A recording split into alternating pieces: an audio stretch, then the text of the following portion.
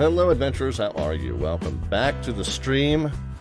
And, here we are, another one of our Slant Alpha adventures, doing a true Slant Alpha adventure tonight. We're doing a North Carolina scavenger hunt.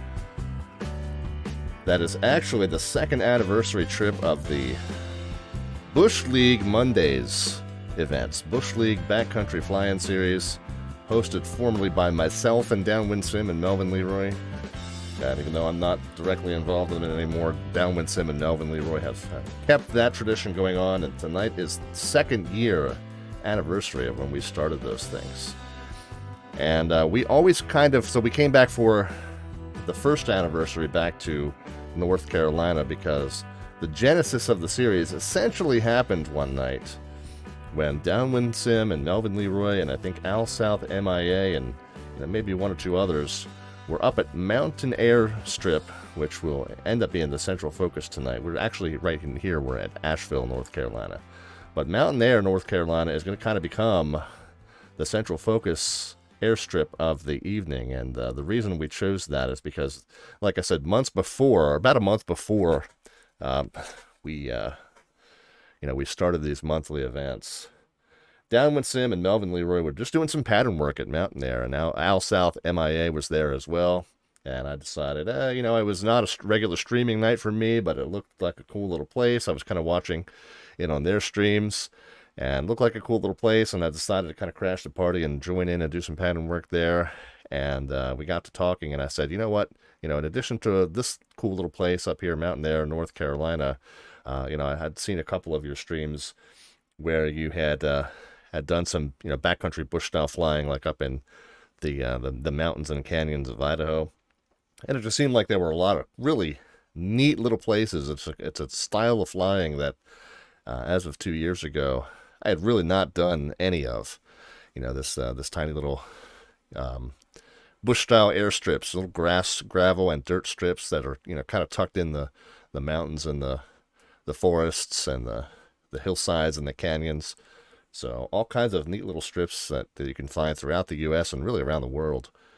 And it's a style of flying I had never done, but I had seen, DownwindSim and MelvinLeroy do a lot of exploring in Idaho and in British Columbia. And then this particular night they were doing pattern work at this little strip called Mountain Air 2 November Charlie 0, 2 NC 0.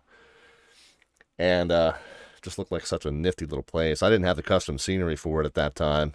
But I was still doing pattern work with them in X-Plane, and even without the custom scenery, it looked like a gorgeous little spot. And then saw that there had been a freeware scenery enhancement for it on the xplane.org forum.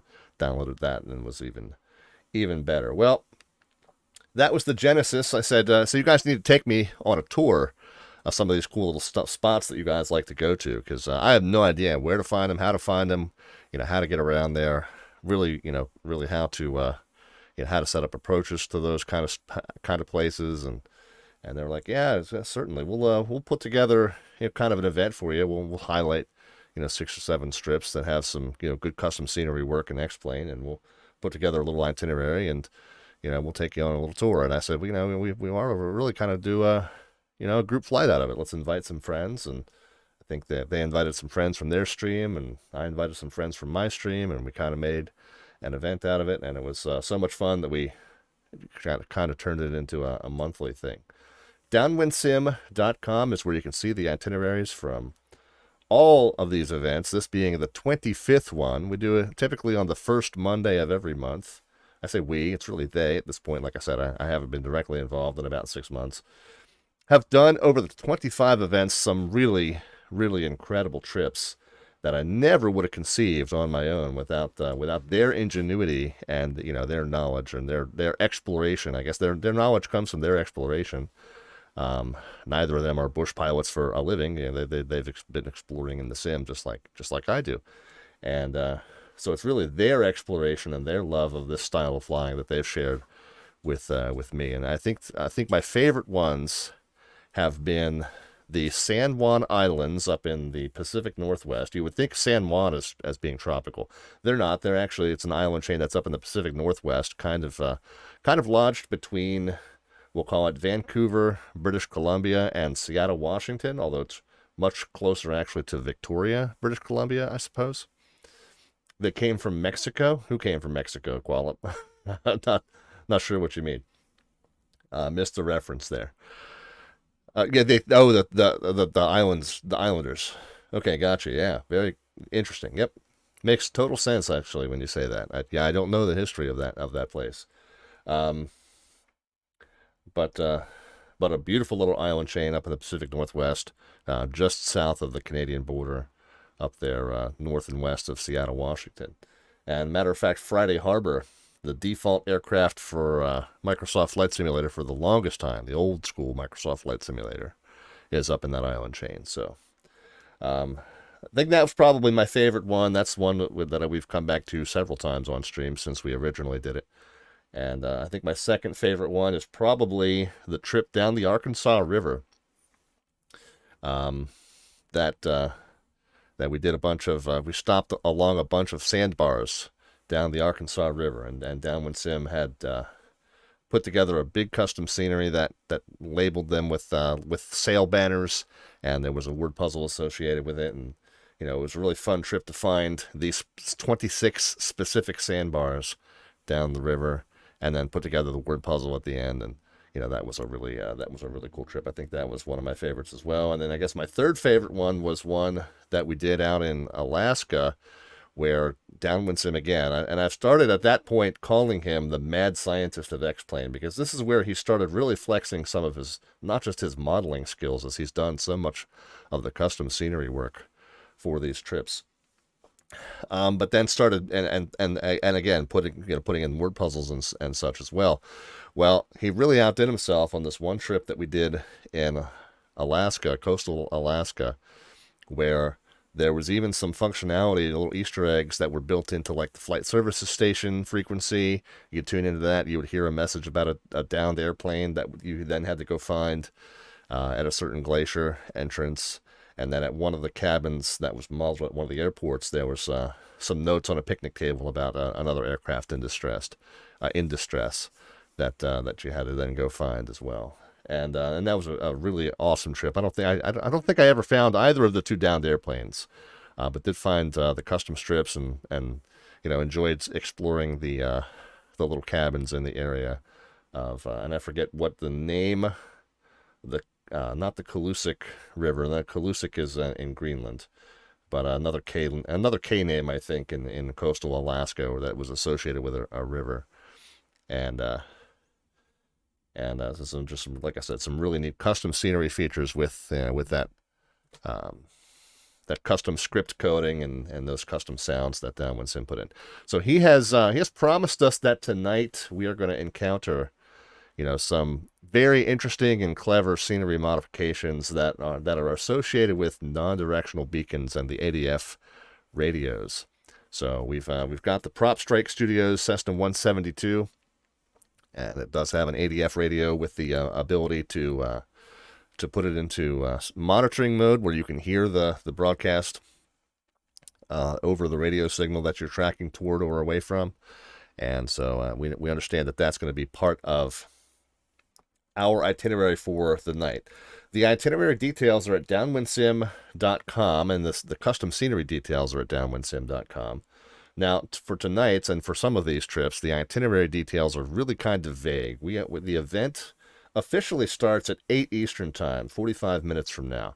I decided that since my normal stream schedule was at 7 p.m., I could have just kind of delayed and started 45 minutes from now, but I figured we'd start at 7. I haven't flown this particular aircraft in a while. I've done most of my general aviation flying in Microsoft Flight Sim 2020 for the last year, so I haven't flown this aircraft in quite a while, so I figured we would take a quick trip up to Mountain Air from Asheville, North Carolina, which is where we sit at the moment.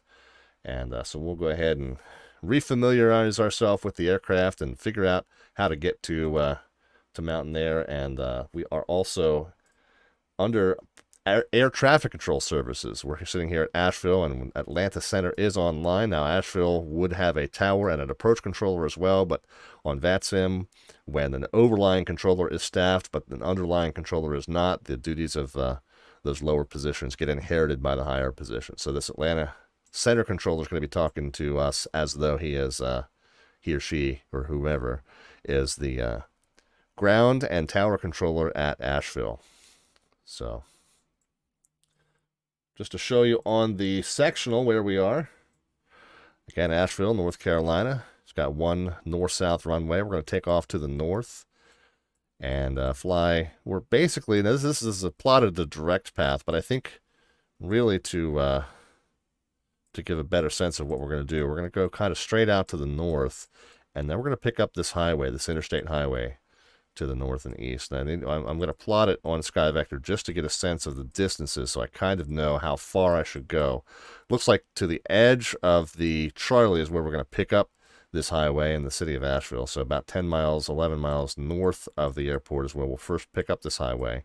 Then we'll kind of fly to the northeast, and we should be looking for a highway that is more or less on a 012.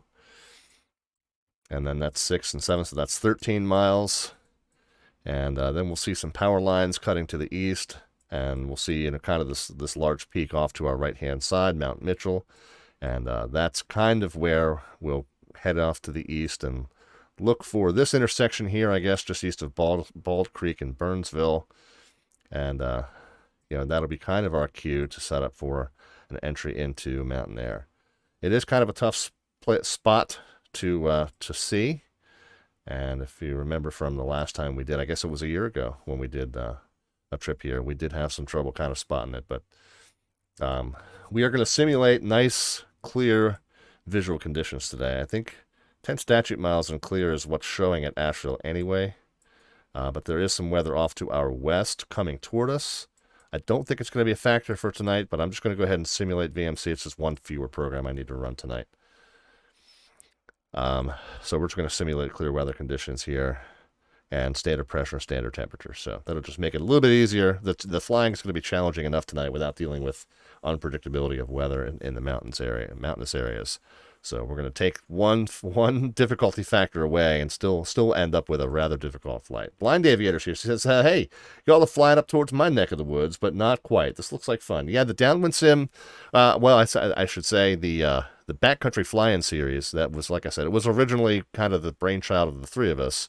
DownwindSim and MelvinLeroy have kind of carried on the torch. But the series has been a fantastic one, Blind Aviator. I don't know how much you were lurking just there as I was talking about it. But DownwindSim.com is the place to go. And you can see, all of the monthly trips that we've done as part of this series.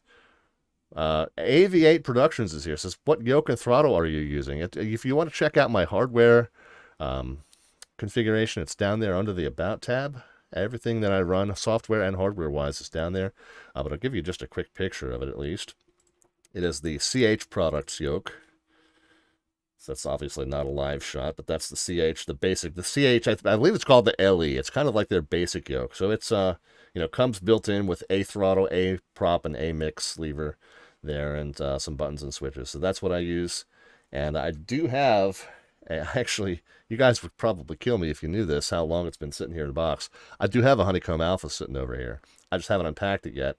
And one of the reasons I haven't unpacked it is because I don't have any kind of throttle control other than the one that's built into the yoke here. So that's two reasons. Number one is I haven't figured out what I'm going to do for throttle control if I start to use it. But number two is I figure it's probably going to take me a whole day's worth of sitting at the computer and hooking it up and configuring all my different airplanes to it, and getting all the buttons and switches and stuff set up. So because I just really haven't had the time to take an entire day to devote to it. Yeah, I haven't done it. It's still sitting in there. It says, I'm saving. Aviate says, I'm still saving for the Alpha and Bravo combo. Yeah, about 600 pounds. Yeah, I agree. I got this one used from a friend, actually, a friend that might be joining us on this flight tonight. And so I paid a little less, but it's just the Alpha. I don't have a Bravo. I figure I probably will. That'll probably be my Christmas gift to myself. Would be the Honeycomb Bravo, and possibly the Charlie pedals. I played with those up at Flight Sim Expo in San Diego, and boy, they were nice. Now I do have, these pedals are okay. This my CH is just, it's showing its age. It's we'll see when we get into the plane. The controls are a little bit jittery. They don't always go all the way to their full ranges, and I'm sure it would be just be a matter of me cracking this thing open and dusting out the potentiometers. I'm just not handy that way. I know that I wouldn't get it back together working as well as it does now, which is adequately well. It's still holding up. It's just, it could be better, but I'm just not the handy kind of person to be able to do that and get it back together working. So yeah,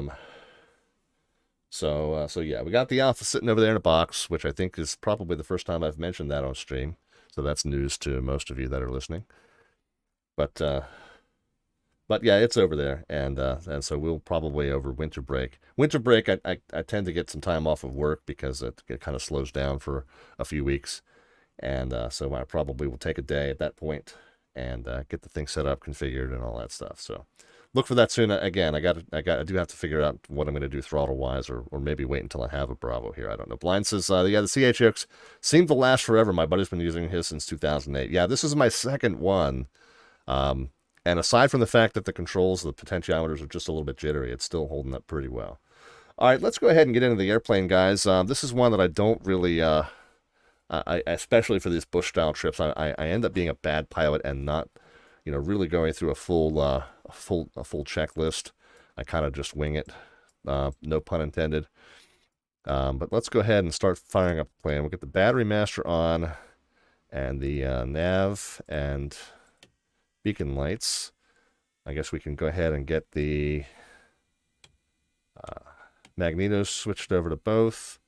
In this plane, we can, I guess technically you're gonna kind of crank it. You prime it, run the fuel pump a little bit. Let's just run it like that, and then you'd kind of start it up and pull the mix in as you go. Yeah, there you go. I don't know how realistic it was as far as the way it caught and fired up, but there it is. It's up and running. With that, we can go ahead and get the alternator on, then the avionics on. And we'll go ahead and squawk 1200 since we are going to be VFR. Now, we are going to be departing the Charlie. I don't know if, and we're not looking for flight following, but we are departing the Charlie. And while we're in the Charlie, I suppose we'll be on the radar services. So they'll probably issue us a squawk code. I'm going to set the altimeter to 29092 since I'm not using real weather simulation here. But we do want to set 29092 and I guess verify the field elevation, which is charted as what?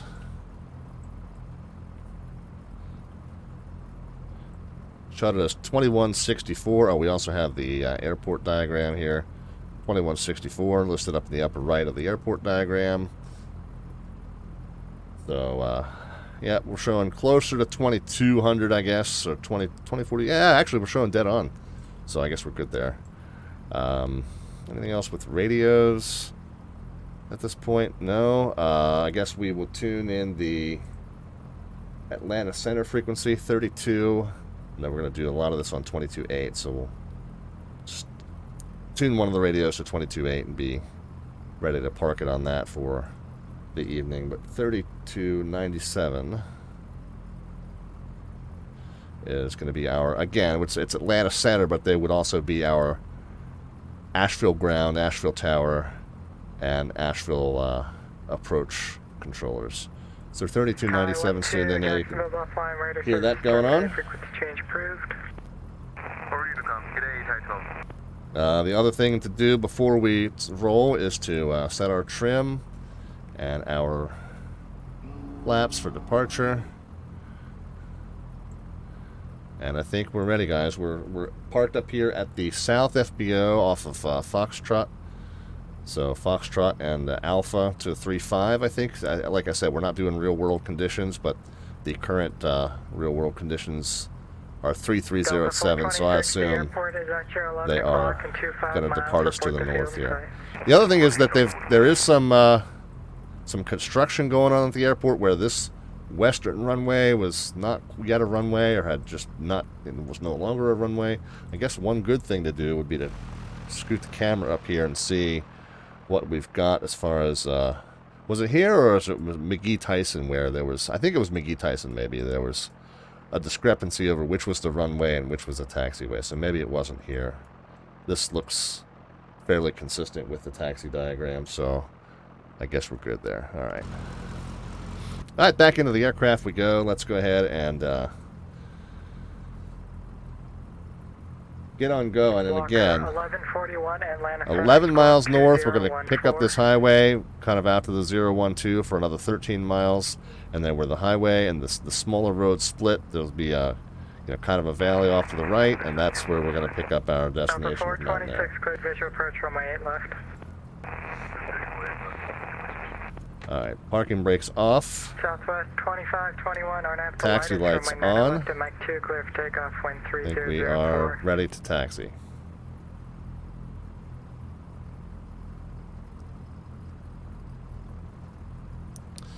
That aircraft, we probably didn't hear them read back just because they're on the ground at Atlanta, I would assume. Center Cessna 514 Delta Victor VFR request.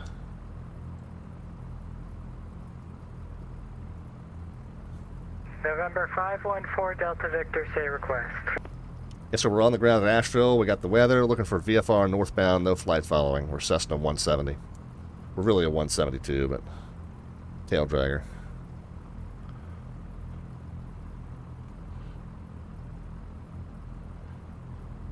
So I tend to call us a 170, and when I log in, just so that others will be more likely to see us as a tail dragger.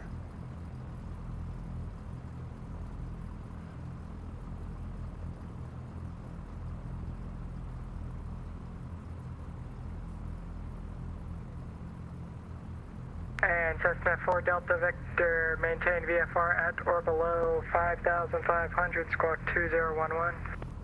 Alright, at or below 5,500, 2011, 5 Delta Victor. Yeah, I thought we might get one.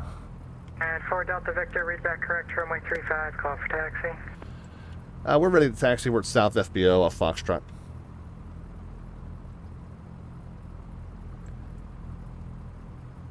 And 4 Delta Victor, runway 35, taxi via Foxtrot Alpha, advise ready to go. Foxtrot Alpha, and we'll call ready, 5 Delta Victor. Aviate Productions, we're on the VATSIM network, so it's a real live human, but it's not a real world controller, but it is a hobbyist controller on the VATSIM network.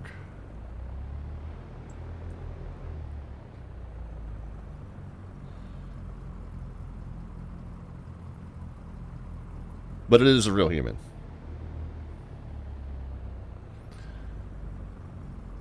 So when you said a real controller or AI, the answer is technically neither. Southwest 2521, radar contact, say altitude. But it's a real person pretending to be a controller.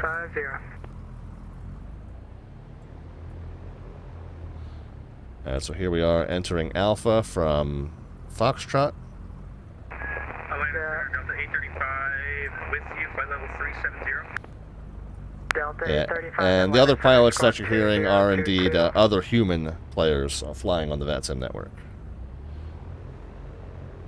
Alright, we got 2022 in on the box for you. Doing a little bit of wiggling back and forth here, just to kind of see over the nose. We can scoot the view out. Well, I guess the view's probably okay. I can see just a little bit of the engine cowling there.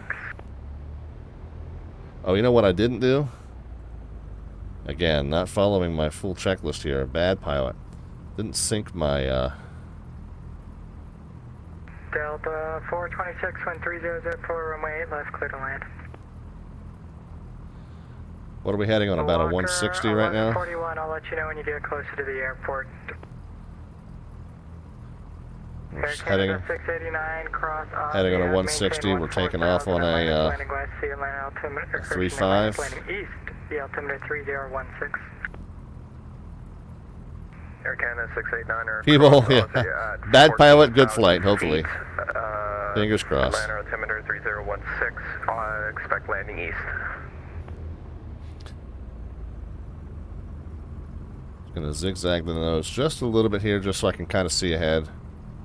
As a tail dragger, you kind of have to do that sometimes, because with the nose sitting as high as it does when you're on the ground, there's really no better way to see forward than that.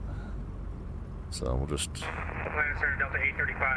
scooch the nose back and forth. Delta 835, just about to call you back. Radar contact. Just to make sure we're not about to run over an aircraft ahead. And just to kind of make sure we're still more or less tracking along the center line of the taxiway here. Delta 835, cross Glavin, add maintain 2000 at 250. Very soon, guys, we'll join in on the DownwindSim Discord server. That is where the participants in the event are gathering up. DownwindSim will be giving his event briefing, which will give us some more information about the itinerary. So the itinerary and scenery details are generally over at the on the event post at downwindsim.com. This one and a few others, the itinerary details are kind of cryptic. You end up on more of a bit of a scavenger hunt, and so that's what we're doing tonight.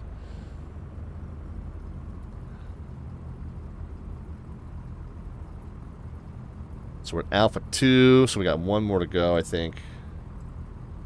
Alpha 1 at the end. And we will do a quick run-up.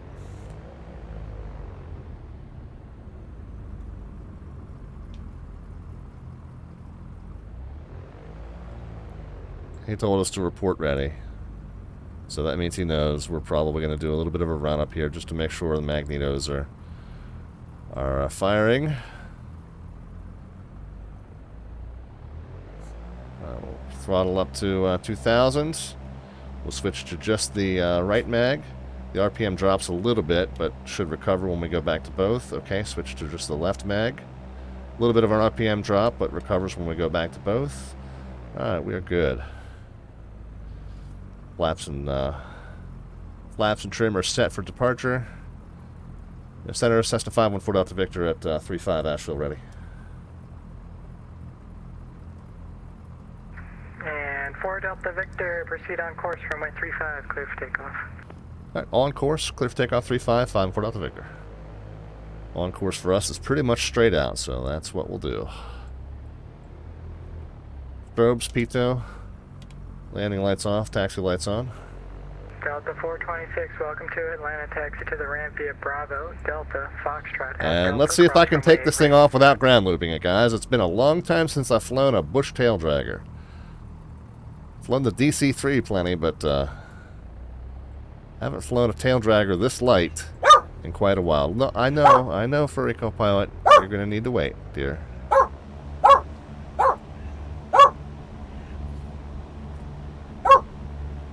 This is not a good time for my attention to be diverted. This is a really hilly runway. I assume it's not this hilly in real life.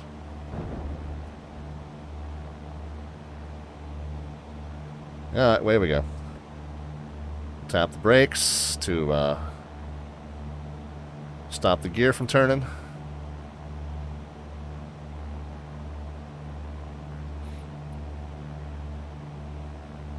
Climbing away about 50 knots. Pitch for about 60. We started at 22. We get to about 26. Smitty says, my dog is barking at your dog. Yeah. I know. I've heard that. Folks have told me that that's happened before. Go ahead and get the flaps in.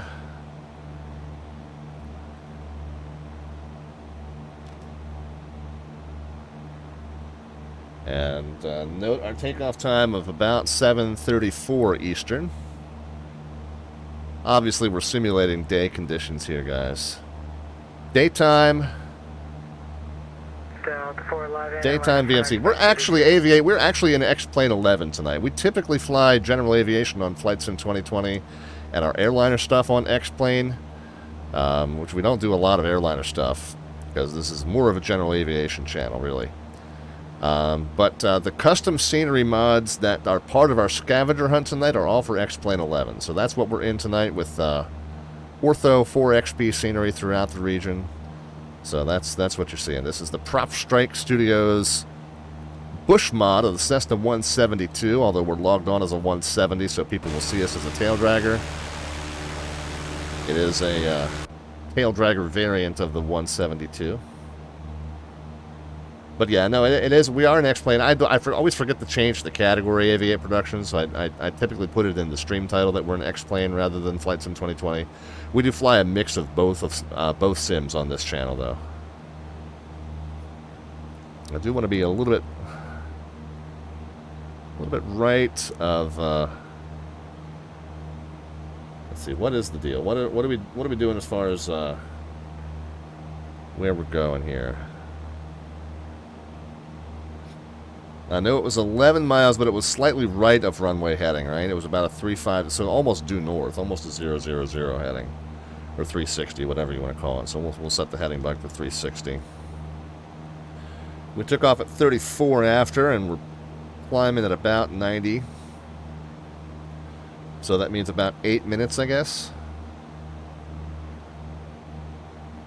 8 minutes to go 12 miles. 6 minutes to go 9 miles. So about another 3 minutes, we should pick up the town and the highway. Yes, Smitty, the official event starts at 8 Eastern, so another 23 minutes. But I'm flying up to Mountain Air from Asheville.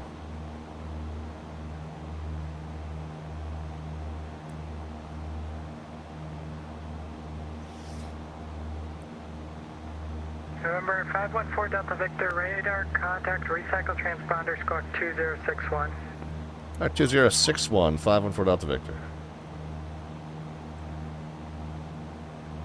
2061.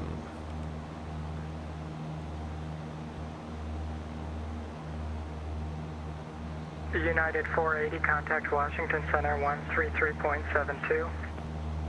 13372, have a great night. United 480. 90 knots, yep, mile and a half a minute, yep. And Center, good evening. SoFlo 894, checking on flight level 400. Yep, so I'm just trying to estimate. We said we were going to go about 10 to 11 miles north before we picked up this highway. So I figure 10 to 11 miles is somewhere between maybe 6, 7, 8 minutes, 7 minutes probably. 2001, SoFlo 894. So if we took off at 34 after, should be about another 2 minutes that we pick up this highway. And we can kind of see that the town's down here. Yeah, we might be. There's a good highway junction there, so we should see a highway coming north out of the town here just about any minute.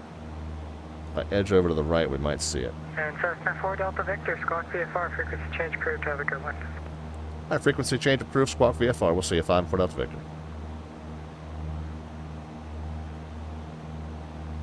1 2 0 0 22.8, see ya.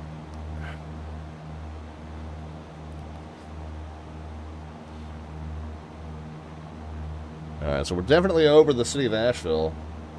Not quite spotting the highway that I want to follow. But let's kind of look at the terrain, and we'll do it a little bit by dead reckoning as well. As far as, distance and time. But also kind of watching the terrain. We should see some peaks and, kind of a little bit of a river canyon there, stream canyon there off to the right. Which I think we kind of do see here.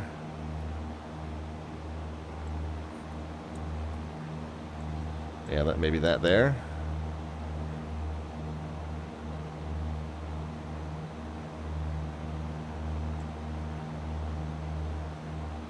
And there's a bit of a highway there. Well, okay, maybe I should turn the label off, because we got a little bit of a cheat going right now. Alright, let's turn the X-Pilot labels off. I don't want to be cheating. But yeah, we have some confirmation that we're headed in the right direction. There we go.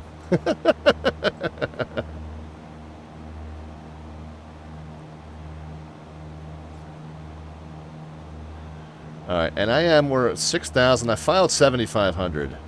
I'm gonna pick it back down to 5,500. The field elevation at Mountain Air is 44 and change, so we'll say 4,500 more or less. 5,500 will be probably a decent pattern entry elevation.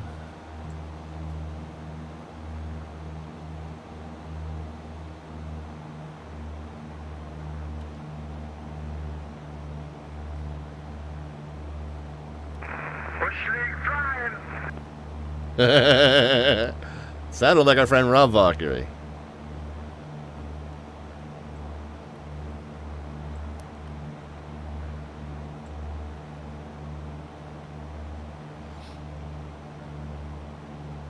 The other thing we can do is 6,000. We can kind of lean the mix out a little bit here.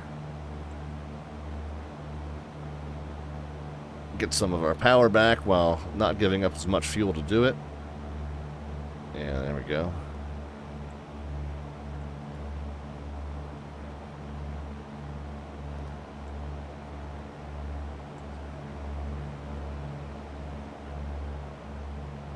Alright, so we slowly make our way back down to about 5,500. We can kind of see the set of ridges off to our right that we're following, which would be here. We should see some sort of roadway, yeah, kind of coming up this way, making almost a 90-degree bend up there. And when we see that, we'll know that the airport's kind of out to our right.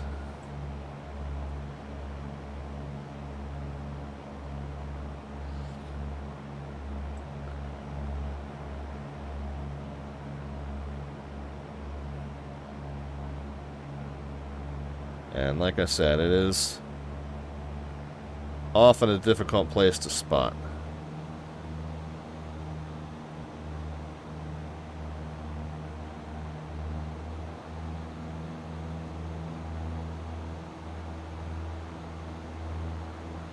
We'll put the hammer down and get on our way. MelvinLeroy rules.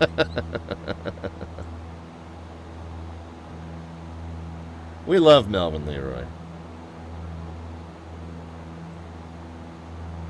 Blind Aviator says, I'm definitely going to download Ortho for this area. It makes the mountains look like mountains. Well, Blind Aviator, there is actually on that DownwindSim.com website.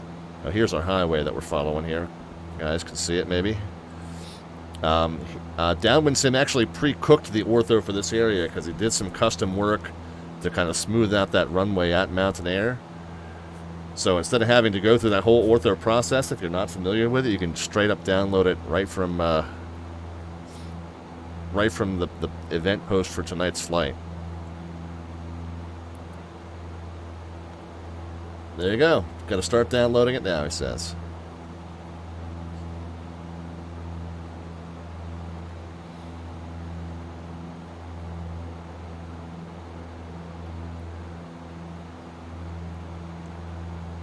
Is that Kleinest?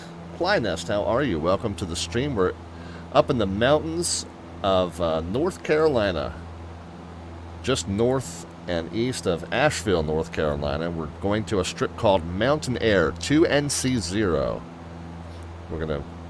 The itinerary details, if you want to check them out, are at DownwindSim.com.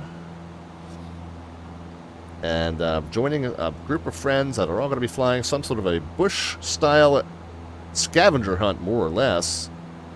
We've done these bush-style events on the first Monday of each month. Going golfing up there, yeah, very good golfing up there. Says Fairley, welcome to the stream, by the way. Very good golfing up there indeed, I hear. I wouldn't know. I don't know what good golfing is, personally. Alright, and we do have a roadway that's cutting in toward the ridges here. Don't think that's the one we're looking for just yet. I think we still need to kind of bend around to the east a little bit. Oh yeah, no, there's some Mountain Air. Let's go to the actual website. Mountain Air Resort.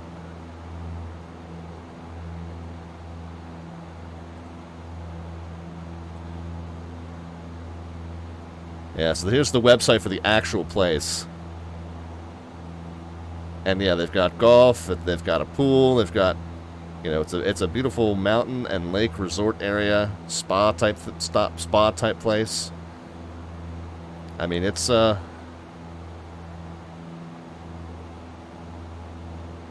legit. Nice place to visit. I'd love to go there in the real world.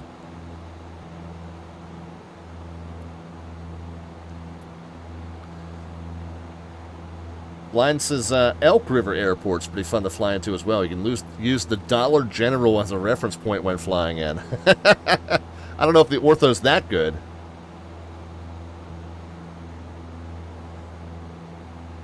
Ply says, I wanted to do a flight tonight in VATSIM, but it's been like 3 months since the last time I flew. Western Carolina, very nice right now, says Fairley. Yeah, it's a nice time of year. Perfect weather.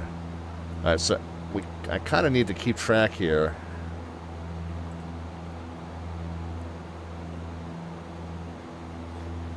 It's further to the east, I'm pretty sure.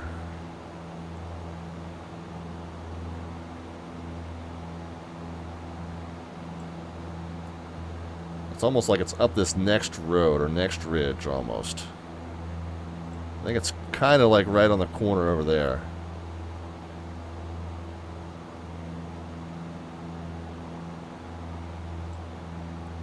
My bush-style navigating has really kind of fallen by the wayside. I haven't done true bush-style navigating in a while. So I need to do a little bit better job of figuring out what road I'm following.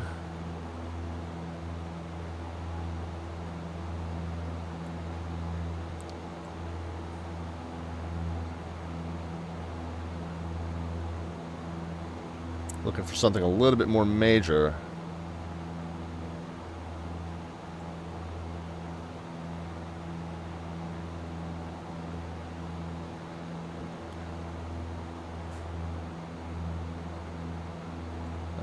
Let's see. This looks familiar.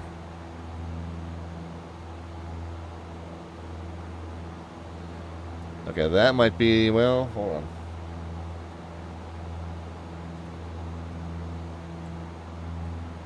I'm still going northbound, okay.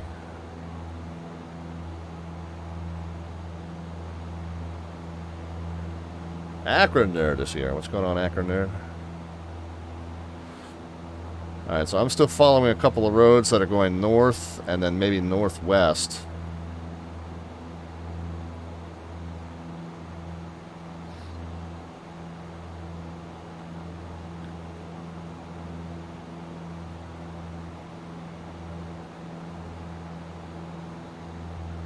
We are at 55, so that should be... We should be kind of headed toward the highest peak here. Highest peak in the area, 5480. Well, and then there's a little bigger one over here to the east. But 5480 Mount Mitchell, and then it's just kind of the east of that. So there's a flat area there. So I think that might be the road that comes through and head towards the little town of Burnsville. So I think that might be what we're heading toward. And I did say there were a bunch of power lines coming through there also, so I feel like, yeah, we can see these power lines coming through. Kind of following a set of power lines here. So I feel like we're kind of headed in the right direction. But yeah, my true like visual bush navigating, I have not. I'm way out of practice. Way out of practice.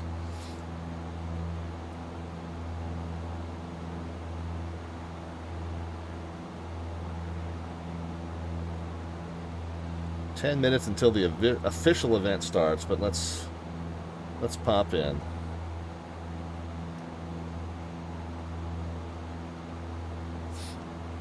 Hello, hello.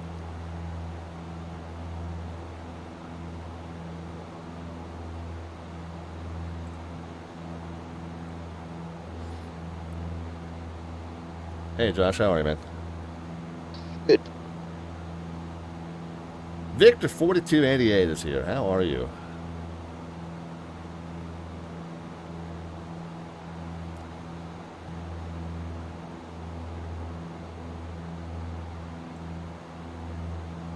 All right, so yeah, I think this is gentlemen.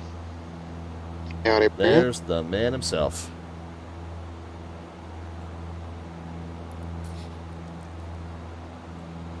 Living the dream, says Victor. Yeah, man. Well, we're looking forward to coming down and seeing you soon.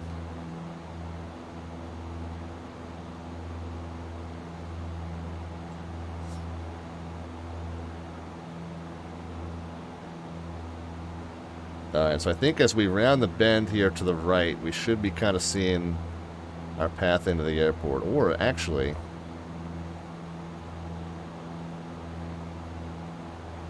Okay, nope, that's not it there.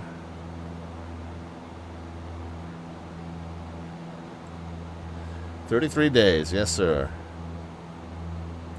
Yeah, we got a pretty good stream coming up for you guys. Is ZDC hosts its annual live event. And so we'll be live streaming Capital Christmas from the home of Victor 4288 as our ZDC live event this year. How much is this? Says ZJ.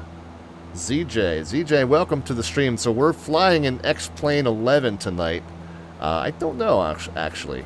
I've owned it for so long, I don't remember. It was somewhere around 60 bucks US, if I remember. I have no idea if they're still charging that. They're about to come out with a new version. X-Plane 12 is under development, so I don't know if they're still charging 60 for this or not. But I think it's approximately in that ballpark.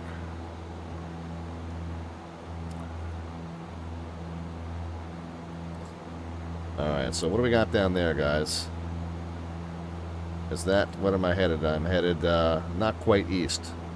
So I think I gotta go east and then look for the airport on my right.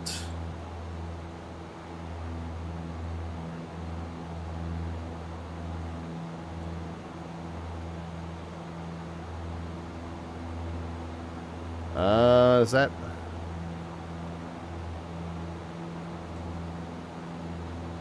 that the same road I was looking at earlier? That might be it, actually.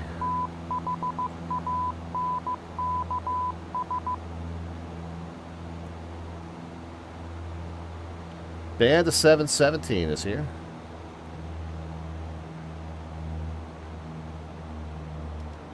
Yeah, I think that was it. Thank you, Grandpa. You're welcome.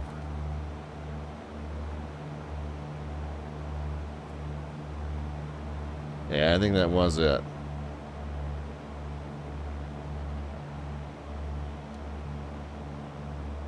I've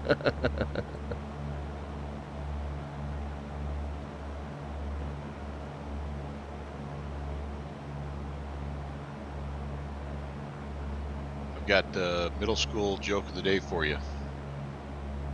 Okay. Go for it.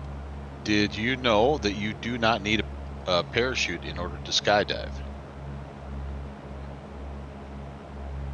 I did know that. You do, however, need one if you want to skydive more than once. More than once, yeah. That's what I was going to say.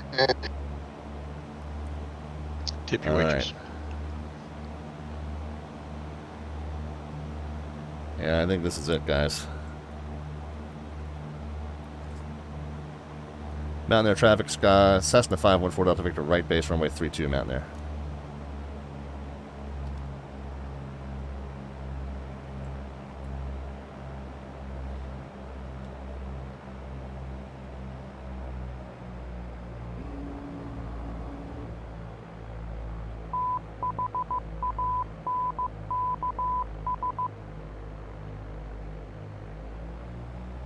Guys, copy me on the Discord. Clear. Right on. Hello, hello, and welcome.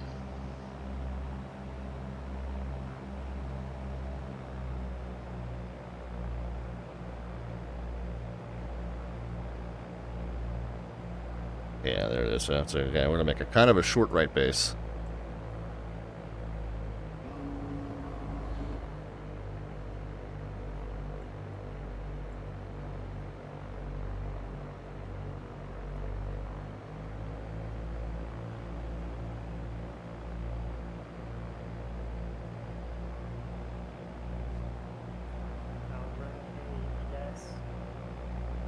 Hello, how you Oh, doing? gosh, yeah, I got to remind me.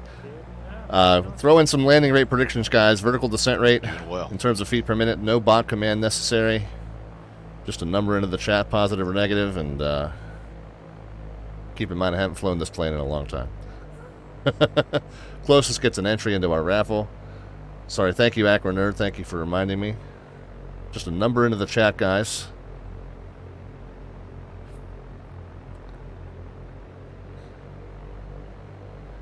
Mountain Air traffic, Cessna 514 Delta Victor, short right base to final, runway 32, Mountain Air.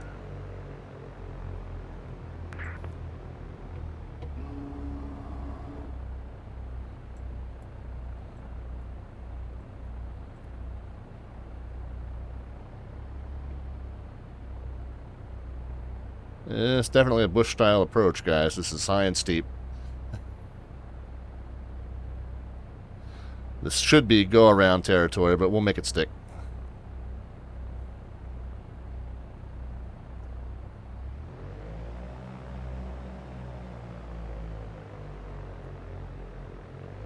Oh my god, we'll make it.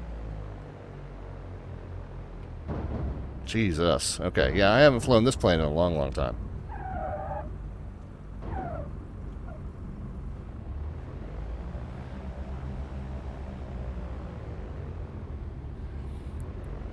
Yeah, and the flight dynamic difference between Microsoft Flight Sim 2020 and X-Plane is pretty...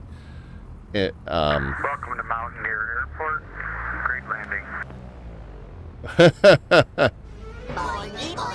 Yeah, no, it was horrendous. Horrendous. And so it's interesting to me. Like, I've always felt like that the flight dynamics in X-Plane are more realistic than those in Flight Sim 2020. However, that thing that happens when you are at a steep approach and you pull up, I feel like X-Plane, it changes your angle of attack, but it does not change your direction at all. So I feel like there's probably somewhere in the middle is the actual real flight dynamics. Yeah, but that was pretty rough, guys. The plane kind of just fell out from under me. Yeah. Oh well. Like I said, you know, haven't flown this thing in forever, and it's going to be kind of a learning experience, a relearning experience, I suppose. Where do we? Where do the guesses come in? Yeah, the guesses are going to be way too low. So we'll go ahead and give that one to Victor4288. Well, who gentlemen, had the highest guess. there's the man himself. I was just about to try to do a piece together briefing, but since the man, the myth, the legend, the Mr. VR, Mr. Big City Slicker, DownwindSim himself has entered the building. Since Elvis has entered the building, I will let him take over. Great to see you. And, no. What did I miss? I've been warming the room up for you there. And my girlfriend there, she she was unimpressed. She's not going to ride I with got me 2 today minutes at all. still. I think after What that time you guys got? About the same. I But think I just she'll didn't very know. smartly say, I'll no have to- thank you, I don't need a ride, Grandpa. I just went and picked up my son from Lambert Airport. He just flew in from Orlando, and Boy, are his arms tired. so what's that? And boy, are his arms tired. That's right. He was actually quite shocked at how cold it was here. But Rob, we got to listen to your stream on the way home. So my son said, Nice. Boy, he has a very relaxing voice." Yeah. So thanks for the kind words. Absolutely. And Rob, I know you were taking off from Asheville and coming to Mountain Air. Did you make it? Yeah, I left a couple new dents to spackle, but I did. Okay, excellent. The ground repair crew, I can see, has done a magnificent job cleaning up the marks I left with my propeller on the Porter yesterday. Well, it is a golf course, after all. Repairing divots. Repairing divots is what they do. That's right. Okay, guys, I have 7 p.m., so let's get flying. I know a couple people have already been at it. There's a couple of last-minute ads. You guys didn't miss anything. We're just getting started. I know a couple of guys are admins on my channel. If you happen to see somebody come in that wants access to the group flights, please let them in. Okay, so welcome. This is year number 2 of the Bush League Backcountry Fly-In Series. We're at flight number 25, and it's sort of hard to believe that we've made it this far. But MelvinLeroy and I were just talking the other day, and there is so much more left to explore. And so we'll keep piddling around and going places, and I am most grateful for everyone who wants to tag along. So thank you guys. It wouldn't be the same if all you guys didn't show up. So thank you to you guys for participating, and thank you for being here and subjecting yourself to my experiments in X-Plane. So thank you for that. I'm sure most of you saw the itinerary posted at downwindsim.com. Which had like next Hopefully to no you've details been in able it. to install the latest version of Mountain Air to November Charlie 0, which is where most of us are parked right at the moment.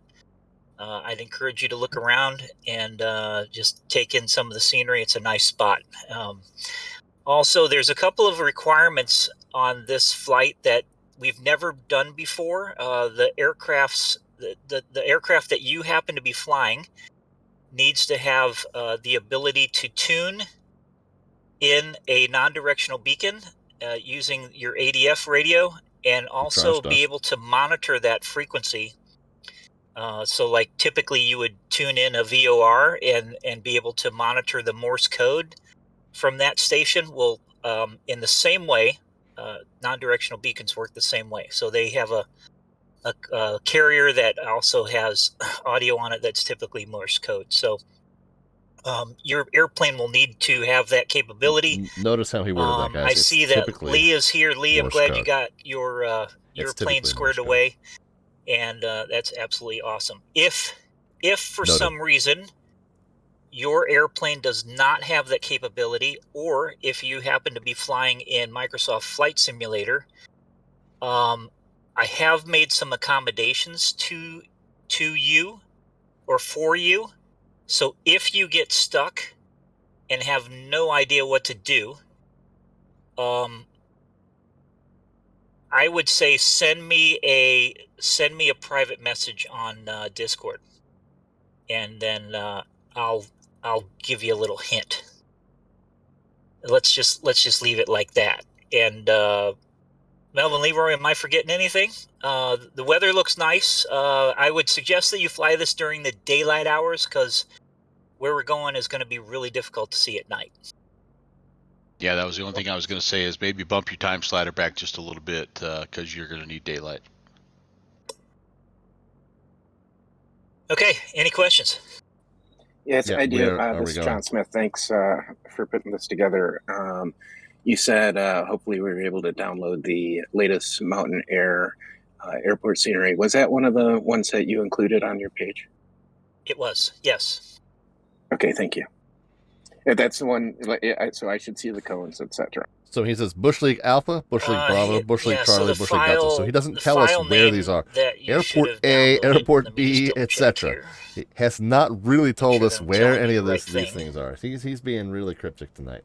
Now, he did post a video saying that the ability to tune in and receive 2NC0 Mountain Air by Happet _ DownwindSim V2. The ability to tune in and monitor the frequency of an NDB is critical. I don't see any NDBs in the immediate area tonight. Of course.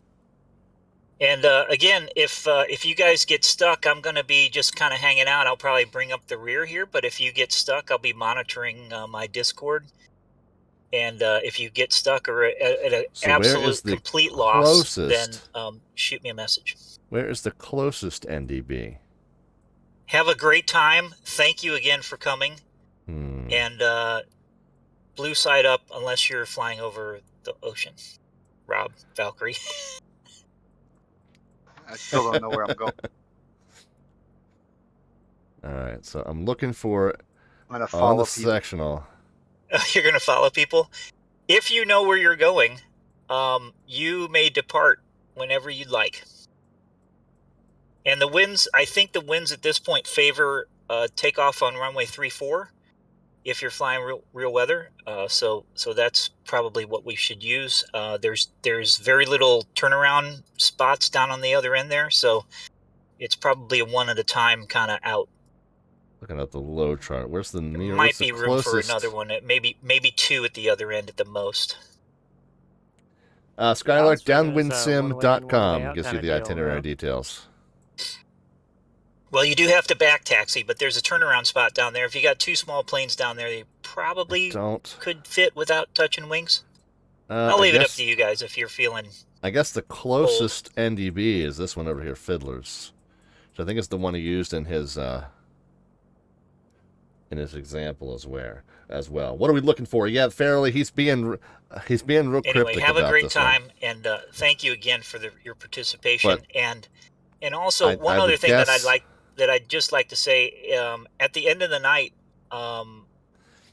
if you have an opportunity, or even tomorrow, leave me some feedback. I'd love to have some more feedback. Rob Shearman gave me a little feedback a couple days ago, and I really appreciated some input on that sort of thing. And it helps us who make this stuff make it a little bit more fun and engaging as to what you like and what you don't like. so he said, basically the only hint we got in the video this month's was adventure that we need to be able to on, tune in Rob and Shearman. identify. Yeah, sorry everyone. You've given us so much to go by here. I'm drowning in information. Well, we can have a slight discussion. Well, I mean, the only hint that I've got to go off of is the one that was in your video. So I'm going to start with that and see where we go. Okay, that's great. I have an idea already. Okay. So if you know where you're going, then you may go ahead. So I guess the Rob, thing I to see your do. message. I'm gonna check that. The thing to do is to head east. We'll tune in this Fiddler's NDB and identify it. We should hear this Morse code. Identify it when we do. But I have a feeling something tricky is going to happen when we do that. So that's going to be what we're kind of banking on for right now. I think the thing to do would be to plan the closest. Is it 3-2 or 3-4? All right. Yeah, it's 14 Josh to 32. McCreary has figured something out, and he's on the way. All right, so let's do that. Let's do that right now. Let's see if we can reach that from here. 391. Make room. Go ahead, get back into the plane here. Someone's plane. We may or may not be able to receive it from the ground here. We might need to take off. Just to thank you for all the work and you do in putting all this stuff together. This is always fun. Thank you. 391. Of course, Zach. Thank you. I appreciate you guys coming and again participating. I'm flattered by the whole thing. And again, it is in BFO mode. If you have an opportunity for feedback, like, hey, I really like this part of it, or I like that part of it, or I hated this part of it, is there. I'll take it all. But thank you guys for participating. I'm flattered. Okay, the arrow's parked to the right, so we're not receiving it. Figure we might need to get airborne and get a little closer to it before we are, so we'll go ahead and plan for that.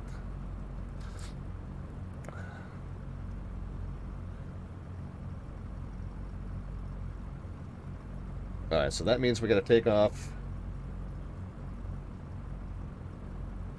And we're going to head over in that direction. And then, failing any useful clues from there, we'll plan to land at Foothills Regional MRN.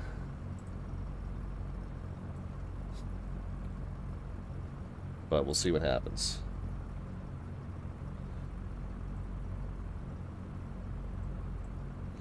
Real quick, I'm just going to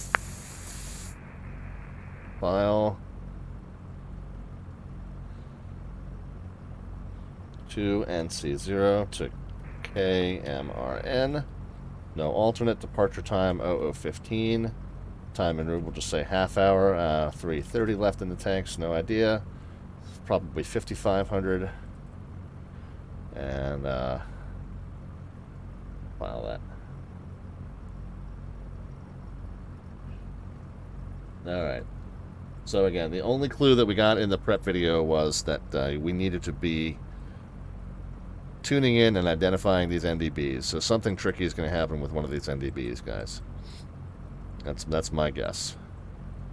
So we're going to take off from Mountain Air. To KMRN. And we're going to take off. Slant Alpha, I just viewed a little bit of your stream, and you're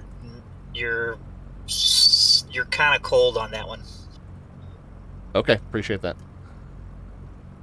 Did you change the tree colors, Downwind? No. Oh, they look nice. Well, are there any up here? All right, and I just got a private message from Josh, and he has figured it out. Center traffic, mile 3 up the tower, depart runway 32 will be left at the northwest.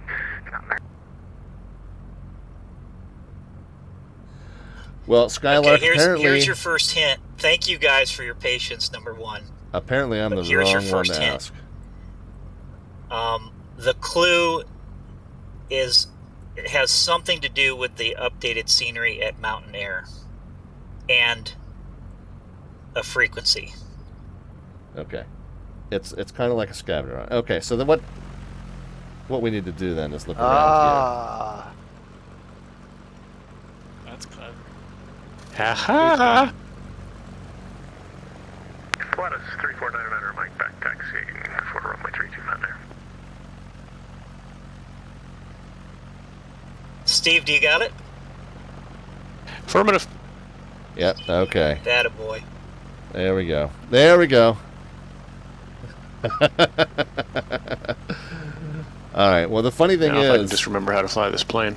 ...is that ADF radios do in fact really do have the capability. So the ADF radios go from 200 and some to like 1700 and some. Or maybe 1800 and some.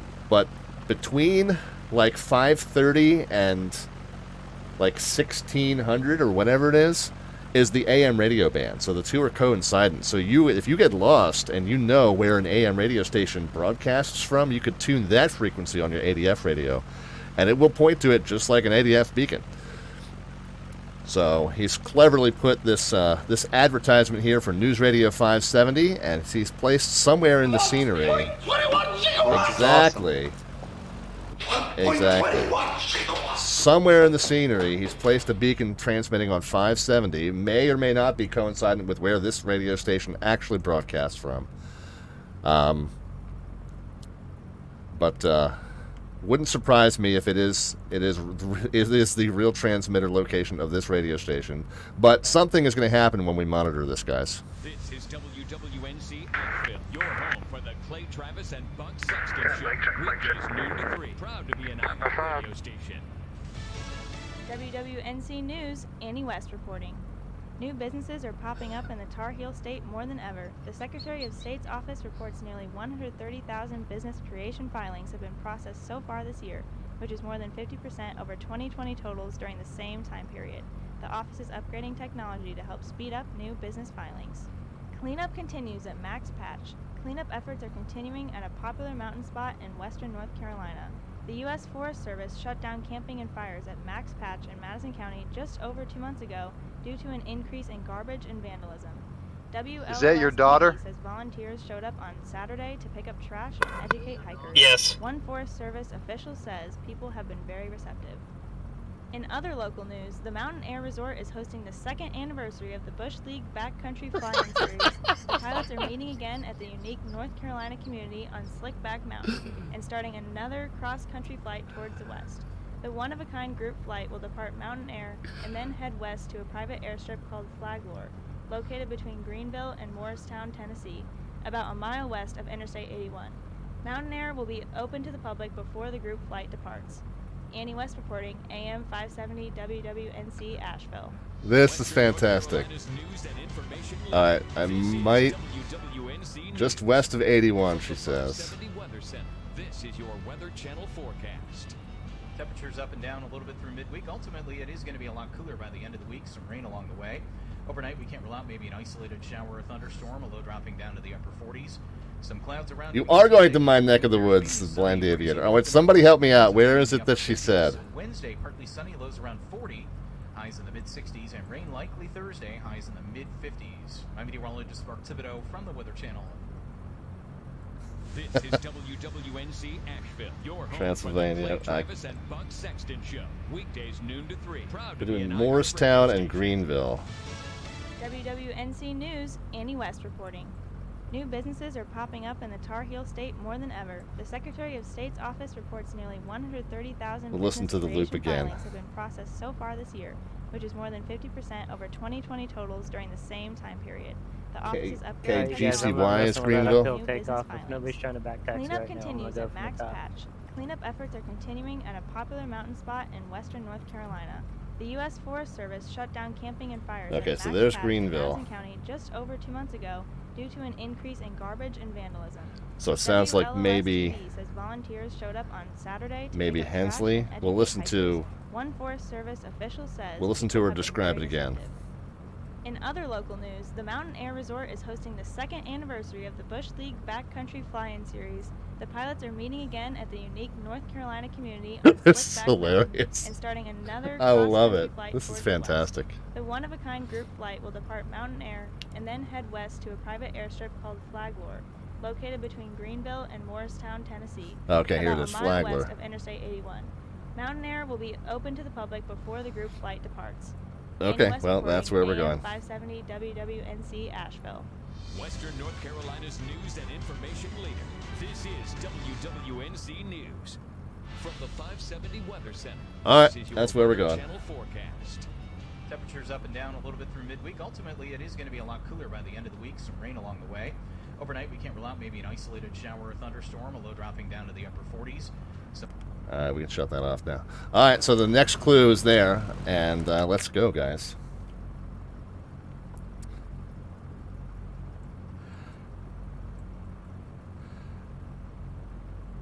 Let us figure out how we're navigating to that. Let's go due west.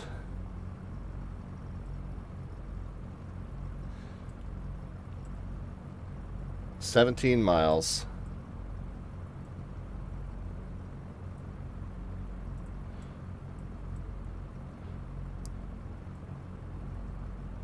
Douglas Lake, which we've flown over before, and then we can go east on 81, the Flagler. Are you going, Brant? Yep. All right, let's go, guys. For Mountain Air.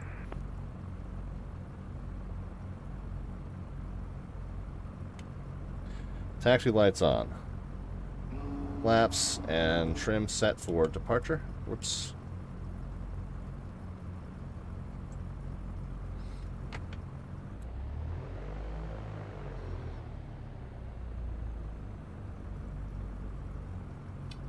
How's everybody doing? Anybody need any help? I'm just trying to figure out some nav aids to use, but I'm doing fine. I got my ADF frequency and I just can't seem to activate the actual instrument.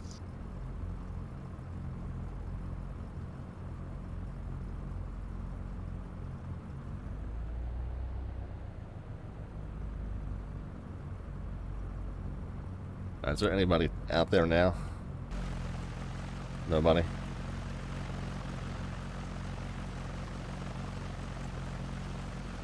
Oh, there's one taking off 114.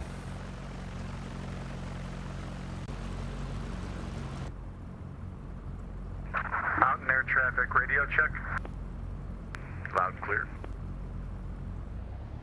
And Mountain Air traffic, Beaver 816 departing runway 14, be right hand turnout VFR westbound. Mountain Air. Mountain Air traffic, Twatter 38 Romeo, number 2, runway 14.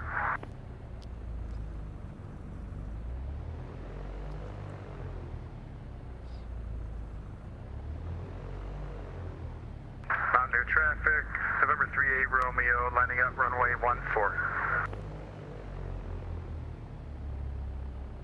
Mountain Air traffic, Cessna 514 Delta Victor behind the Twatter.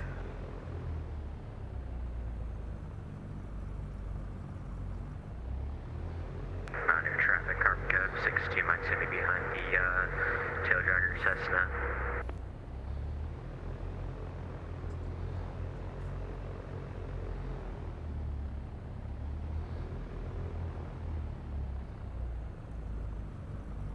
Mountain Air traffic, Beaver 816 is hanging a right and departing the area.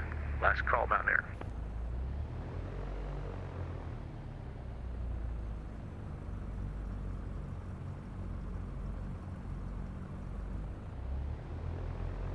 When Sim says your reaction was worth all the work.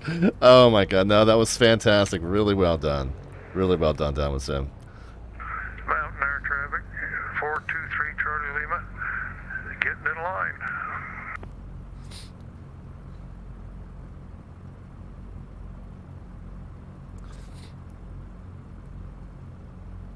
Well, it sounds like most of you kind of figured it out. If you're really stuck and don't have it yet, then shoot me a message. Hey, Romeo, departing runway 14, left cross departure to the northwest, Mountain Air.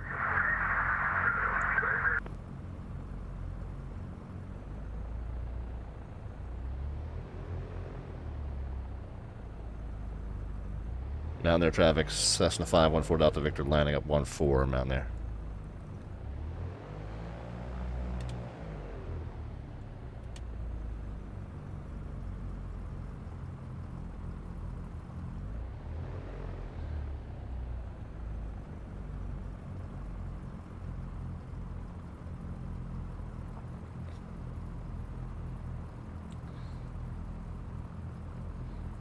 Mountain Air traffic, 28 Romeo, clear the runway, departure northwest.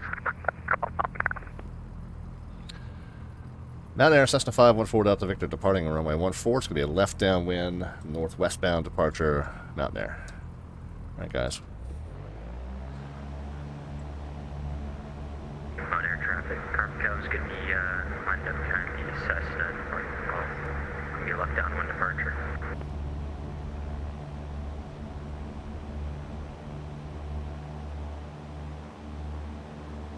All right, there we go. We can take off works better than the landing.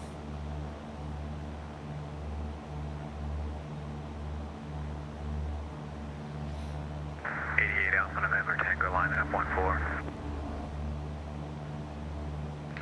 Now on there, Skyhawk 902 on Bravo behind November Tango, taxi number to runway 14 on there.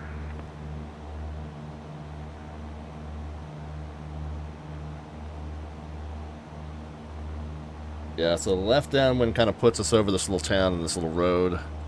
And that starts off our visual navigation right away.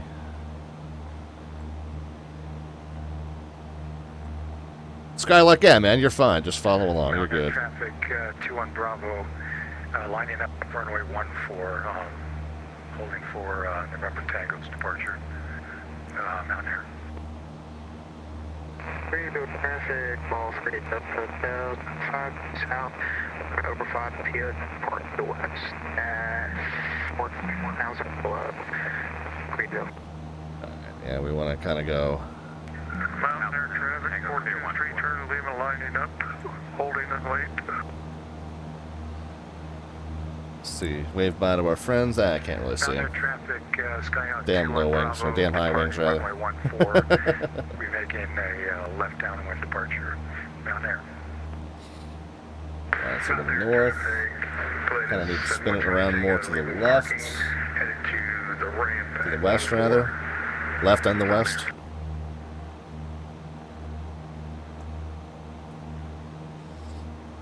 And this is kind of what I'll do. Let's just see. Oops, I didn't mean to blank out the whole thing. 2NC0. And where are we going?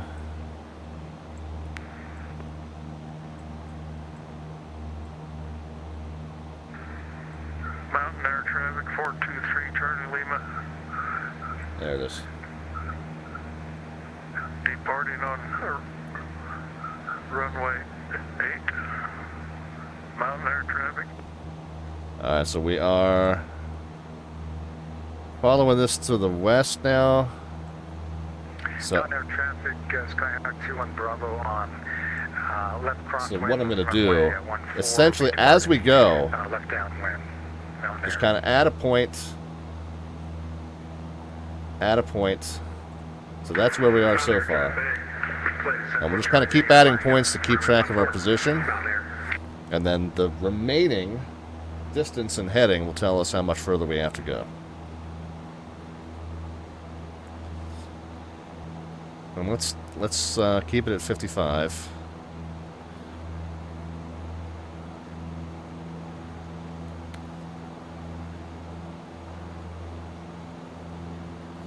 Here's a road out here that we're following. Yeah, Skylark, just keep in mind, I really don't know where I'm going.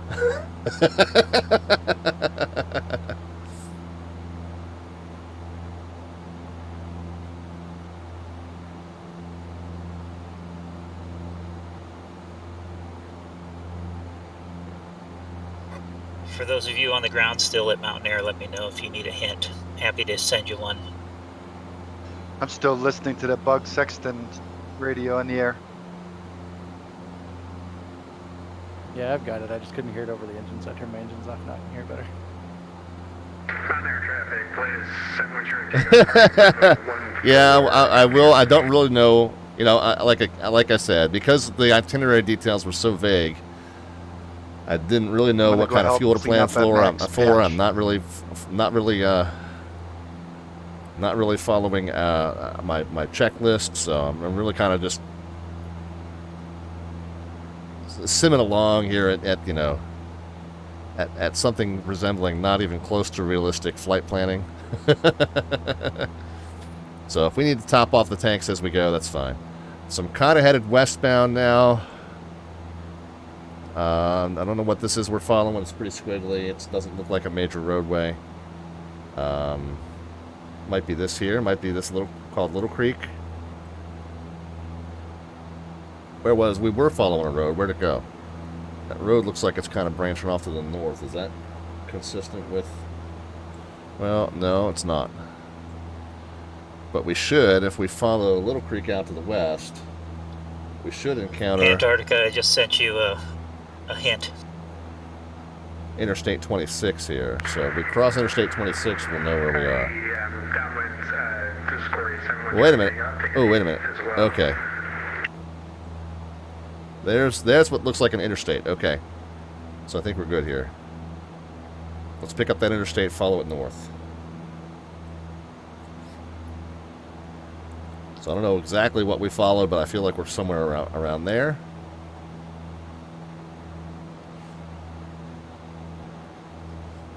But we'll definitely follow that north.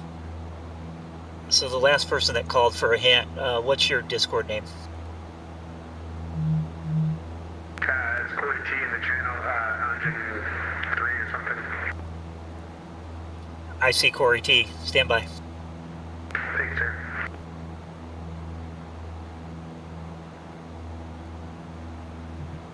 Sorry, I guess I just had to check on the phone there for a second. So we're definitely coming across an interstate. So if we follow this north to the point where it kind of starts bending off to the northeast, then we'll know we need to cut left. And should be looking for a Greenville Municipal at that point. So let's pick this up and let's see if it... Let's see, I'm going to spin the heading bug around to the north.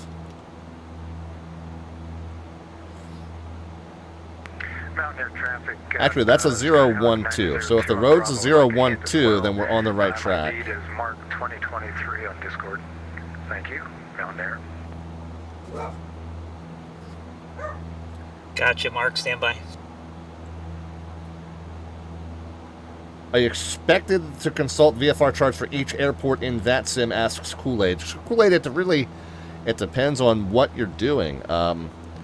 I think, generally speaking, when you're flying on VATSIM and you're trying to fly realistically, it is a good idea to have VFR sectionals, because you do need to know whether you're in violation of any Bravo, Charlie, or Delta airspace where you are supposed to be talking to a controller. If you're in that airspace and you're not talking to the controller, then you're kind of being a nuisance to their traffic, and you either want to talk to them and join their traffic flow and cooperate, or you want to stay out of those airspaces. So you really do kind of need to be able to read a chart and know where those airspaces are and whether either to avoid them or whether to get in touch with the right controllers. If you look at the YouTube channel link at the bottom left-hand side of the screen, there's a playlist on that YouTube channel called VATSIM Tutorials. And there's a tutorial on that channel about reading VFR sectionals and figuring out what airspace you're in and who you're supposed to be talking to. So that can be a way. You can look through that tutorial, and that should help you, hopefully.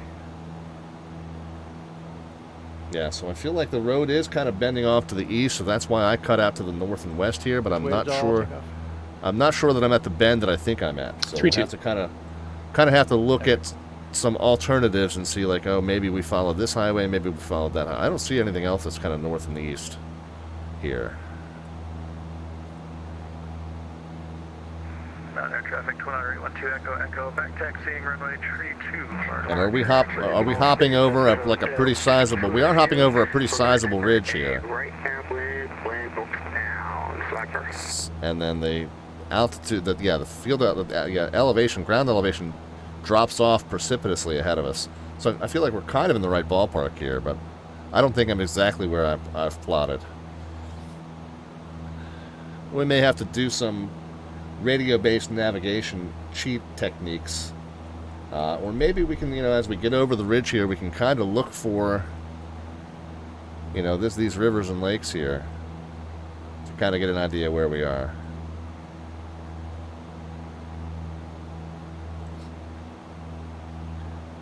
Greenville Municipal only has an RNAV approach, so there's nothing we can tune there for some guidance. We do have this Rogersville NDB we can use to point ourselves in the right direction on frequency 329, so we can do that.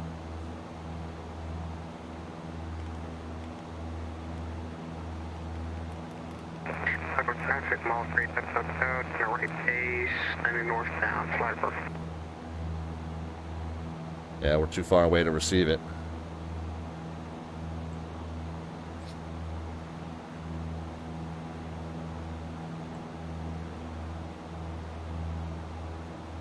Well, we are receiving a VOR that we are getting guidance from. We can maybe figure out which VOR we're tuned to. We can do that too. Mountain Air traffic 12 Echo departing runway tree 2. That'll be a right, or be a straight out departure to the west.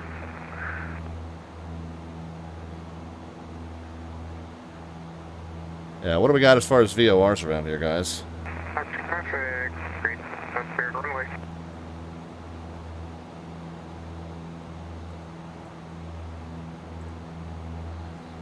I guess the closest one is this Snowbird 1088. Let's tune that in and kind of get a plot off of that, maybe.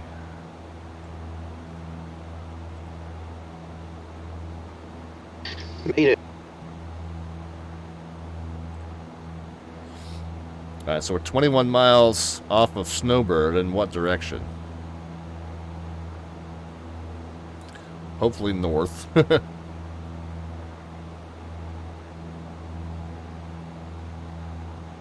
Well,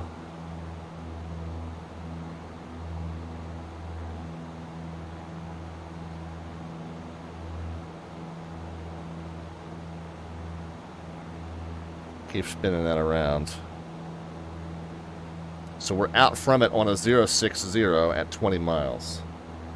So if we said we're at SOT 060020, then that's where we are right now. Okay, so we're not doing too bad. We need to be on a 329 for about 20 miles. So if we set this to 330, steer that way, we'll be good.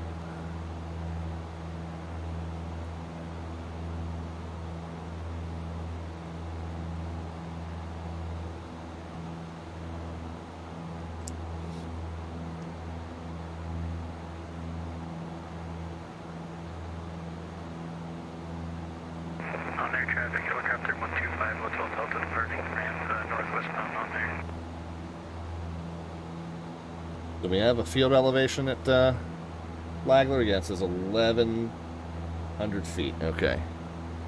So as soon as we clear the ridge here, yeah, we can start descending.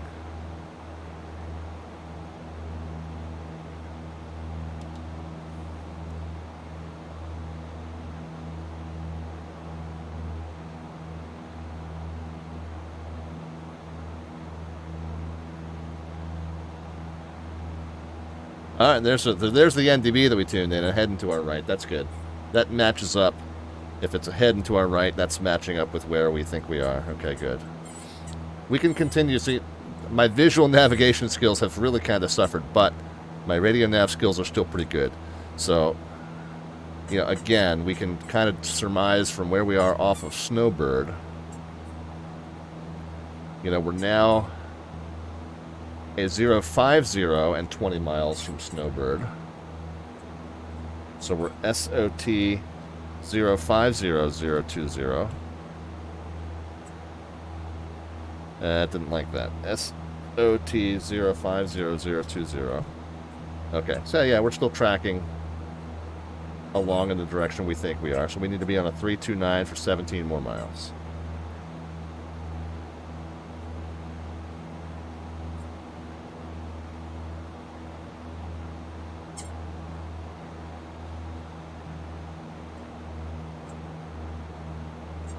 Should kind of see Greenville Municipal ahead to our right, maybe.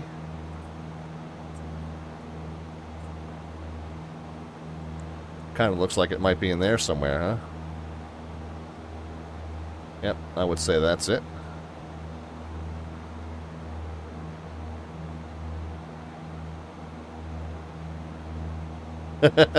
Good luck on the goose chase.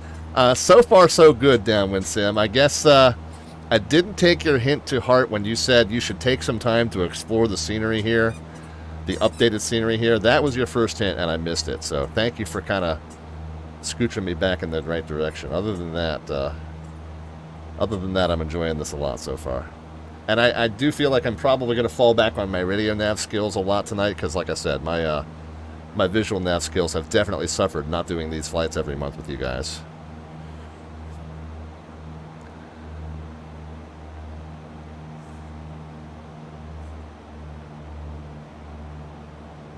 But I do feel like with some guidance off of Snowbird VOR, you know, we should still be okay. Use everything you have in the cockpit to help, indeed.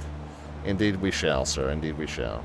So we're now off of Snowbird at a 036 and 21 miles. So if we say we're at SOT 036021, okay, we're still making our way. If we look to our left, we should see that little lake there. Yeah, we do. I know where I'm going, and it's still hard for me, says DownwindSim. Yeah, that doesn't bode well. That doesn't bode too well.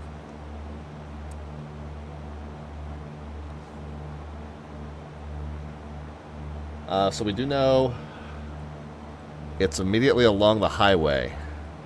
So that should help us out.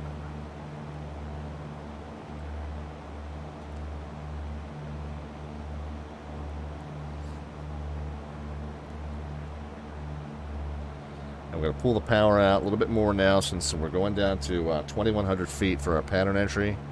We're going to stay at 2,600 until we see it. Just so we know. We're at a 030 and 22 miles now. SOT 030022. Okay, so we're 9 miles to the south and east. Sorry. Flagler traffic, Cessna 514 Delta Victor's 9 miles south and east, 4,000 descending. Flagler. I know, baby. Someone has a dog on their plane. Hello, furry co-pilot. Approximately 4 miles to the east. We're still on the search of the field. We're descending to 3,000. We'll be just orbiting the area until we look. I know, baby. I know you're going to have to wait. Well, as soon as we get down on the ground, we'll get her what she needs. She's telling me she needs to go somewhere and do something. Off-schedule descent is here. Off-schedule always tends to pop in on the nights that we're doing, like, the most unrealistic, like, crappiest, just seat in your pants flying. I know, baby. I know. Calm down. Calm down, sweetheart.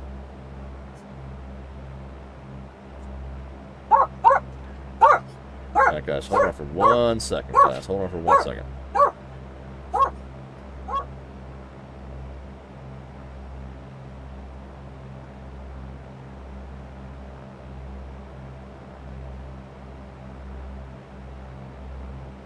Alright, back with you.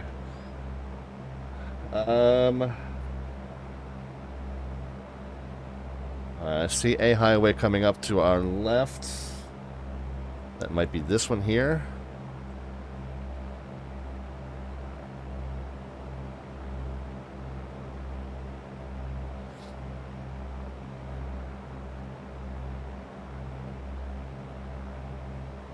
Flagler traffic, B-Break 16 is 3 to the north. Still don't have the field in sight, but at 2,100. And we're traveling now westbound, Flagler. Alright, so what I'm going to do, guys, I'm going to take this road up to 81. And then we're going to find 81, and then we're going to take 81 north, and it should be just north of the interchange. Now we're going to stay at 2600 until we find it.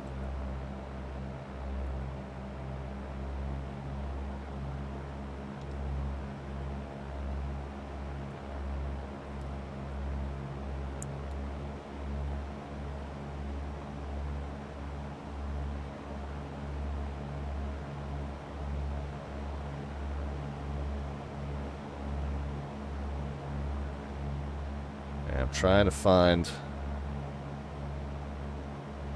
scheduled descent. Wait, you can fly through the pants in the sim? How do I get that? Yeah, no, I'm not, yeah, no, I don't have a full motion sim. Yeah, IFR, I follow roads, that's what we're doing. That's what we're doing today.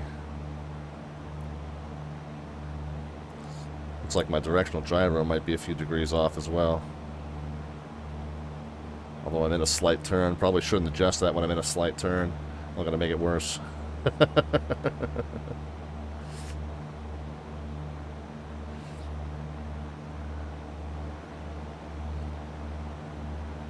Alright, we're still... Okay, that might be Interstate 81 here.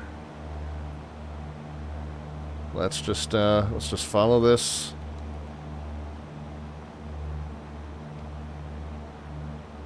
Keep 2600. Let's cross-reference our position with the VOR. We're to 0, 1, 2, and 24 miles.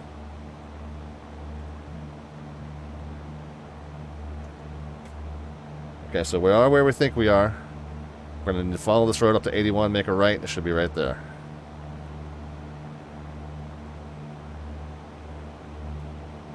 What runway is everybody landing at, Flagler?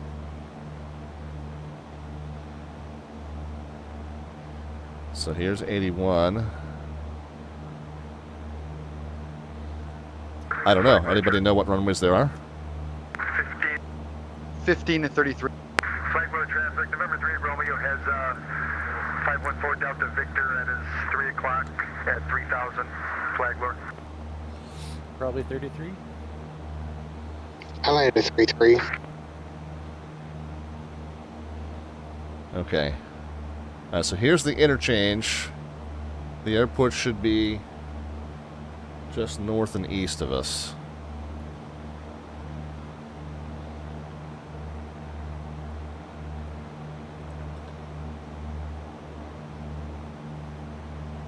Flagler traffic, 514 Delta Victor is about 3 miles southwest. Turning northeast, we're going to do a left pattern to runway 33, Flagler. Flagler traffic, November 38 Romeo is on a left downwind for runway 33, Flagler. Alright, well, let's turn up the highway and see if we see it. Flagler traffic, 3 Romeos, turning left base for runway 33, Flagler.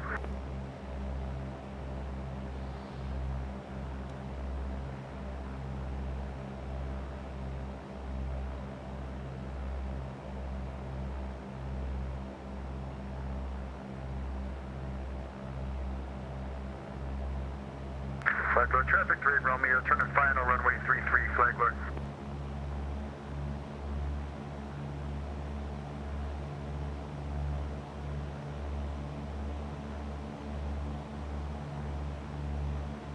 supposed to be right along the highway just north of the interchange here. I do not see it. Traffic 3, Romeo, short final 33. Flagler. North of the power lines.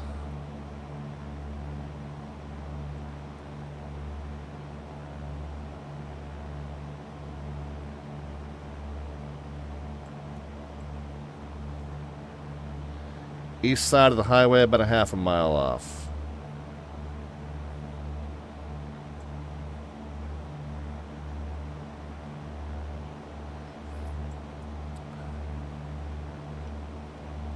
And it's a 3-3.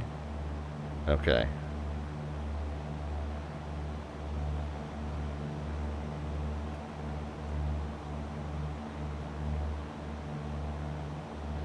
Is that it there?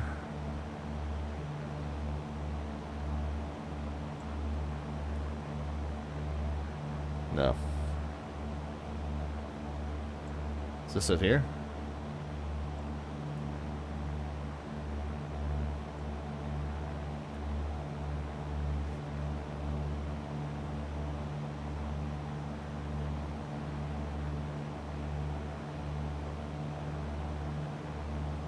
It's suspiciously airstrippy, but I don't see anybody.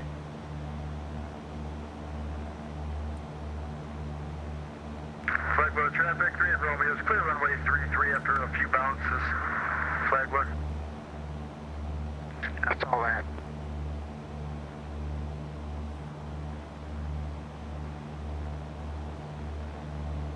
Flagler traffic mall 3 at the test. We'll do a quick park runway 33. We will be a left turn to the west.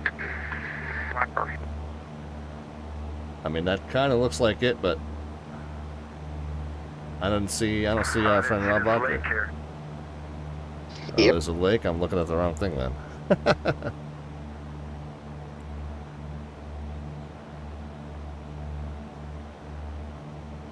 Feel like I must be too far up. It's only 3 miles up from that interchange I was at. I gotta be too far. Yeah, we'll take a hint downwind.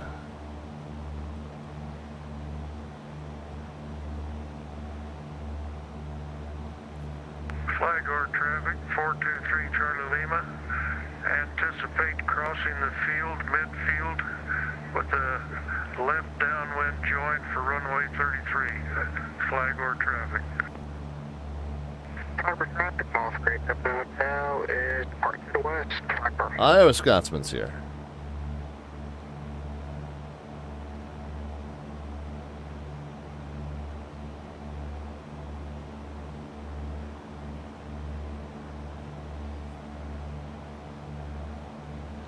It says it's east. You boys see an aircraft carrier around here? East of the highway.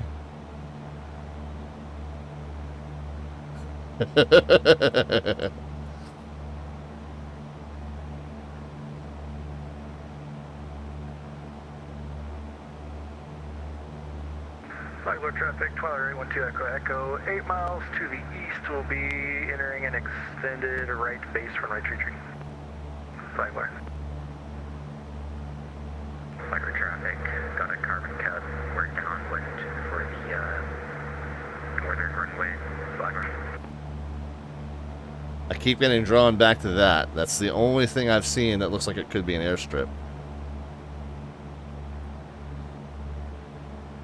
Well, might be near where that plane is. Son of a bitch.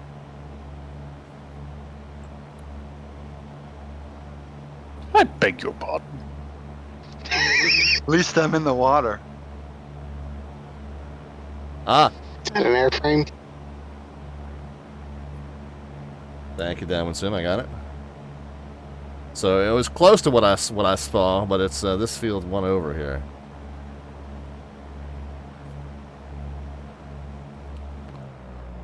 All right, so let's get down to.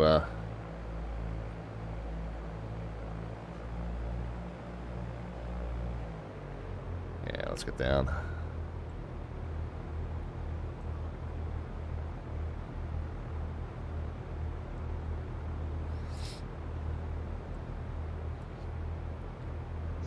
What is 6'2"? Oh, 6'2" Mike. Oh, he almost got in the water. Flagler traffic, Cessna 514 Delta Victor's a high left downwind 33 Flagler. Son of a...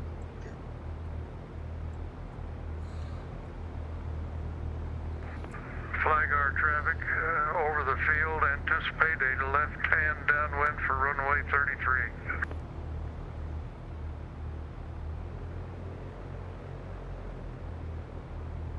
Alright guys, you can throw in some landing rate predictions. Keep in mind it's a bush flight into a small field. Number into the chat. Positive or negative, no bot command necessary. Just a number, positive or negative. Again, keep in mind inexperience, small field, small plane, camouflage runway. Yeah, that too. Undone. Flagler traffic, Skyhawk 9021 Bravo. We'll be staying south of the field to just observe at 2,500 Flagler. Kind of lost sight of it here. Latest 71 Charlie Tango. I'm going to be south of the field at 8,500. I'm going to fly over midfield, take a look, and circle back. Definitely lost sight of it. See other traffic here. Traffic 423 Charlie Lima, left base for runway 33. 514 Delta Victor's final for 33, but I've lost sight. I'm going to be going around Flagler. Left close traffic.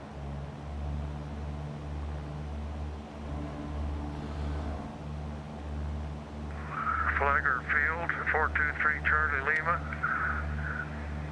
3-mile final for runway 33. Flagler traffic. Yeah, we're going to pick up some good... I tried to pick up some good visual reference. Acro Nerd, yeah, when... did you get the ticket I redeemed earlier? Yeah, I've still got it. Yeah, it's still telling me I've got it. I haven't redeemed it yet. It keeps a list for me. Don't worry about it.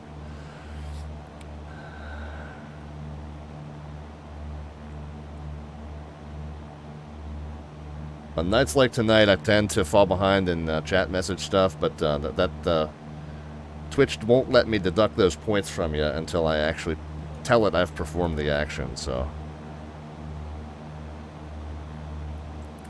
No worries there.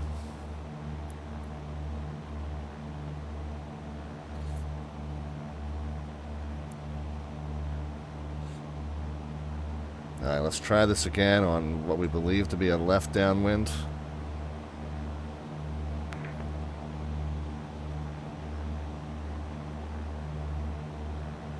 Flagler traffic 2812 Echo Echo. We've got that Cessna in the downwind. I think we're going to follow you in from the south. We got the field in sight. 812 Echo. 88 Alpha November Tango's on final.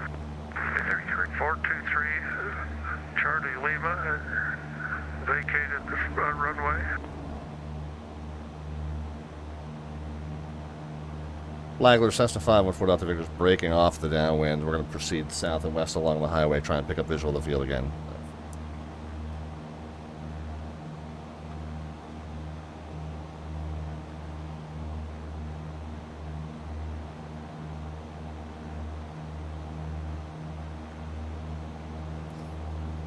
The Cessna in the downwind. I'm off your left wing. I've got the field in sight. I'm on final. If you want to follow me in.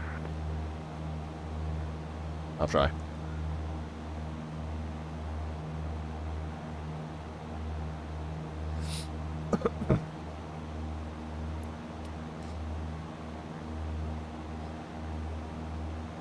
There's 2,600 in the highway.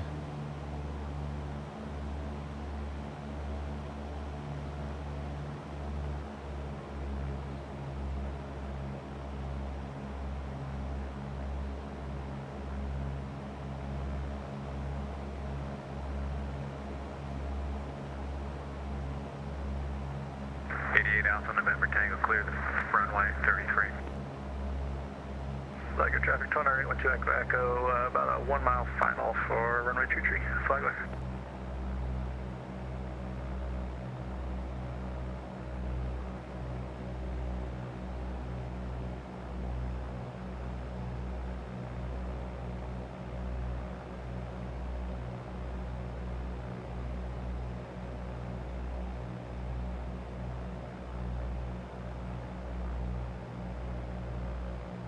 former traffic. All three of the hotels about 3 or 5 southeast, over 5 to 3,500. Transitioning northwest bound. More.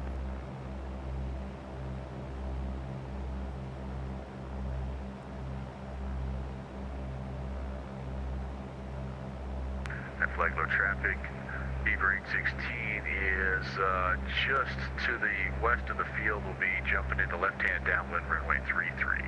Flagler traffic.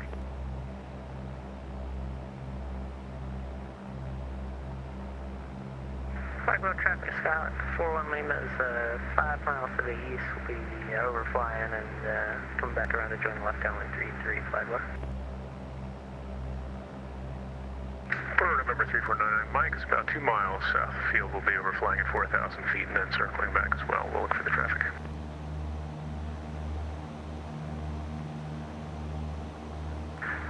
Flagler traffic 20812, Echo clear, runway tree. Flagler. Alright, so there's our final. Flagler, Cessna 514 Dr. Victor's high, left downwind, 33 Flagler. Flagler traffic, Skyhawk 21 Bravo, left downwind for 33, Flagler. Alright, so when we get past those buildings. Traffic, Beaver 816. We see the high downwind. We're going to go ahead and just extend. We're on the downwind at 1,800. We're just going to extend Flagler.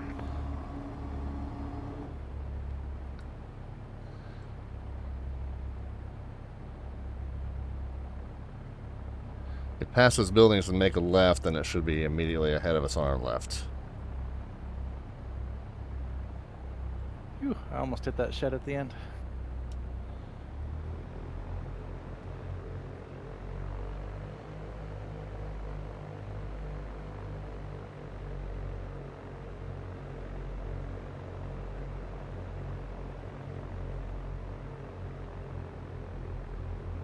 Flagler traffic, Cessna 514 Delta Victor's left base to final, Flagler 33.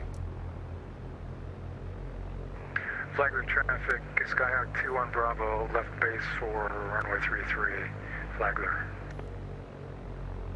At Flagler traffic, Beaver 816 will be turning left base. Will be number 3, runway 33, Flagler.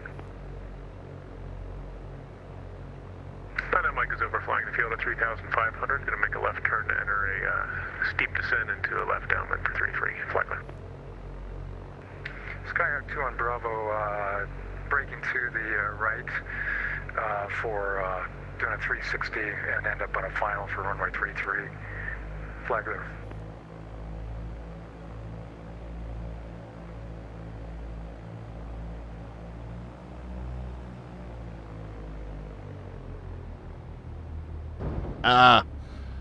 Had it better, and then I chopped the power too soon. 253. All right, well, it's an improvement. We almost had our first Bush League mid-air collision. Oh my. First? Yeah, we did. There's still time.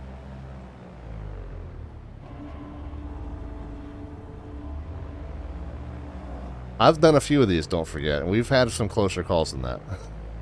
Flagler traffic, 9 and Mike. Porter is left crosswind, enter left downwind 33, Flagler.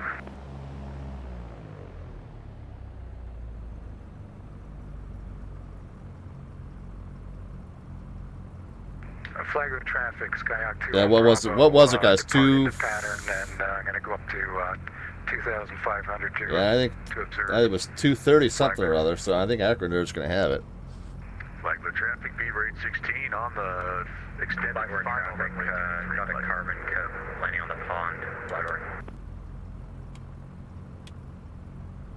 Flagler traffic, Platus Porter is left downwind 33.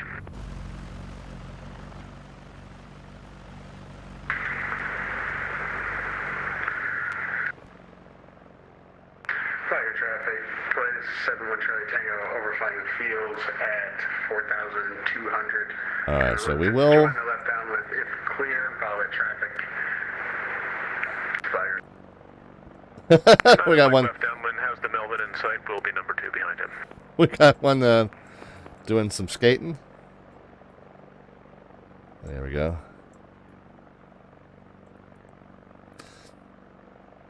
one arriving in. Let's. Rob's on fire in the lake. Rob Valkyrie. Yeah, I know. Let's go ahead and see if there's anything of note on the sign. I overshot it and I was going and I didn't see the lake. I told you, beware of the blue water. You screwed me. Oh, there we go. Another one. 1150 Morristown. All right, let's see what's on 1150. Turning final.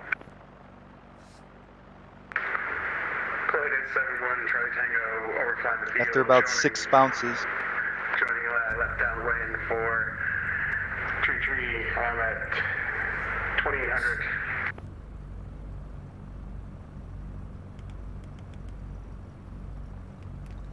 I see someone on finals. Anyone on base? That beaver's clear at 3-3. Quarter short final 3-3, Flagler. All right, we're gonna shut the.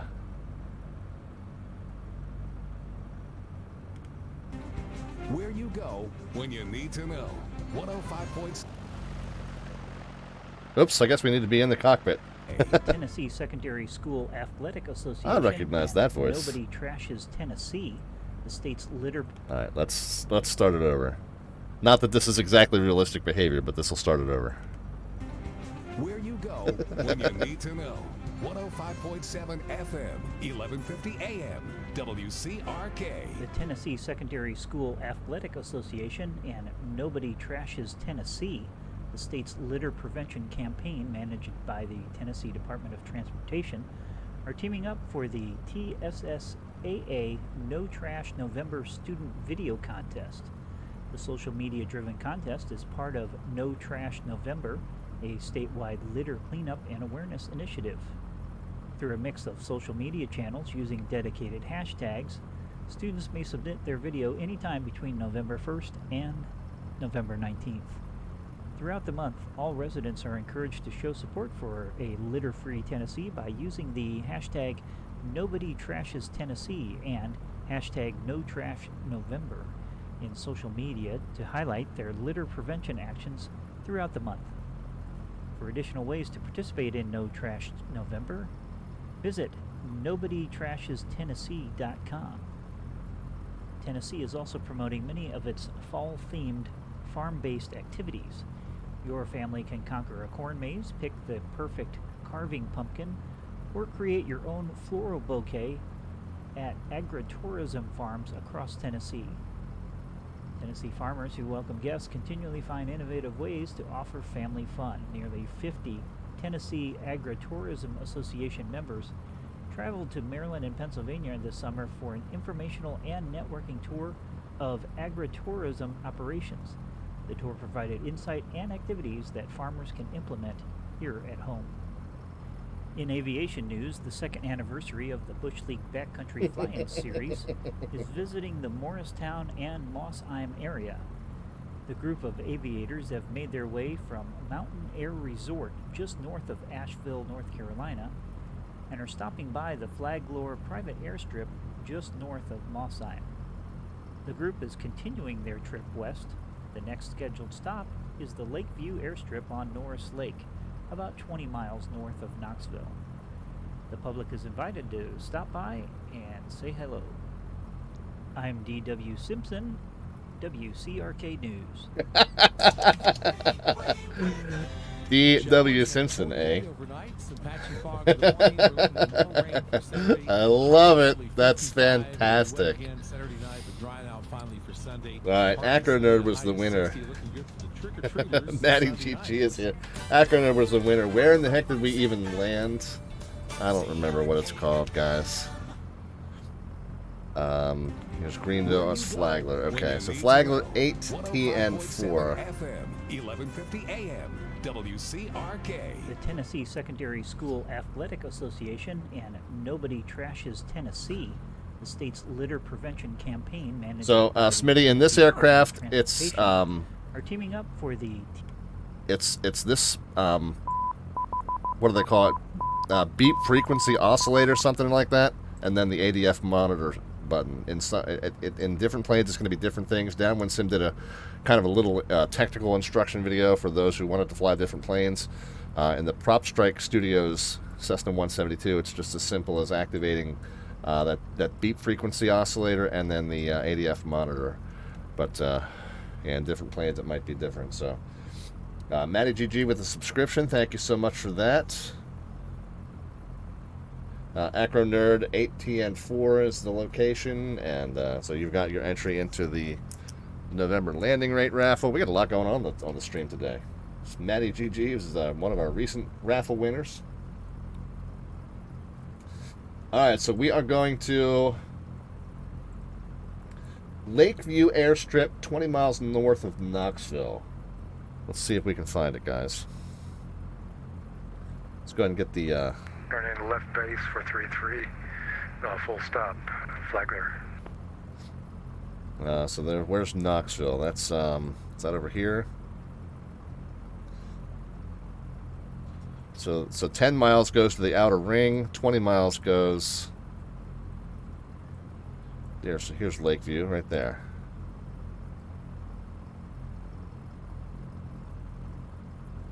Alright, so 40 miles due west over pretty much no terrain. So it should be a fairly straight shot on a 285. 21 Bravo, turn in final for runway 33, full stop. Flagler. And we can use... 41 Lima's going around Flagler in the left crosswind for 33 now. We can use this VOR if we need it. Hold on one second, guys. Be right back.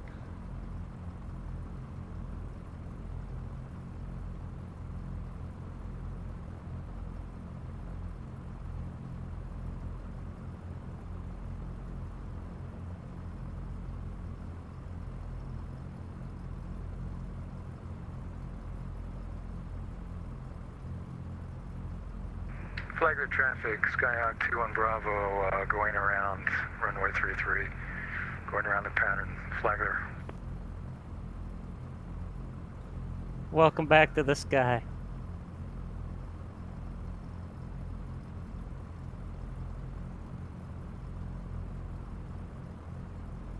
Flagler traffic, Skyhawk 41 Lima Smithfield, left downwind 33 Flagler. Flagler traffic, Cessna 2 Cherokee Sierra is base for 33. Flagler.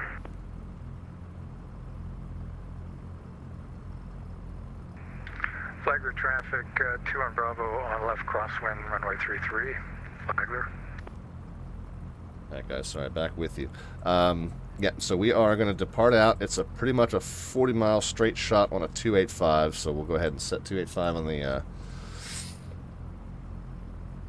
on the heading bug here. Let's do a couple things while we're sitting still. Let's go ahead, flaps and trim for departure. Let's match up our gyro. We're parked at a 060 exactly, so we do have to adjust that a little bit. 060. We're going to go for a 285. So there's a 285 right there. And how are we doing on fuel? We're good for one more flight. Alright, I think we're gonna... Flagler traffic, Skyhawk 21 Bravo on left downwind for 33. Flagler. Flagler traffic, Cessna 2 Sierra, short final 33, touch and go, departing to the west.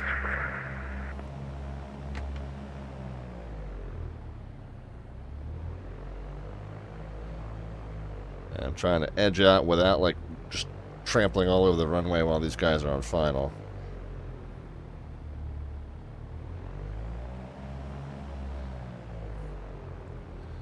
We'll zigzag through the trees here to head down to the departure end.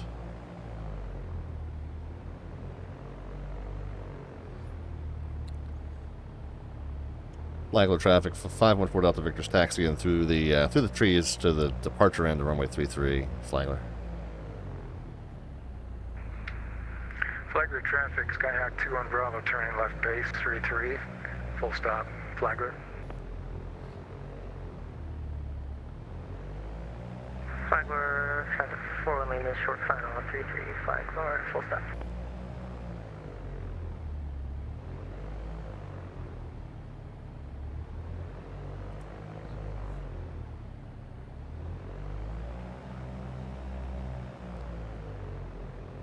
Ordinarily, you'd back taxi on the runway, but you ordinarily don't have like 20 people trying to fly into these little strips at the same time, so you got to take a little bit of liberty here.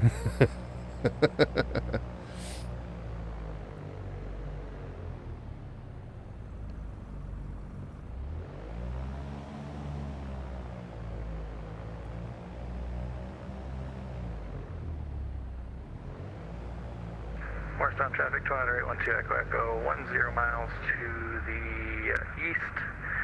Inbound for 23. We're going to make our enter the right downwind for 23. Alright, let's do see traffic on final for 3-3 here at Flagler. Super Cub November 1698 Papa on the left downwind for runway 33 Flagler. Common traffic Cessna 2 Acre Stairs on the right downwind for 33 Flagler. 514 Delta Victor at Flagler, departing runway 33 after the overflight traffic, westbound straight out departure. 21 Bravo, overflying, going around Flagler.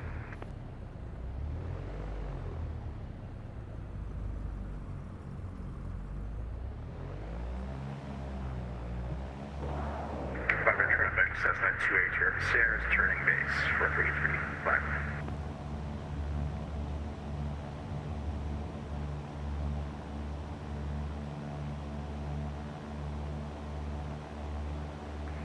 Flagler traffic 2 on Bravo, turning left crosswind for 33 Flagler. Flagler 514 Delta Victor, clear 33 straight out Flagler. Mr. Flagler is going to need some air traffic control pretty soon. Yeah, when the bush hooligans stop in, you always kind of need it. Okay, we're actually kind of making more of a left crosswind here. But let's just make it more like a left 45, I guess. Let's get clear of the traffic pattern. Mike is going to taxi back parallel to the runway. Tap the brakes. Traffic Cessna 2 Acre Stairs turning out for 33 Flagler. And Super Cub November 1698 Papa turning left base. I'll be following that. kind of on course. Flagler. Alright, field elevation at our next destination. 1066. 2 on Bravo on left downwind 33, full stop, Flagler. Not the location of the Battle of Hastings.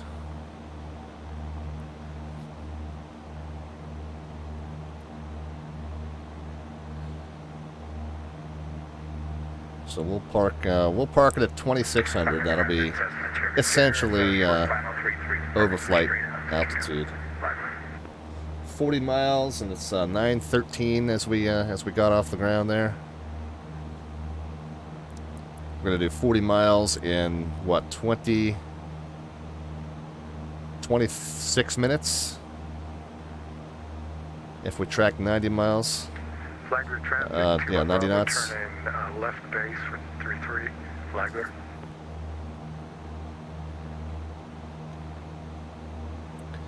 If we can pick up the pace a little bit, it might be 20 minutes.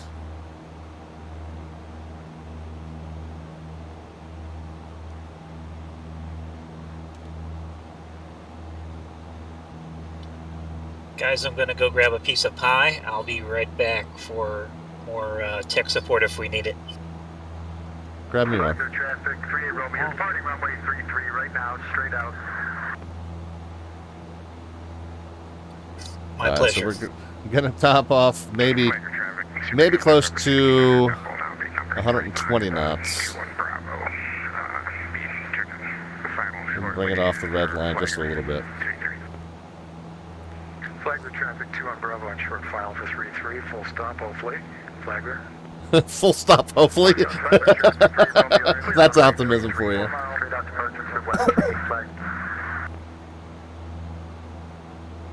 But if we can maintain 120 knots, then that means the 40-mile trip will be 20 minutes. So we'll go 13, 23, and 33.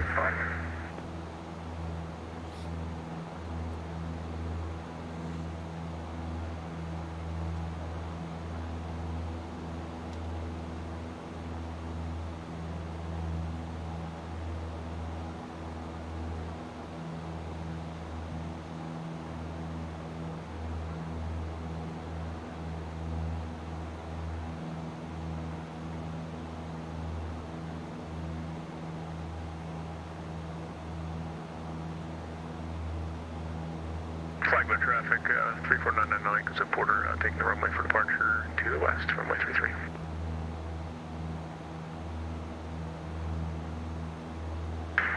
Plate 71 try Tango, Flagler traffic, Plate 71 try Tango, taxiing to runway tree, through the trees. Flagler. That's what I did. Through the trees. Sticking slants throughout, slant alphas throughout.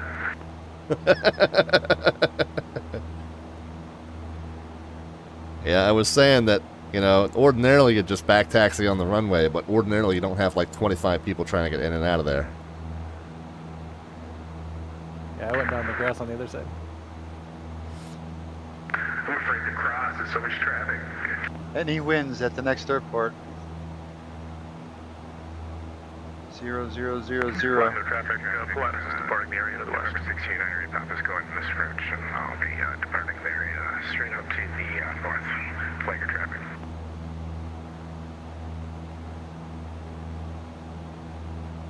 Alright, so not really, you know, we know that the flight's going to take about Flagler traffic, Skyhawk 2 on Bravo. 20 minutes, but while we're airborne, we can cross-check. We feel like we're pretty much right over this lake here, so far so good. We got 23 miles to go. Oh, we're making good time.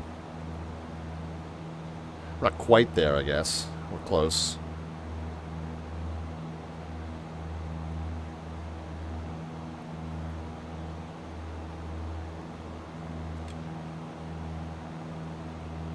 Morristown traffic, 20812 Echo, clear runway 23, Texas AFBO, Morristown.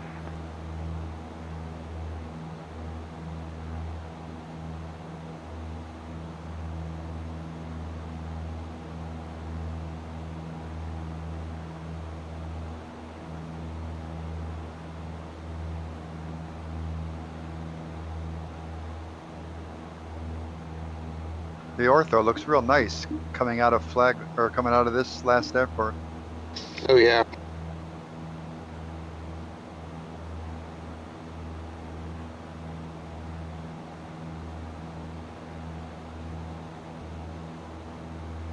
I think I have vertical sims V states in this area too, though.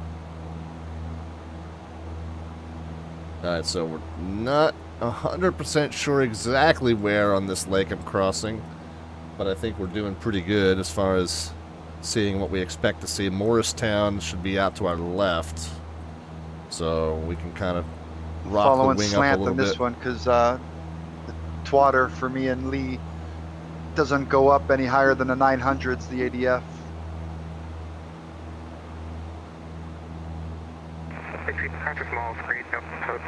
Yep, same here. Hopefully I can catch you guys. Thank you. You can listen to it on my stream also. Let me tune in. Rob, I'll send you a link, and Lee, I'll send you a link. Thank you. All right.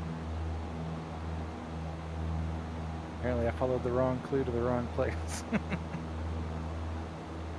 And this port is so loud, I can't hear anything.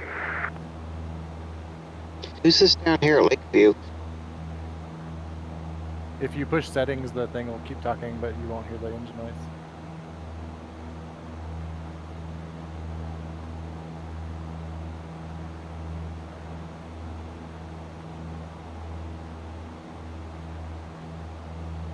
Alright, so there's a little, like, western spur of this lake that I feel like we're just about to be over.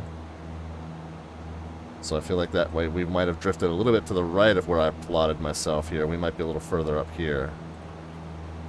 And then there is a ridge here. You can see it's called Clinch Mountain. So there is this ridge that we're going to come over. Might need to pick up a little altitude for that. Looks like 2485. Yeah. Make a low approach to the east to the runway winds. So 2485 is where the peak is there. So we'll need to clear that. I'm gonna pick up to 3500 here.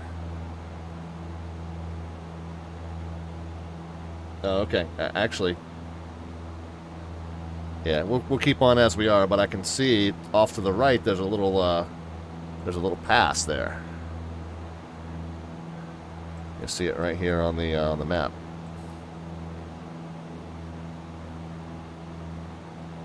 So my visual skills are starting to come back, guys. A tiny bit.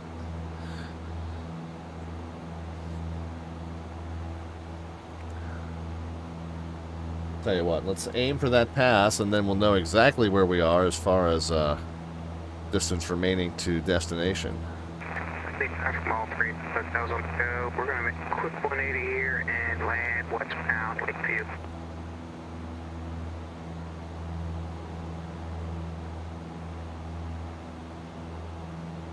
So as soon as we're over top of that pass, it looks like we need to be on a 274 for 19 miles. So I'm going to go ahead and set the heading bug 274. A little bit left of where it is now. So there's 270, 1, 2, 3, 4, and then 5. We'd see the mark there. Yeah, so there's 274. So there's 3,500 feet. We can keep that.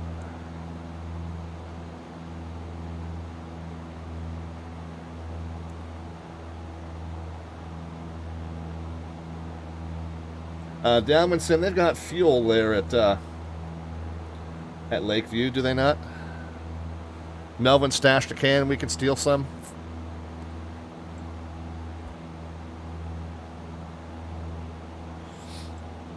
We're gonna need a little bit. Melvin's got fuel stashed at every place. Tell him I owe him. Okay, sweet. So I went to the wrong place, but I went the right direction at least. I haven't lost any ground.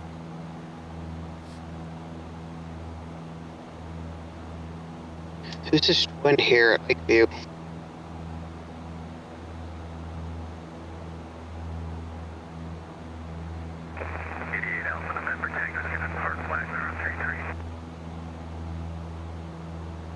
Alright, so here's our little mountain pass.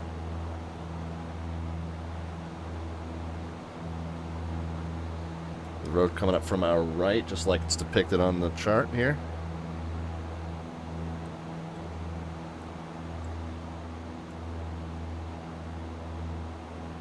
So from here we can. Hey, Part 33, watch out for the deer crossing in front of you. I'll get him.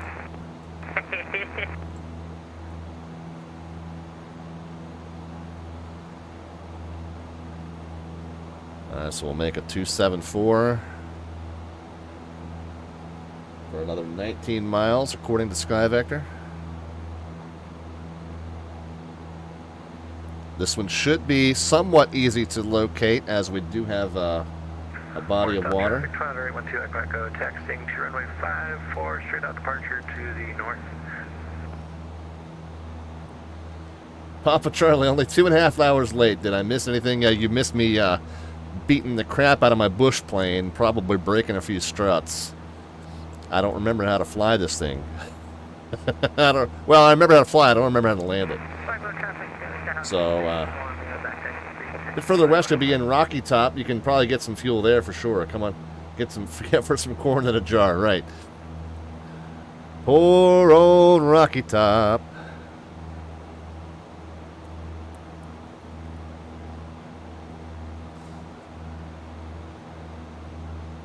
Alright, so we're gonna cross this. I love this pattern here. This should be fairly easy to spot. This kind of double 90-degree bend in the water there, and a private strip kind of nestled on one of the little tributaries. Morristown traffic. Super Cub November 6298 Papa, 6 miles east of the field, and we'll be entering the left downwind for runway 5, Morristown. And we're crossing over a couple of smaller little bends in the river here. Morristown traffic, Skyhawk 21 Bravo, 7 miles to the northeast, and we'll be entering the left downwind for runway 5, Morristown. I know the next 2 downwind. But let's look there now, guys. Is this our? Airport.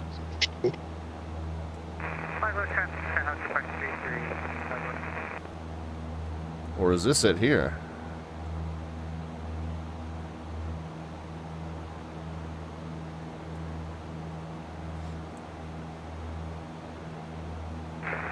Flag traffic, anyone on final?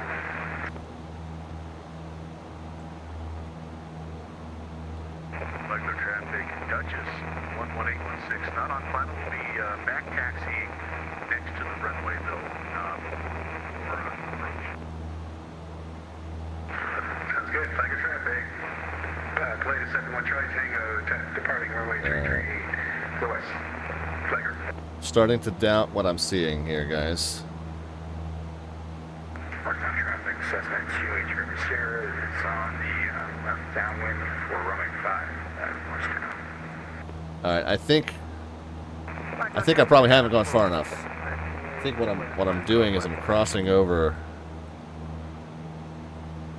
one of these little smaller zigzags here. I don't think I'm crossing over this big 90-degree zigzag just yet. Let's see if I can look out to the right and see this New Tazewell Municipal. That'll give me a hint as to where I am.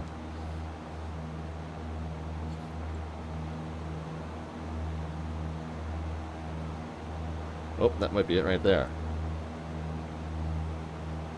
Yep, okay. Well, that's good.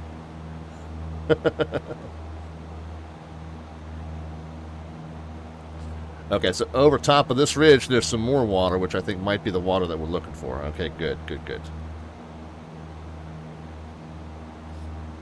Yeah, so we're a little bit further, again, a little bit further right than I thought. Kind of need to stay to the left here. Those DownwindSim binoculars are working great. Yeah, they always do, sir. Always do.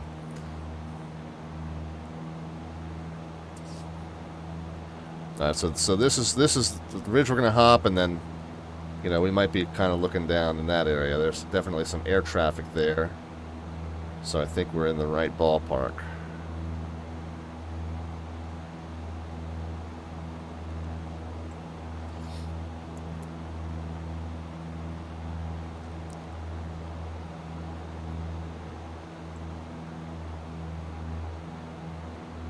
The traffic mall train at the hotel. We're connecting over to the eastbound runway. We'll be departing behind. It says on final.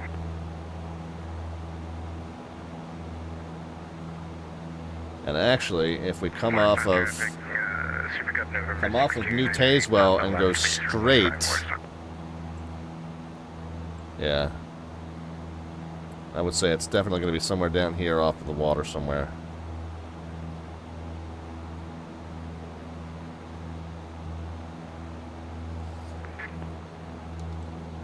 Again, we're going to go down to about... Traffic mall train at the hotel. We're departing eastbound runway. We'll meet in the back for some cabin work. Down to about 2,600 again. November 16, short final runway 5, full stop landing, Morristown. More traffic, Skyhawk 21 Bravo on left downwind for runway 5, full stop, more.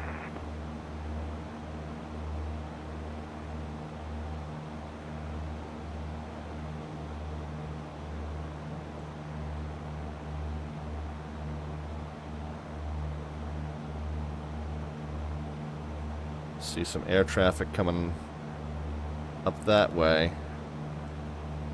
Northbound traffic, Cessna 28 Kyrgyz Sierra, it's turning left downwind for 05, runway 9, Morristown.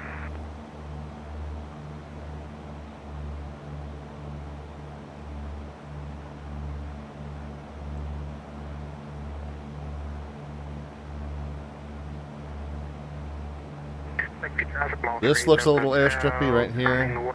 Downwind for eastbound runway. That looks like it maybe strippy.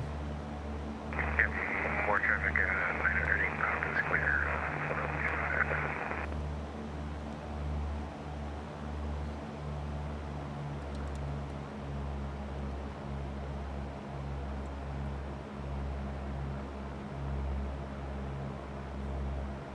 It's immediately off of that tribute. Yeah, this is definitely the right ballpark. I'm kind of thinking it's this here. For eastbound runway, go. Thank you. Traffic, Cessna CH Sears, final approach, runway 5, westbound.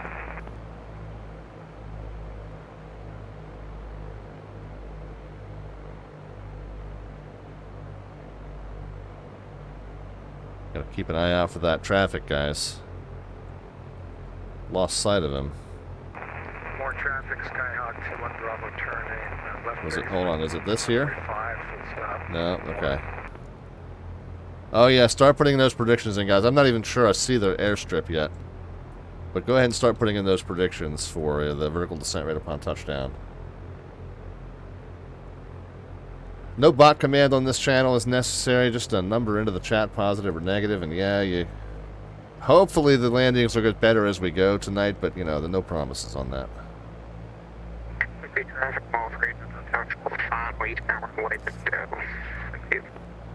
I mean, it might be this here. Okay, yeah. Not quite seeing it yet. More traffic, Skyhawk 21 Bravo turning final runway 5, stop. Well, hold on. Traffic, Cessna 2H here, Sears, converting runway 5, straight out. Someone definitely thinks it's there. Lakeview traffic, 212 Echo, 8 miles to the east. We're going to overfly at midfield at 3000 to join the left downwind for the east runway. Lakeview. Lakeview traffic, all 3 hotels on the go, remaining in the pattern for the eastbound runway. Lakeview.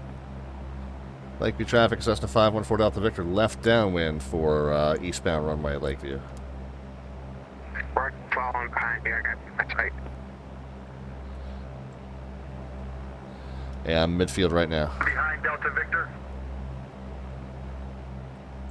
3 Delta Hotels going to follow in behind Delta Victor. Lakeview traffic, 3 Romeo is going to follow 38 Delta Hotel. Lakeview. Let's just see if we can keep kind of over that little marina or whatever that was. Stuck mic, Rob. Stuck right. Stuck mic.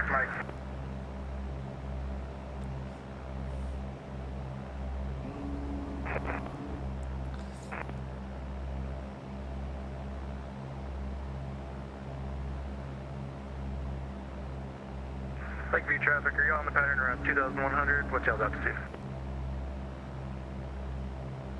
Lakeview traffic.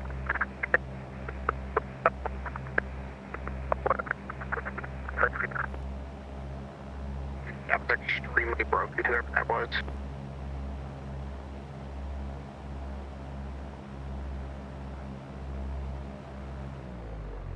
My Traffic, all 3 Delta hotels on the left downwind for the eastbound runway. Be a full stop. More traffic, Skyhawk 21 Bravo, clearly active. Clear runway 5, taxi to the FPO. Lakeview 514 Delta Victor, short final, eastbound runway Lakeview.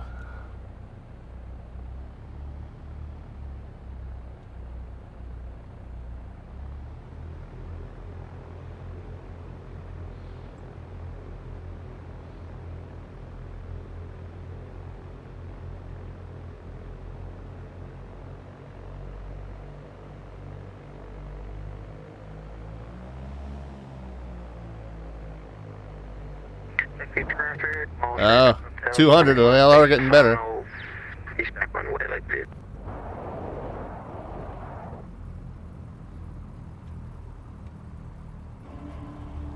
They are getting better.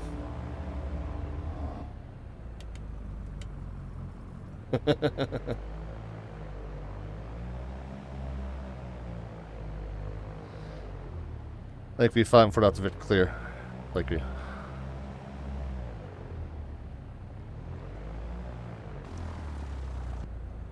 Let's taxi back to the hangar here.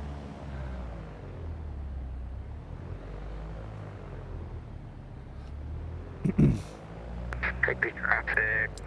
All 3 hotels on a modified short final. Modified, yeah, that's the trigger word. That's a down base wind right there.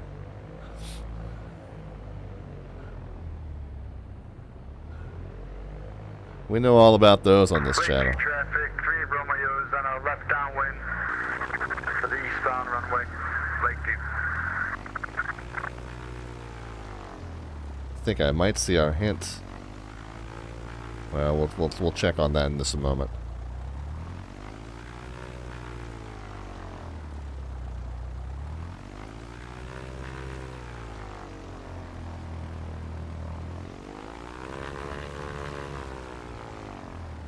Is this my girl?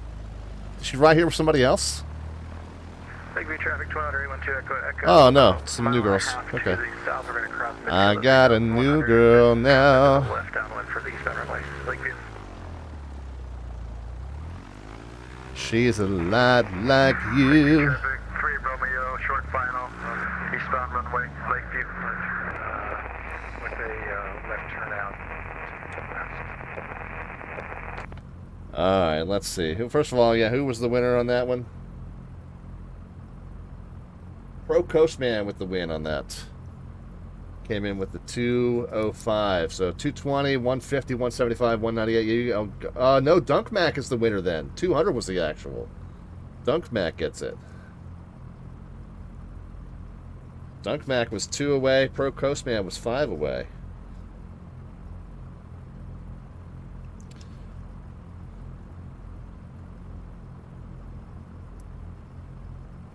Very cool. And then where are we again? Tango November 10. And before we listen to the next clue or hunt down the next clue, I am going to take a quick break out of the cockpit for some liquid recycling, and then we're going to need to add some fuel to the aircraft as well. So bear with me, guys. Take a quick break, and we'll search the scenery for our next clue. I'll tell you what. We'll pop the camera up. We should have some. Should have some traffic in and out of the field here you guys can watch, so we'll put the camera where you guys can see what's going on here. And then we'll hunt around for some clues. Obviously the back of the sign is a ripe area for a clue. We did see there was some sort of an advertisement on the building that we taxied up past as well we might check out, so got a few different possibilities for some clues that we'll check in a moment here. But for the moment, we'll let you watch the activity at the airport while we take a quick break, guys. We'll be back with you in just a bit. It's the Bush League Backcountry Fly-In Series 2nd anniversary flight here in the area of eastern Tennessee, western North Carolina. Back with you in just a few. Sit tight. Lakeview traffic, 202 Echo on final on the eastbound runway, Lakeview.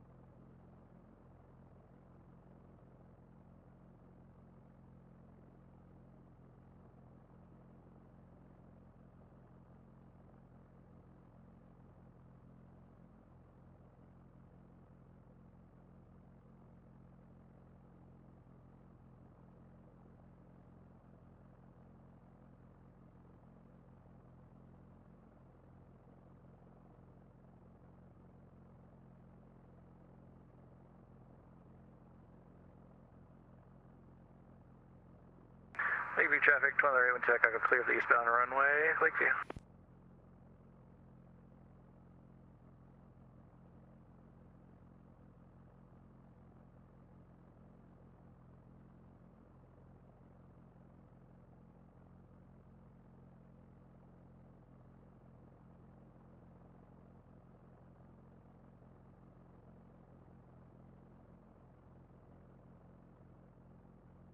All right, guys, back with you.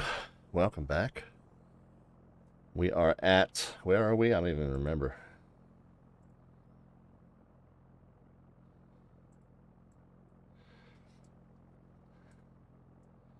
It's called Lakeview. It's Tango November 10. So let's do a little exploring. And as we taxied back, there was an advertisement on the building, but I think like that might be a red herring. Typically, we're looking on the back of the sign that identifies the airport for our clues, but well, just in case. 99-cent express. Okay. I guess that's nothing. Let's. Yeah. So this is the theme of the night, guys. Is just to.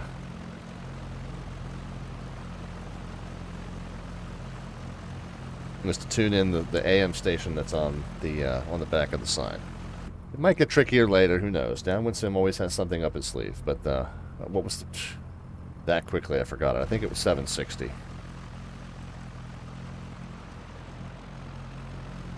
Goldfish brain strikes again. Yeah, 760. All right, guys, let's pick up our next clue. We'll shut off the Unicom frequency for just a moment.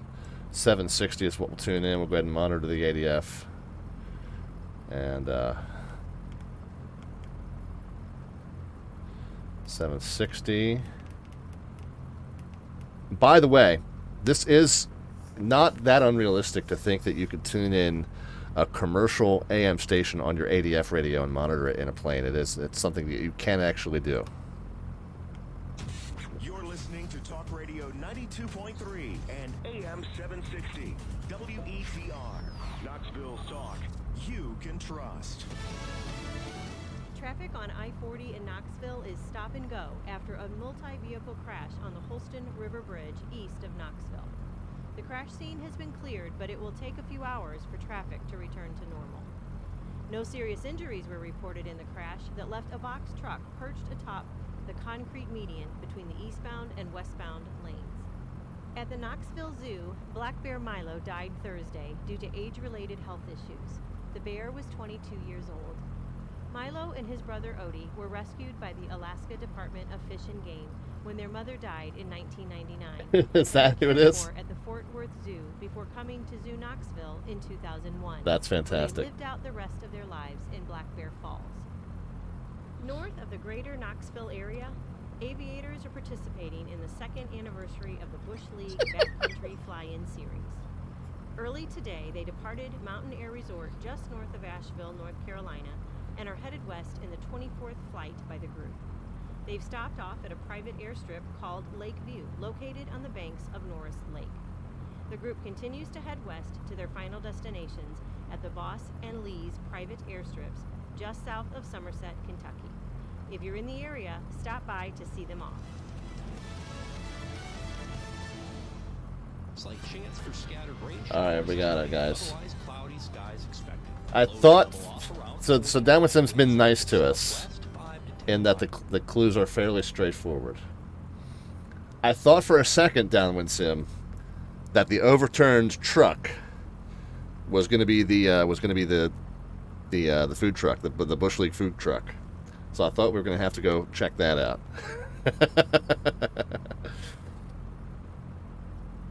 All right, let's figure out if we can find this airport. Voss and Lee, south of Somerset. Baby steps, my friend, baby steps, yeah. All right, let's see if we can figure this one out. She said west, so we're looking over here still.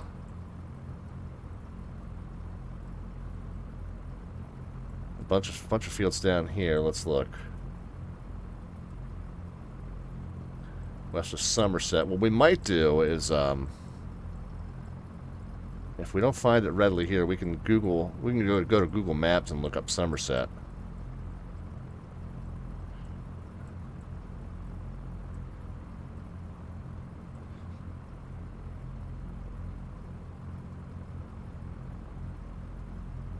Knoxville, Sky Ranch,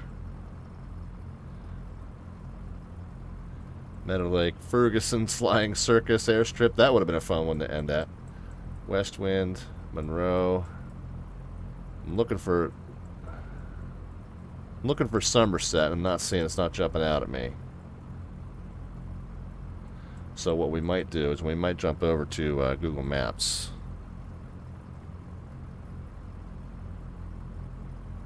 And Somerset, Tennessee.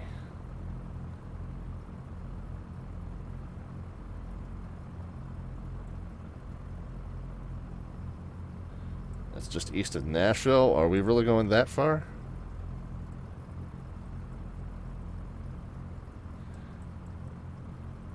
Can't imagine we're going that far.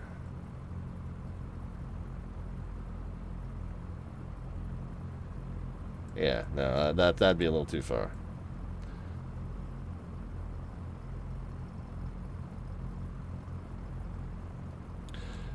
Is it maybe spelled differently? Somerset? Nope.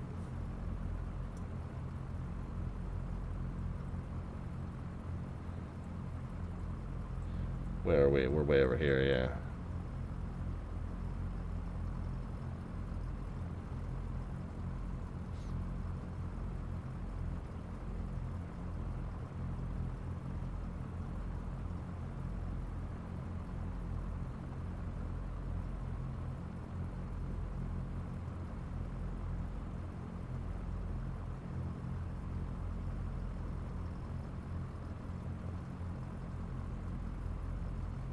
It's not jumping out at me.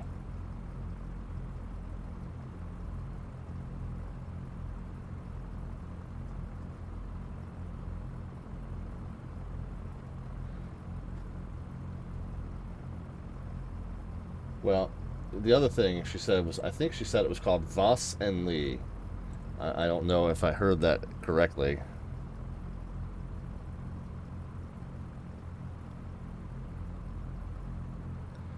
Washington and Lee. Nope. Okay.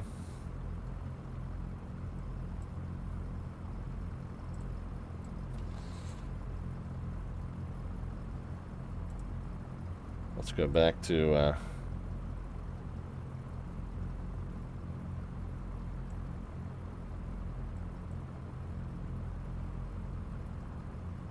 where are we?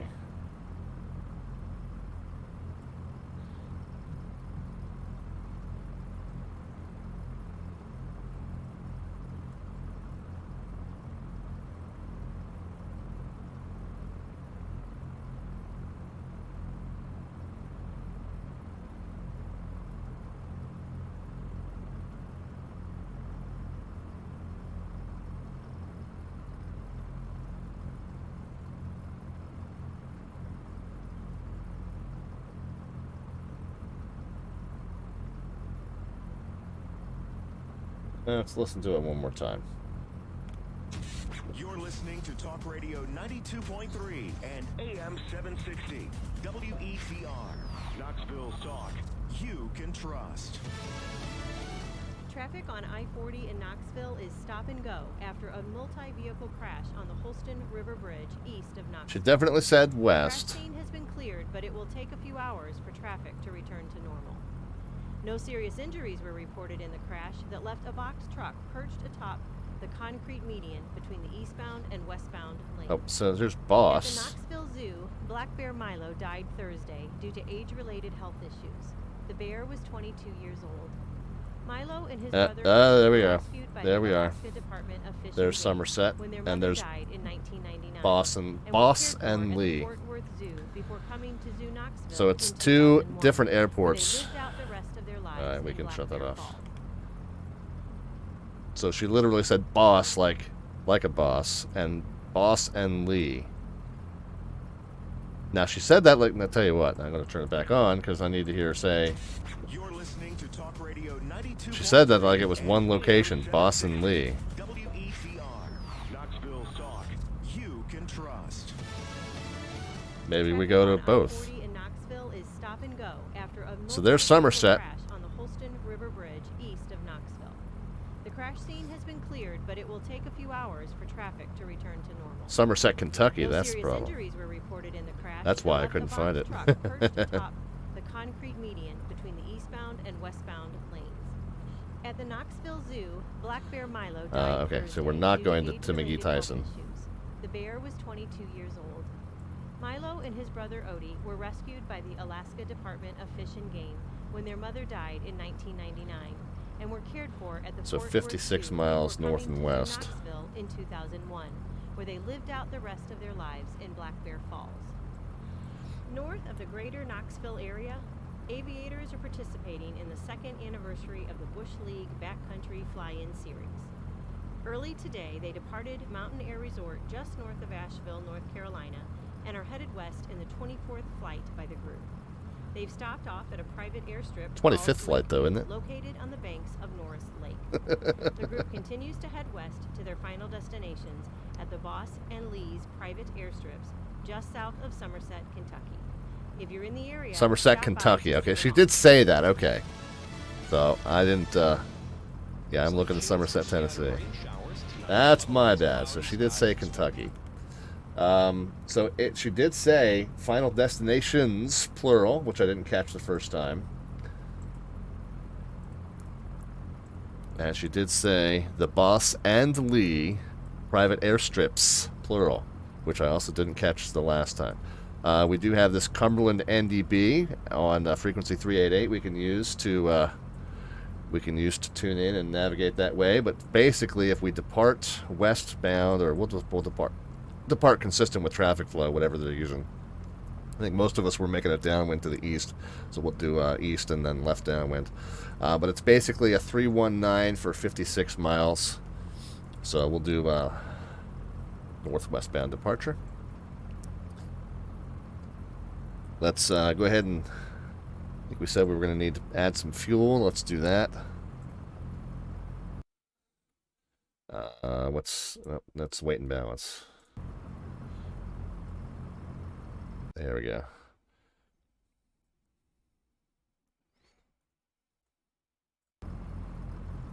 Yeah, that's looking a little bit better. Set flaps and trim for departure. We'll get our comm frequency back. Lakeview traffic, Skyhawk 21 Bravo, entering a left downwind for runway 9, full stop, Lakeview. That is in left downwind, what's your altitude? Altitude's at 2,000. I'm at 4,000, I'm gonna circle out. I'm probably extend, actually. Alright, we do need to... We're final runway 9, full stop, Lakeview.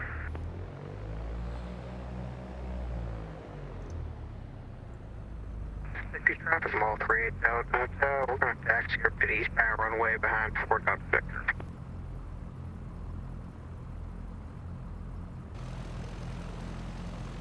Somebody landing here?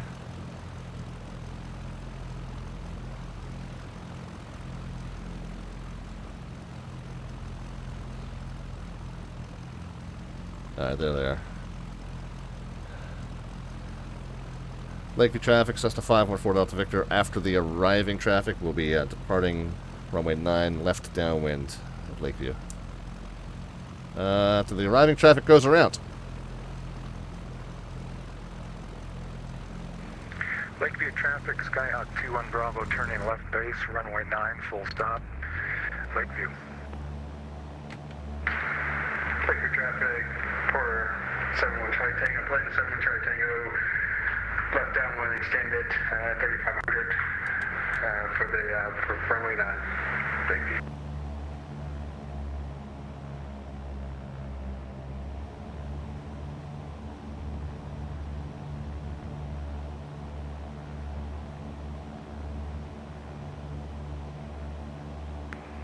Lakeview traffic, Skyhawk 21 Bravo, turning final for runway 9, full stop, Lakeview.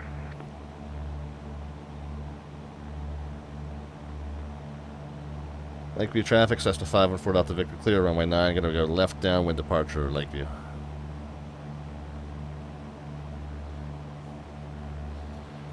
Alright, now that we're airborne and we missed the trees, let's pick up some speed. 3 miles to the north from each other, 45 to the left downwind for 9, Lakeview. Lakeview traffic, plane 71 Charlie Tango, turning left base for runway 9, Lakeview. Likely traffic mall 3, that's the town part and eastbound run. We're going to cross up to the northwest.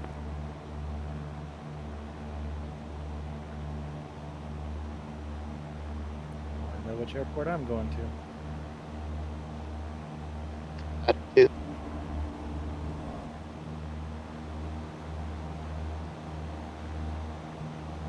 Got the tires rolling yet. Let's get those stopped. Thank you, traffic. Please, someone checking out 3 mile final, runway 9, full stop. One that just departed over our left shoulder, one that's just arriving. We should have somebody on final ahead of us. I'm going to shade out to the right just to make sure we don't encroach. Lakeview traffic, Skyhawk 2 and Bravo, clear of runway 9.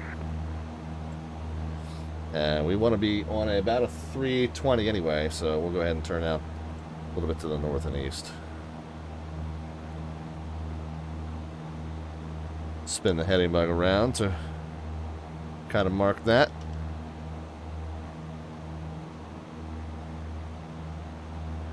See, we're headed for some high peaks. What time did we depart? We departed about 9:55. We're going 56 miles. As soon as we're done climbing, we'll hopefully be doing about 2 miles a minute. So just a little less than a half hour, hopefully. Lakeview traffic, Skyhawk 4-1, lean this joint in the left downwind, runway 9, Lakeview. And we are going to, we're going to use that NDB up there. So we're going to just aim for this high peak 2970. I think we're kind of pointed right at it here. Parking brake is with us. Parking brake, hello. So we are going to aim for this high peak, and then we're going to kind of continue to the north and west. We do have a highway junction here we can use, and a little town that we can use to kind of corroborate our position. We'll have these airports off to our left and right we can hopefully spot. We'll have Williamsburg that we can look for to see if we can corroborate our position with those. Not a whole lot in the way of real distinct landmarks. Guess we should make sure we're not about to hit a rock here. But again, if we can kind of just loosely get ourselves in the right direction, we can use this NDB here on frequency 388, and that'll help us, find these two private airports that we're heading to. Place 7 Cherry Tango clear, runway 9, Lakeview. So we'll go ahead and tune that in. 388.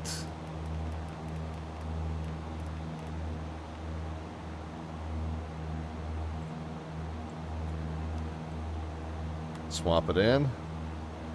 The needle's still parked in the 3 o'clock position, so we don't have that receiving yet, but we're just still, right now we're just kind of steering to the heading bug. We're doing some dead reckoning. We're kind of corroborating our position here via the visual landmarks. I'll tell you what, I'm going to turn off, since we're not running a real weather simulation, I'm going to go ahead and turn off the weather indications just to declutter the screen a little bit.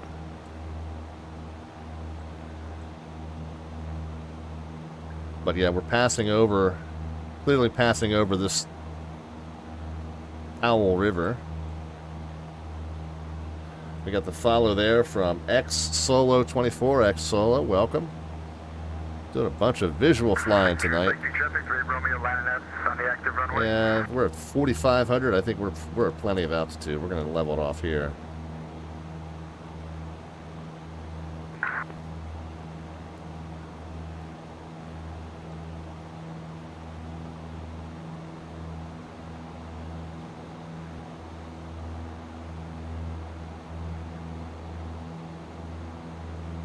The 172 is my favorite GA airplane, says Parking Brake.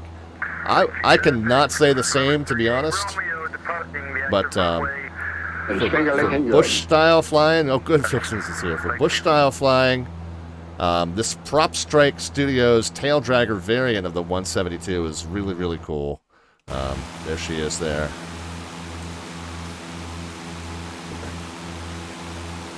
And our friend DownwindSim has this nice custom livery for us on the channel, the Slant Alpha Flying Service. So the architect of this crazy adventure with all these little goofy custom scenery mods with the radio stations modeled and everything else And he's also responsible for that beautiful custom livery that we're running. Downwind departure, northwest, last call, Lakeview. So good fixins. I haven't de facto crashed any. I've definitely beat it up pretty good. my landings are getting progressively better. Yeah, parking brake, feel free. My landings are getting progressively better, but that's not to say that they're any good. We've definitely...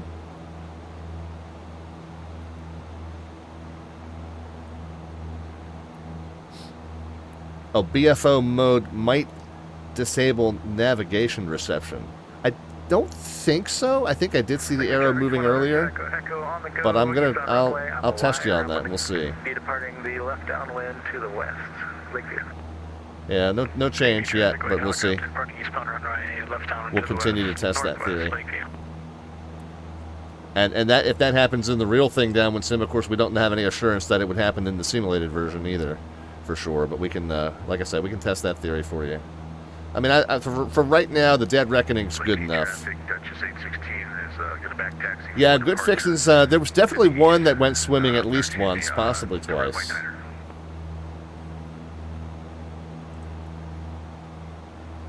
Oh, nice. Parking brake has a home built panel there. That is actually extremely cool, dude. Yeah, that's nice. Much better than my setup. Now my setup doubles as my home office, and also my air traffic control station. So I have a little bit more of a simple home cockpit setup. I'll show you. Altimeter's 3030 I'll show you kind of a picture of it there. So it's a CH Products LE yoke, so fairly simple yoke there. But I do have the double monitors and do have the pedals, so you can't quite see the pedals on the floor there. But yeah, so fairly simple, but nice setup. And then the sim is all on the screen in front of me. The second monitor off to the right is where I do, I look at the charts, and of course I have the stream software running, etc., etc. So Helicopter departing the area to the northwest, last call, Lakeview. Pick up a couple extra 100 feet of altitude here. Okay, yeah, we're still not yet receiving that NDB on frequency 388, but we'll continue to look.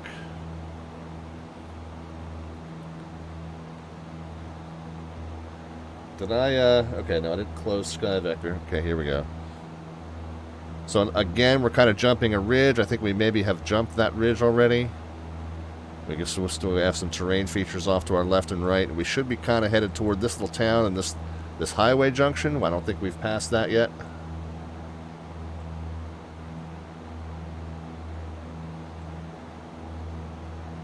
Just glad to see the setup included the Red Bull always. Well, it's definitely part of the setup. Hang on, guys. Work text. Let me just make sure it's not urgent.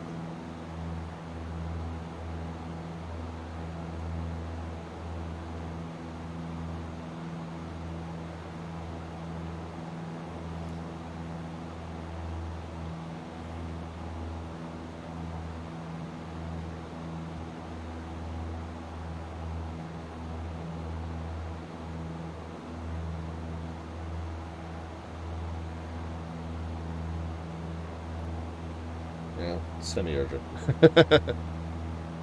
But they can wait.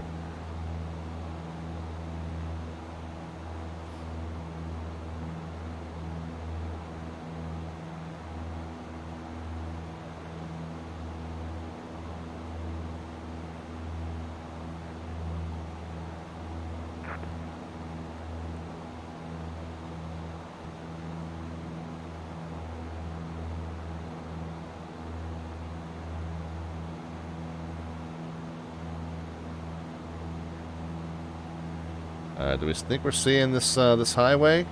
Well, that definitely looks like a highway. On a dark desert highway. See it, Rob. You out here? No, I can see you. I'm like literally right behind you. Oh, I thought you said. I thought you were saying see you, Rob. I don't know who he was talking to. No. Yeah, well, that's the other thing, is there's more than one Rob here. That's true. Slant Alpha. How about that? There you go.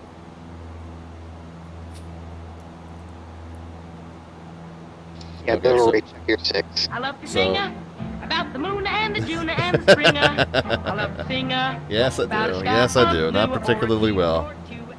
So with this little ridge and then the highway that comes up past the ridge, that's definitely going to be Highway 75. So we might be a little bit further down here than we planned to be. Possibly, based on what I'm seeing out the window. But that's definitely a highway that comes right up along a ridge and then does a little zigzag there.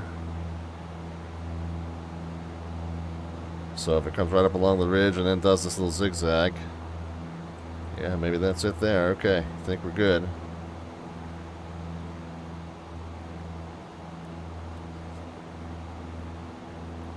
While we're keeping the wings level, let's just do a comparison of our magnetic compass, which is pointing at about a 312.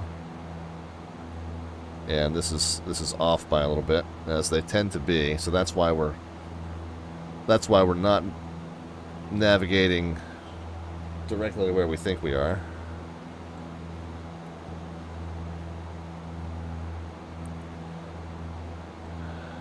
But let's say we came right over that spot of I-75, then we need to be on about a 332 to find our destination. No indication on the ADF receiver yet. So 332, that would be heading bug up a little bit further to the right here.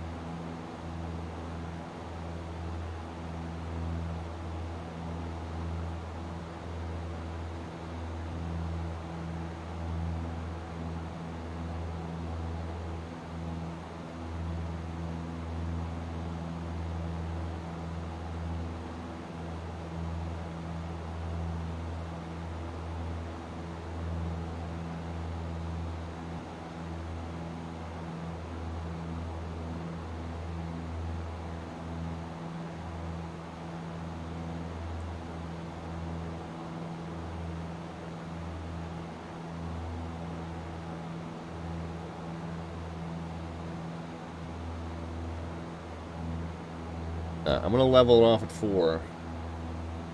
Not really a good westbound VFR. I should probably kept 4,500.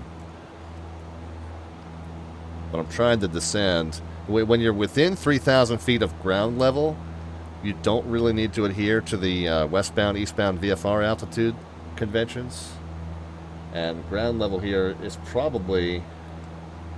Yeah, see, the airports are all showing 11, 1,300 feet, that kind of thing. So we're within 3,000 feet of the ground here. We don't have to worry too much about proper westbound or eastbound altitudes. You're this close to the ground, the idea is just, if you see another airplane, try not to hit it.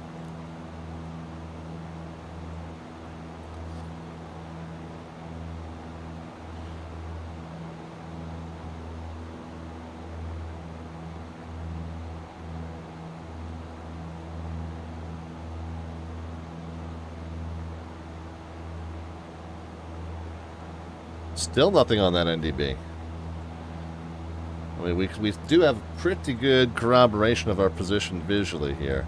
I mean, I do think we're kind of right as we're coming out of this little scraggly area west and north of 75. To our right, it looks like 75 does kind of bend back into the north and west. So I do feel like we're... Yeah, we got this little town here that 75 comes through with a little river that runs through it. It's catchy. You could name a movie that. So yeah, I think that's definitely this little town, Jellicoe or whatever that is there.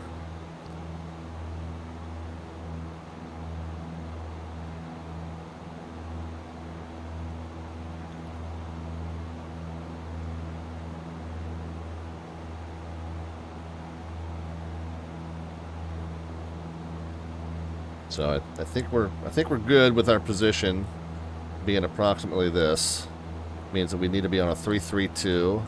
We should see this Creary County Airport ahead of us. Should kind of be heading right for it. Is that it right there? It's a little river there.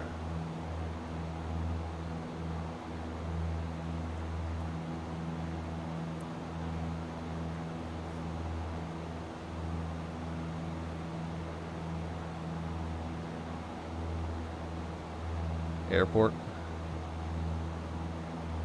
Nope. That still might be about 20 miles up the road yet, so.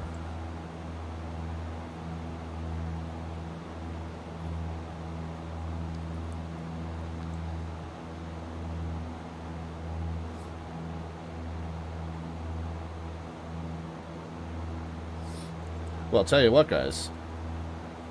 When we see the Creary County Airport, we should make sure that it's the one right next to the prison.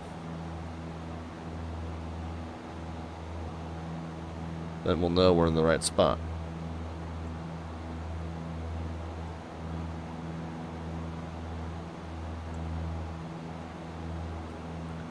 What's the backup plan? Well, I mean, not really a backup. We don't really have a backup plan, DownwindSim, as far as, well, never mind. The backup plan was to wait for that NDB to come in. So we're good. Now, to test your theory, with BFO active, swap that out. Parks to the right, swap it back in. Yeah, so at least in this aircraft, DownwindSim, the BFO button does not inhibit navigation.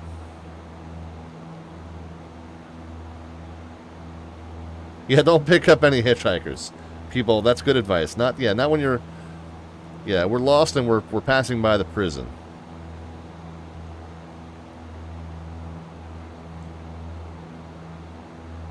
So yeah, DownwindSim, I don't know whether you're... I have no idea whether you're correct that would inhibit navigation in the real aircraft, but in the PropStrike Studios 172, it does not.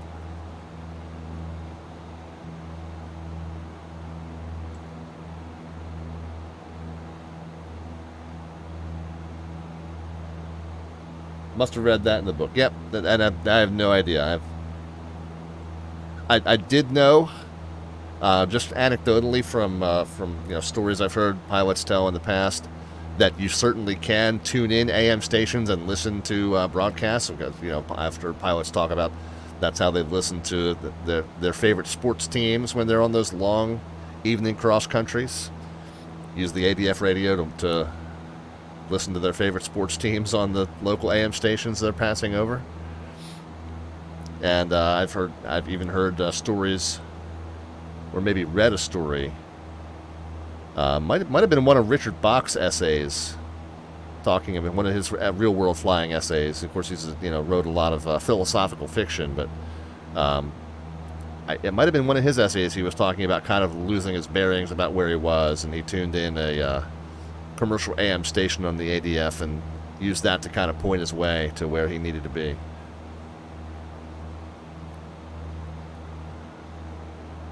So I definitely knew that was possible prior to tonight.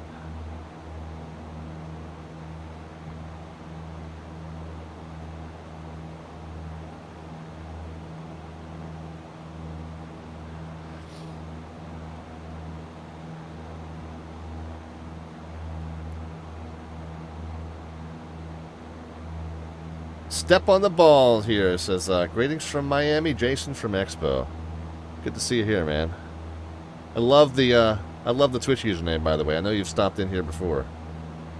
Papa says, Boss, traffic, 423 Charlie Lima, entering a left downwind. In college, some buddies and I were driving to Florida for spring break. We got tired and pulled over in Tennessee to sleep a while. Got a tap on the window by a guard. We had parked on the driveway into a prison. Maybe it was this one. Actually, I guess we're in Kentucky now. We're north of the border.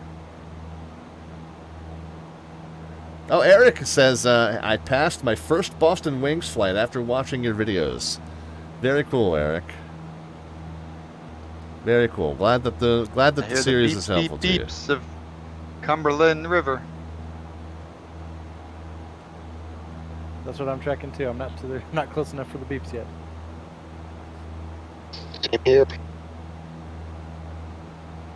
Oh yeah, that's right. If I have that, I guess I don't have it.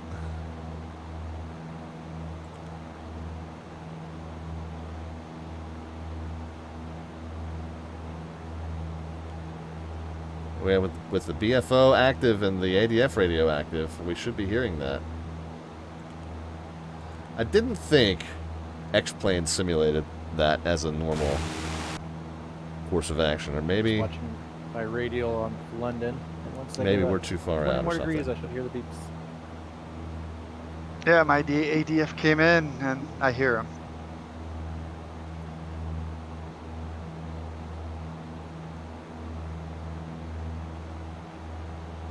Yeah, we are definitely receiving that navigation signal, though, so that's good. Now, when we get up there, I'm headed to my air park. start to see this river squiggling back and forth. The Boss Airport is going to be prior to the NDB. So if we pass over the NDB, the Boss Airport's behind us.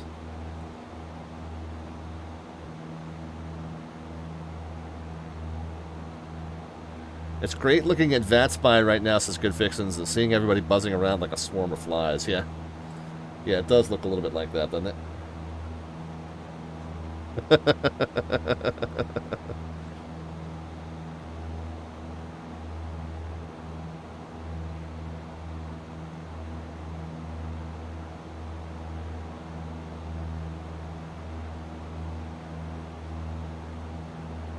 All right, what's Boss Airfield elevation here? Nice. Boss Airfield elevation 820, so we'll go 18 for our pattern entry, 23.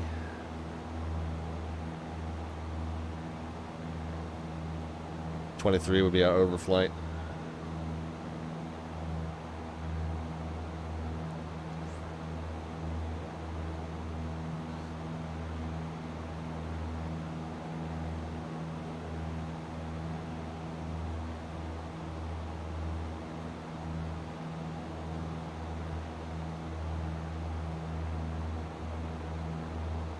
I mean, what we can kind of do,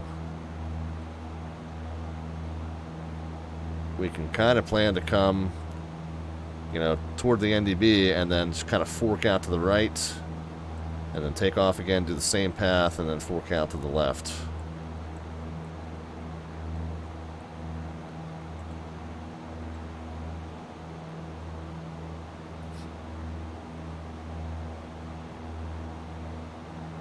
General Casualty is here. General Casualty, how are you? This is the PropStrike Studios. It's actually a freeware 172 mod for XP11. PropStrike Studios is the name.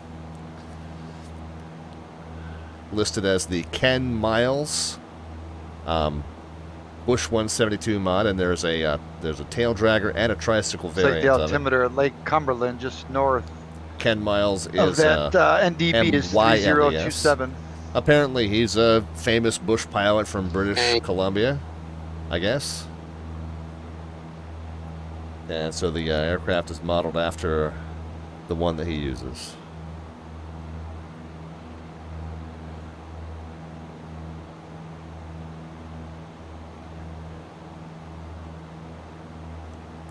So we're definitely coming in to see a river now. I don't know if we're maybe coming up this little part here.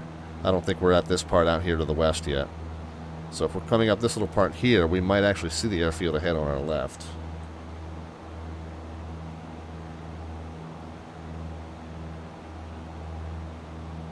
But actually, well, no, that might be okay. That might be the little squiggly part, and we might be indeed over the thicker part here.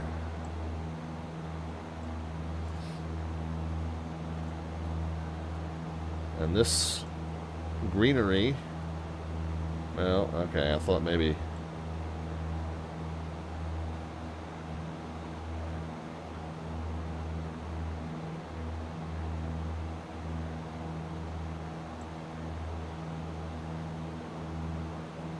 Well, the Boss Airport should be somewhere right around in here.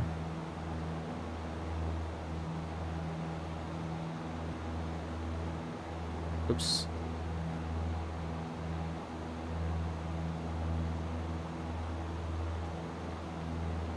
So if you see this bend in the river, the Boss Airport's kind of closer to us than that.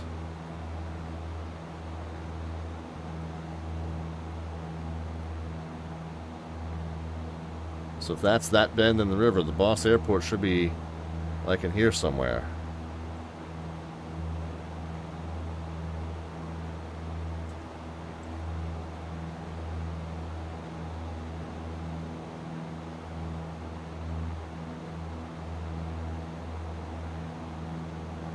Yeah, there's kind of a little island here, almost islands, and it's just west of that. So this...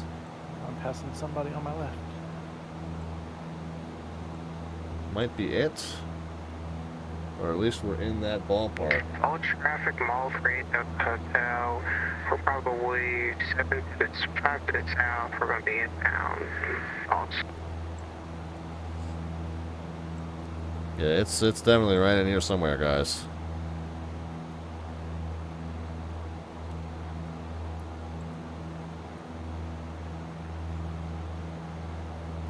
Boss traffic, Cessna 514 Delta Victor's going to be circling overhead 3000, looking for the field boss. Looking for the field boss.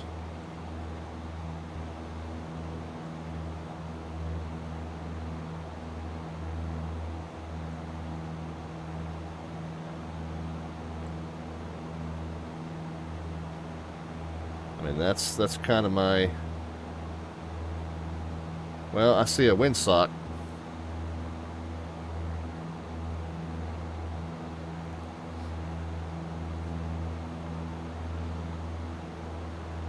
So I think we're...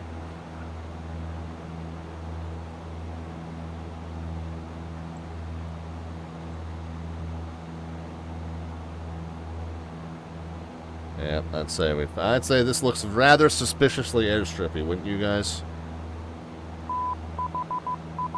General casualty with the follow. Oh, and I see our telltale sign down there too.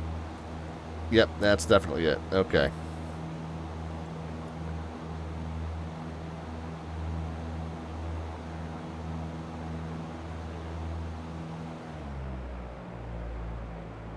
Boss traffic, Cessna 514 Delta Victor's entering a high right downwind for the westbound runway, boss.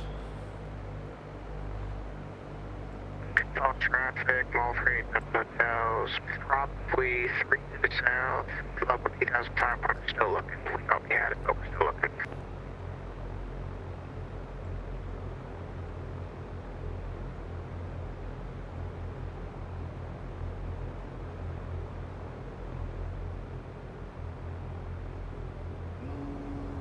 Alright guys, start putting some predictions into the chat as far as the vertical descent rate upon touchdown. We're going to circle overhead and winds. No bot command necessary on this channel, just a number into the chat, positive or negative. We'll know that we mean a descent rate either way.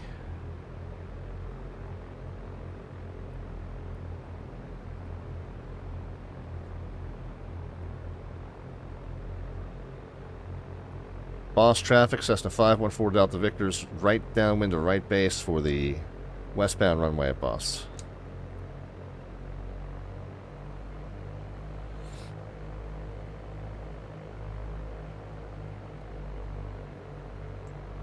Well, this is Chandler signing off. Made it to Boss, so great time, great flight. Wish we could do it more than once a month. Thank you very much. Chandler, great to have you as always. Thanks for joining us. Alright, I lost sight of it here, guys. I think I'm on it. Boss traffic, Cessna 514 Delta Victor, short final for westbound runway at Boss. All traffic, Mall 3, hotels entering a tight left downwind. We're going to be a low approach number 2, Boss.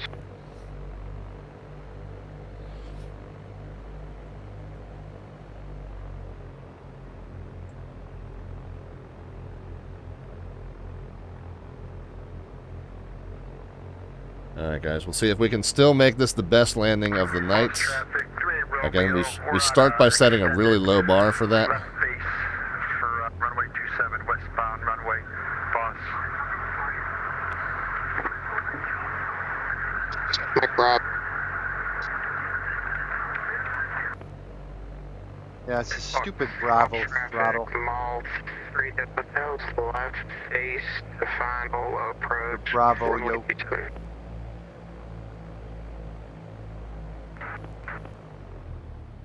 79. It's still a little bouncy, but that's the best one of the night. Duchess 816 is approximately 5 to the east inbound at 3,400. We're going to overfly the field and then jump into right-hand pattern and landing to the west. Boss traffic.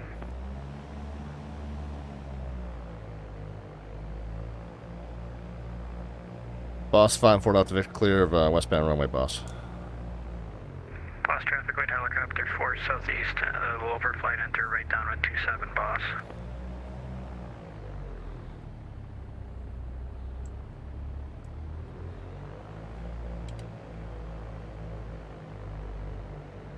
All 3 hotels on the go. Remaining at pad, we'll do a right traffic for runway 27 westbound. Boss.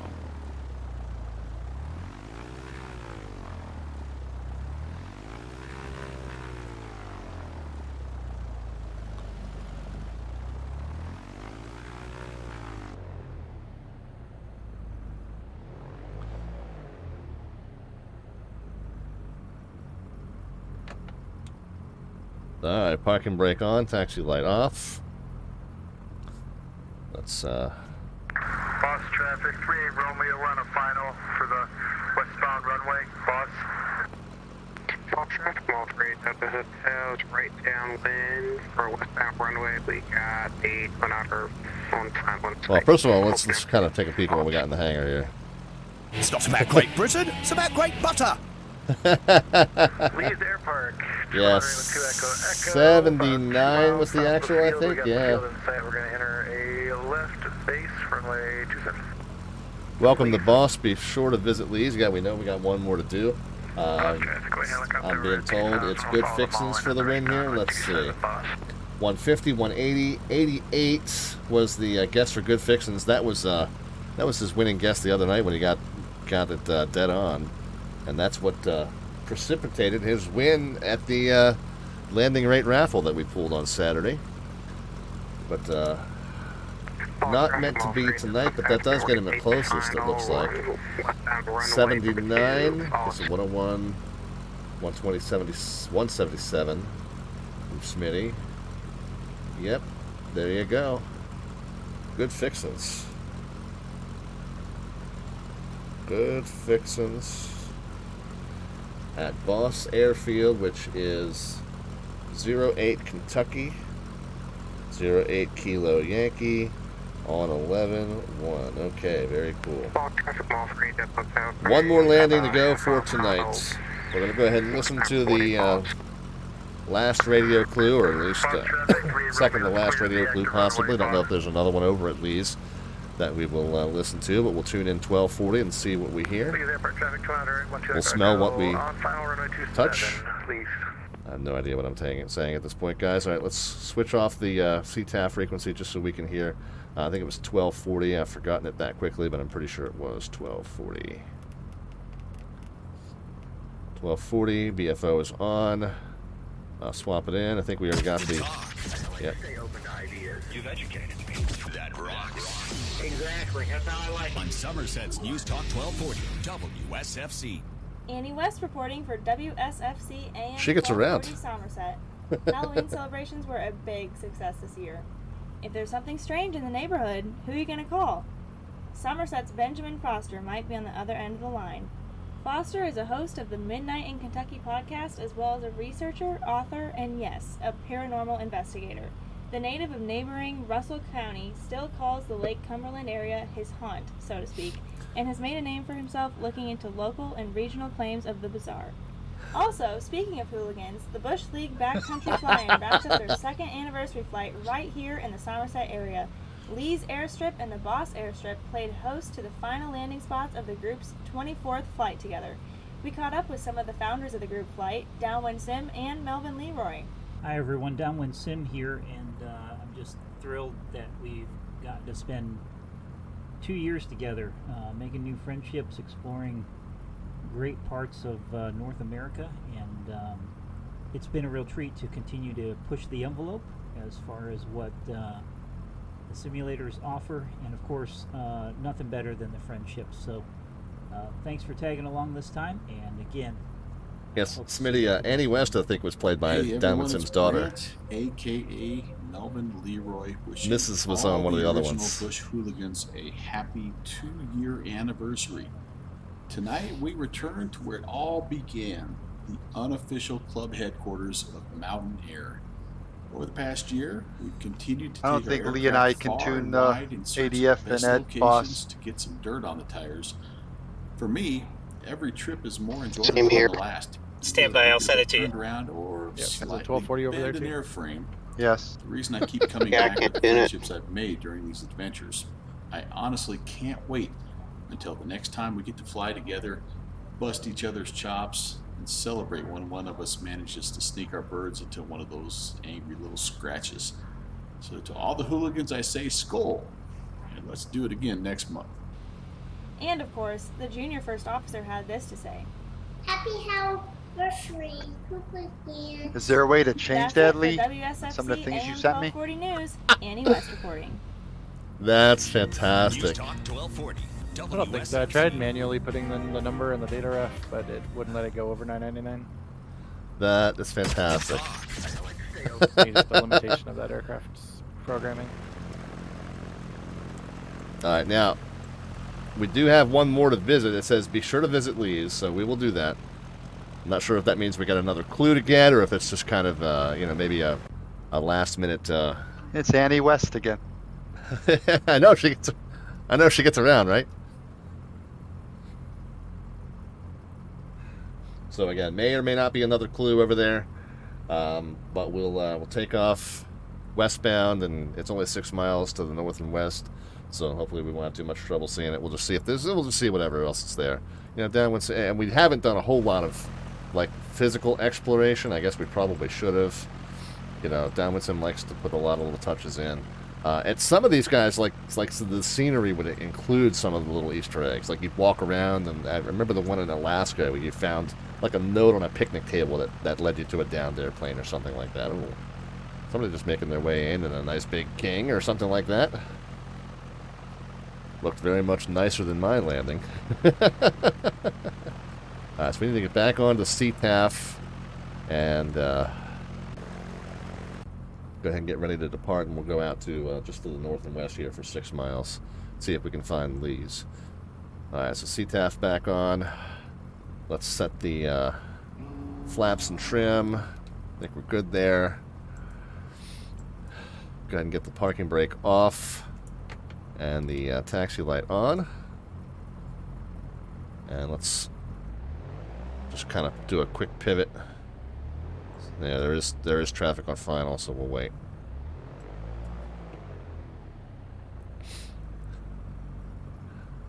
Boss traffic, Cessna 514 Delta Victor is going to line up for the westbound runway after the arriving traffic at Boss.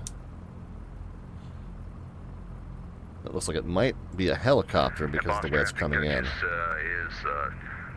taxiing back on the left-hand side of the runway.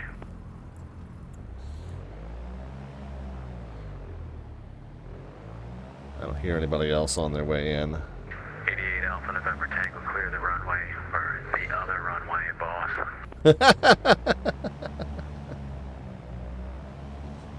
I don't see anybody else on final. Nice, a special guest JFO. Boss traffic, Cessna 514 Delta Victor's departing on the westbound runway. Going to be a right crosswind departure, boss.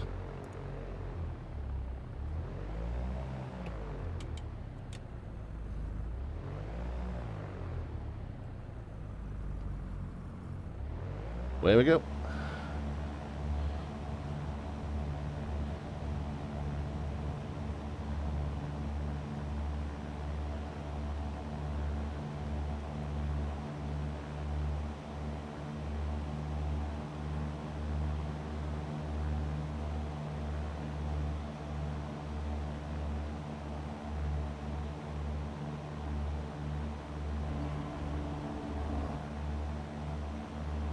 Alright, we don't have to go too far here, guys. Swap that NDB back in. Basically, we head straight toward it.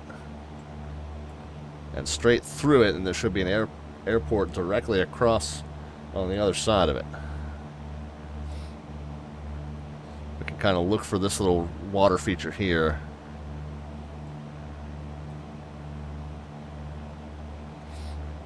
Got to check out, guys. Had a great time. Thank you. So where the water splits... Hold on. Thanks for coming. Appreciate you participating. So the NDB is going to be kind of where the water splits.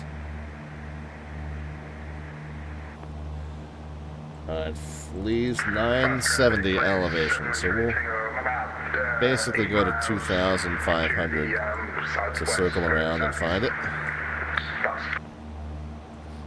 Oh, I know I owe a bunch of you guys some raffle tickets, by the way. Don't worry, I will get to that. Twitch does keep a queue of that for me. I won't miss them. But I'll catch up with those as soon as we make our final arrival of the night. So we're over the thick part of the water. Boss traffic, helicopter departing 27 to the northwest. Boss.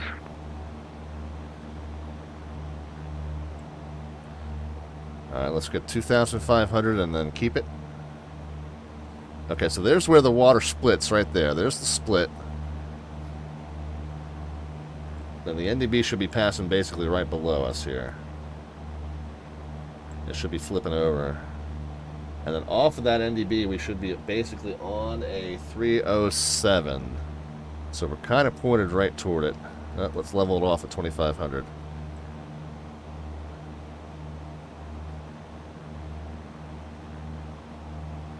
Kind of pointed right toward it. So let's keep our eyes peeled in a 307 direction.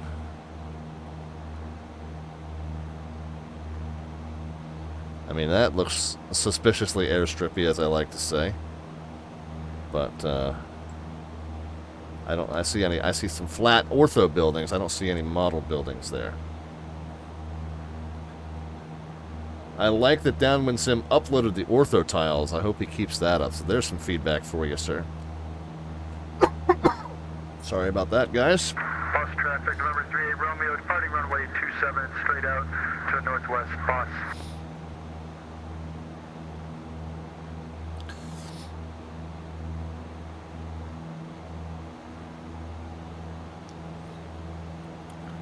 I will tell you what, DownwindSim, my only criticism, and you know that I offer criticism extremely lightly because 99% of what you do I could never find fault with, especially tonight. This has been really, really nifty, cool, well done. My only criticism is that you know, it got published kind of late, and it kind of left us all scrambling to get it installed. So if there's any way that these could be, published and uploaded with a little bit more lead time, that'd be preferable. But I completely understand how projects get away from me and get behind on it. So I get it. That's my only criticism, is that it'd be nice to have the stuff published a little bit more in advance. But that being said, I appreciate all the work that went into this one, and if it was going to be substandard and early versus awesome like tonight and last minute, then I would have taken awesome and last minute. So yeah, man. And the same, like I said, I can't criticize too much because the very same thing happened to me a couple weeks ago with that first installment of the Friday Night Ops preview. I wound up having to cancel a stream because I was still working on it, and then even the night of, I didn't get it finished in time, and wound up having to do the demo flight live after the pre-recorded and edited version of the panel discussion. That's a little airstrippy down there. So believe me, I understand how it gets away. Things get away from me too. But again, that's the only critique I have. Only critique I have.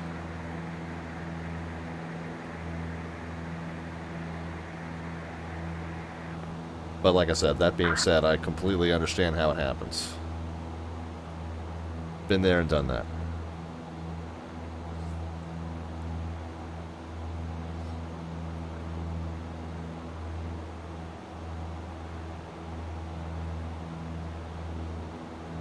boss traffic. Dutchess 816 back taxiing runway 27, boss.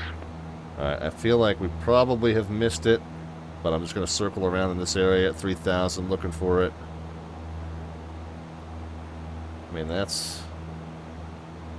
I feel like we're looking for a grass strip, so that's probably not it. Okay. Worst case, we'll go back to where the river splits and we'll look from there again. I mean, is this the same one I was looking at before? Yeah, it might be.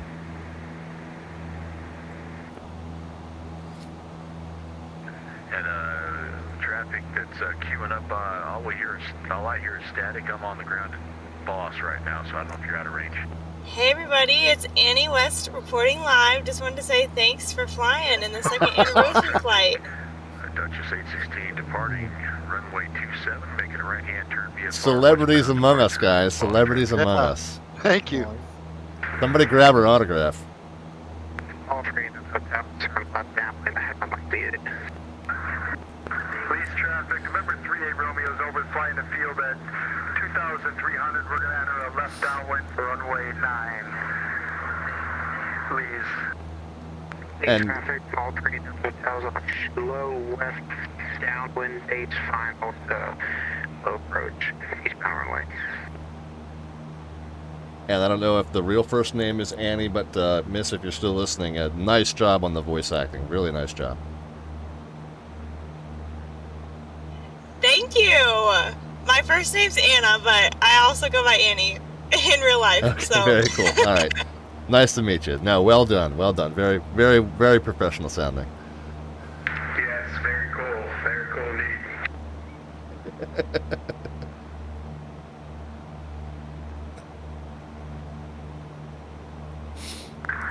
Lee's traffic, 3 Romeo lost track of the airport. We're flying around somewhere around the airport at 2,700.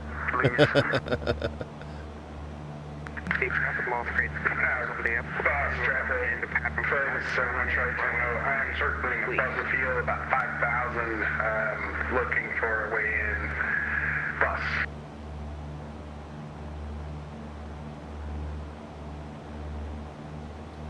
hi people, I see you in the chat.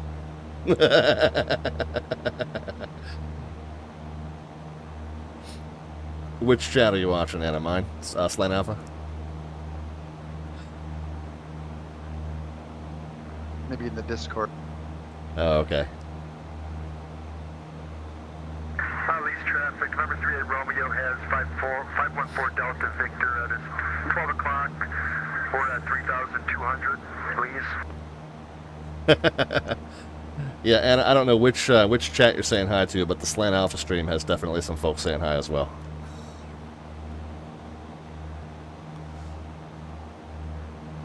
Alright, guys, I need to find an airport. Are you going into Lee's, Rob? I'm trying to, yeah, but I kind of lost track of it, so I'm kind of circling back to the fork in the river. Lee traffic, all three hotels on high left base, final base. Alright, so with that fun and games gone, let's see. Let's head back to the NDB, and we know it's on about a 307 from there.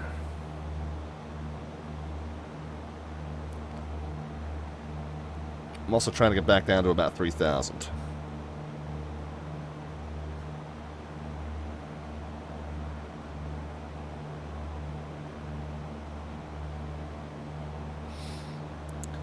Alright, so 3,000. And there's the fork in the river, and we can see the arrow pointing straight up, so we're passing right over the NDB now. And then we want to turn to 307. Heavy traffic. Dutchess 816 at 2,200 directly over the field. We're just going to make a left-hand 360 to kind of see where we're at exactly. Lead traffic. So we're headed southbound to the NDB. So I'm probably over the wrong fork in the river now. Yeah, anybody that's put in raffle ticket redemption requests tonight, I haven't gotten to them yet. I can tell you real quick, I know that Akron Nerd, I owe you one. Amtrak owe you 1. Smitty, I owe you 6. Papa Charlie looks like I owe you 12. Yeah, we'll get to him, guys. We'll get to him. I got my hands full at the moment. Yeah, I haven't put him in, guys. I haven't put him in yet. But everybody that I just called out, I know that you're still waiting on him. Please traffic, November 38, Romeo 1 on left downwind for runway 9, please. So again, yeah, that's it. That's Acro Nerd, Amtrak, Smitty, and Papa Charlie. I know I owe them to you, so. System's going to show 0 until I take care of that, but don't worry, I will. I haven't missed one yet. I'm back. Okay, so we're still navigating directly to that NDB. Number 38 Romeo's on a left base for runway 9, please. Lead traffic, blue. Oh, so Acro Nerd, yeah, the Alphabets tickets are different than the landing rate tickets. Okay, there's our NDB. The landing rate ticket, I definitely have that written out by hand here for you. Please traffic, white helicopter clear the area to the southeast, last call. The Alphabets tickets, it's 2 separate raffles, so yeah, you're definitely in for your winning landing guess. No worries, we got you.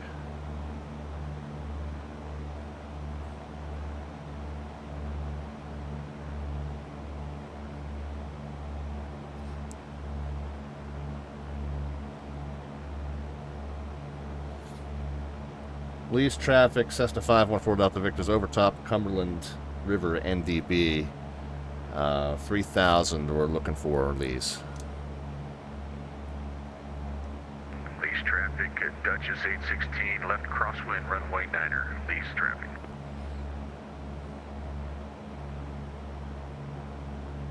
Those looking at the grass strip with a long red building. Lee's traffic, Duchess 816 left downwind, runway 9er, Lee's traffic. Okay, so if they're using 9er, I'm just going to set the bug to that, just to help me square off those patterns.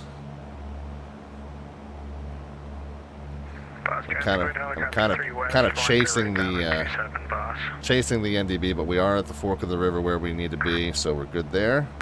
Lee's traffic, November Romeo, we're turning runway 9. So we're going to try and fly about a 307 heading and get the NDB behind us.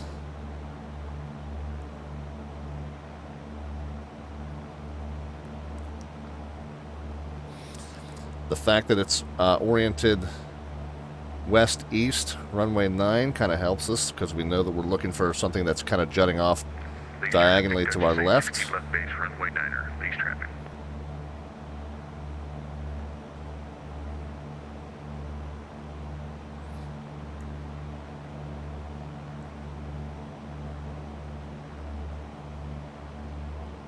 Matter of fact, what I'm going to do, Lee's traffic, Duchess 816 on the final, runway 9er, Lee's traffic.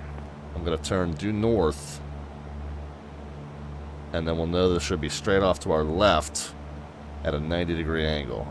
Helicopter boss, which runway did you say you're going for? Going for 27. Lee's traffic, 11816. You're on a final 2. Hey, Prim, I do not see you. 11816. I see somebody. Go ahead and land your short final. I'll be following you in. 38 Romeo.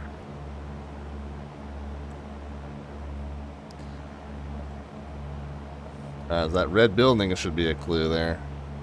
Boss traffic, white helicopter, right base 27, boss.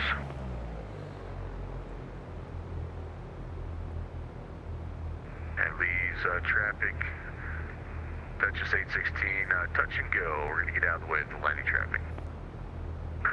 Lee's traffic, 3 Romeo's on a short final, runway 9, Lee's.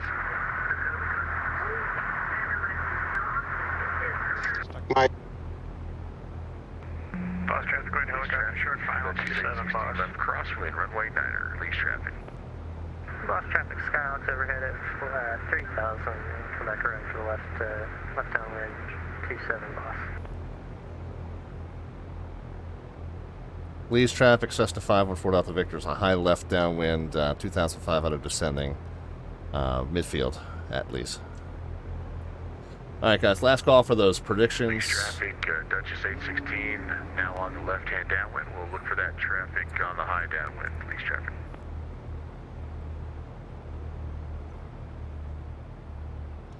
Boss traffic, right helicopter, clear 27, boss. Get those numbers in to the chat for your landing rate predictions. Charlie Tango 3000, joining the left downwind for 27, boss. And 514 Delta Victor, the Dutchess will extend downwind, let you call base. All right, lead traffic, the Cessna 514 Delta Victor turning left base for the eastbound runway now at Lee. Lee traffic, 3 Romeo's clear of the active runway, Lee. All right, see if we can try to Not sure I hit the runway, but try to keep sight of it. All right, I think it's... Well, that was fun. yeah, this was a great time. That was one of the more fun ones in a while. Okay, Just I having got to it. listen to a radio just to know where to go. Yeah, Annie West made it. Cool. At least traffic, Dutchess 816, left base, runway 9er, least traffic. I'll let her know. Lead traffic 514 Delta Victor is about a Yeah, mile she was final great. for eastbound runway at least. And the special guest star by the JFO was great too. Boss traffic, play to 71 Charlie Tango left base for runway 27, boss. Least traffic, Dutchess 816, turning final, runway 9er, least traffic.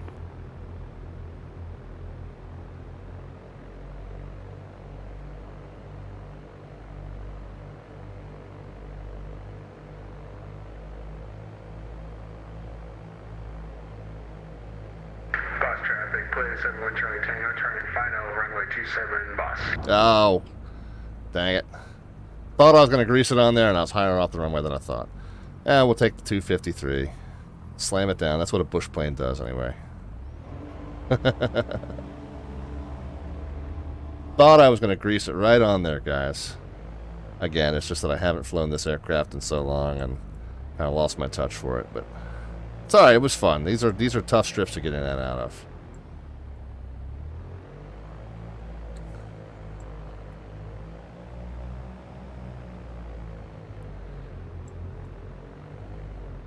At least traffic, Cessna 514 Delta Victor clear the runway at least.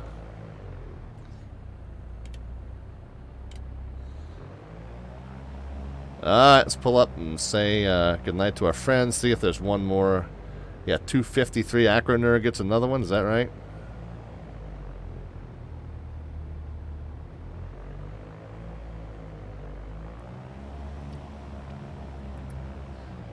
It's definitely 2. Was it 3 Acroner? 16 is clear of the runway, least traffic.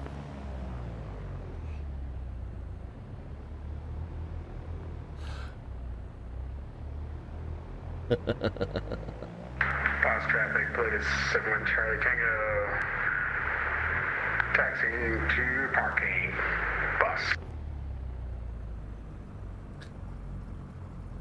Boss traffic, right now. Alright, I'm just going to go ahead and shut the aircraft down, actually, guys. Well, before we shut the aircraft down, I do need to see if there's another sign with another radio station, just in case there's a message that we haven't heard. Okay, it is that same one. Alright, very cool. Okay, just wanted to make sure. Alright, well, awesome, guys. Then we can go ahead and shut the aircraft down. And we'll make sure we get the last of our landing rate tickets in. And we'll get our Alphabets tickets taken care of as well. So we can go, let's see. Flaps are stowed. The avionics can come off. Taxi lights can come off. We'll go ahead and kill the mix. So you would blip the...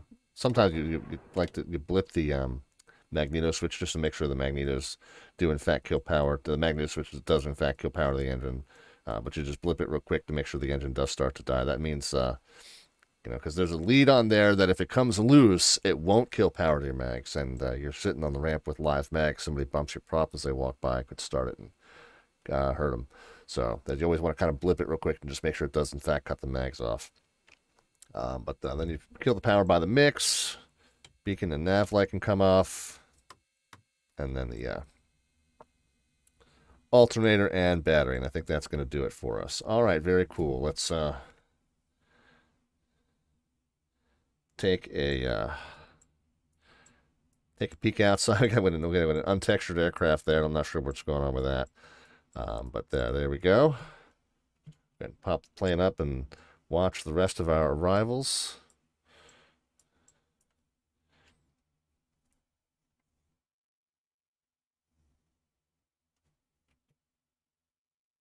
And guess we'll, I think people are coming from behind us here. Yeah, they're coming from behind us. So we'll turn it this way.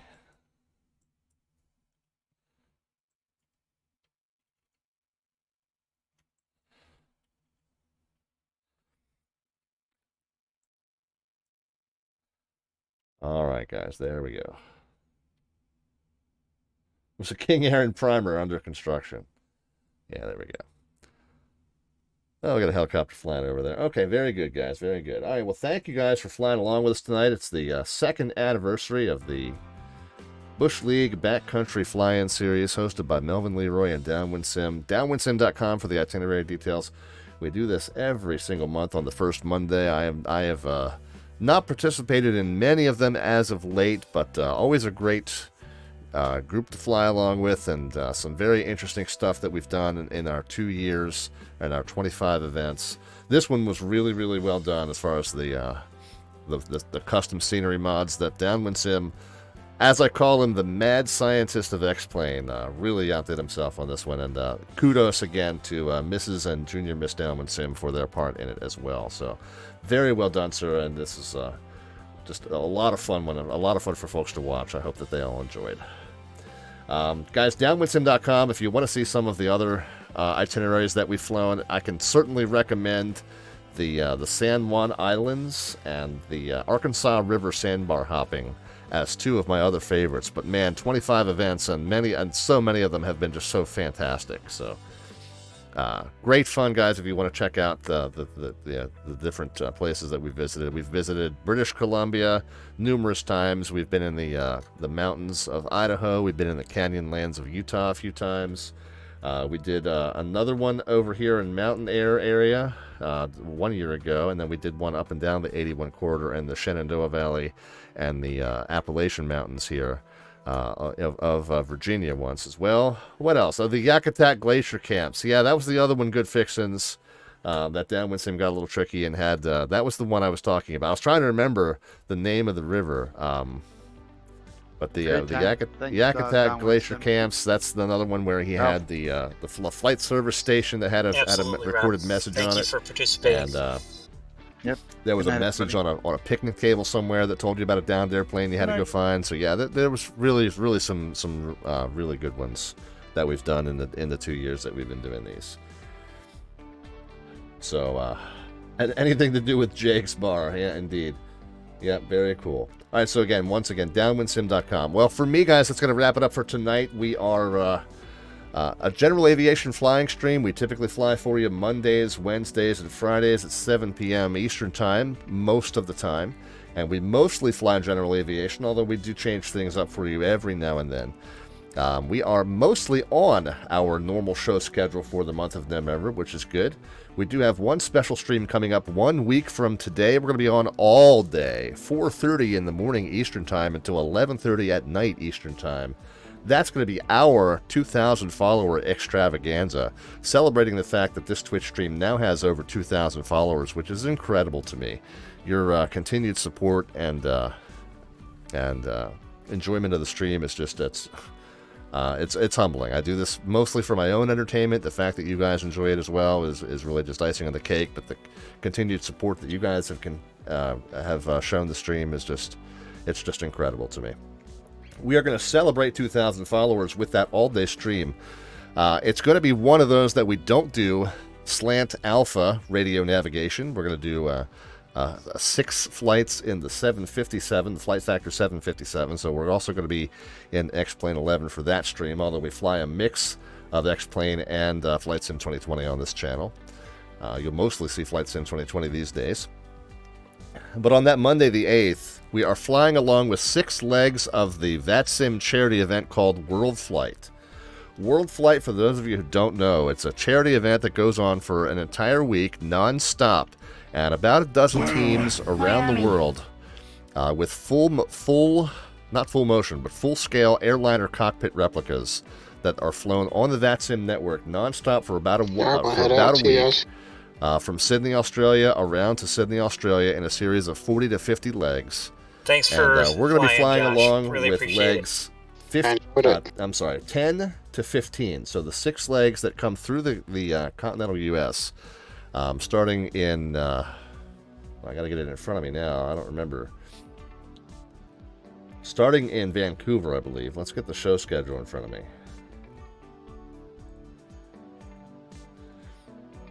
But yeah, 4:30 in the morning we'll fire up the stream. We'll be in that flight factor 757, and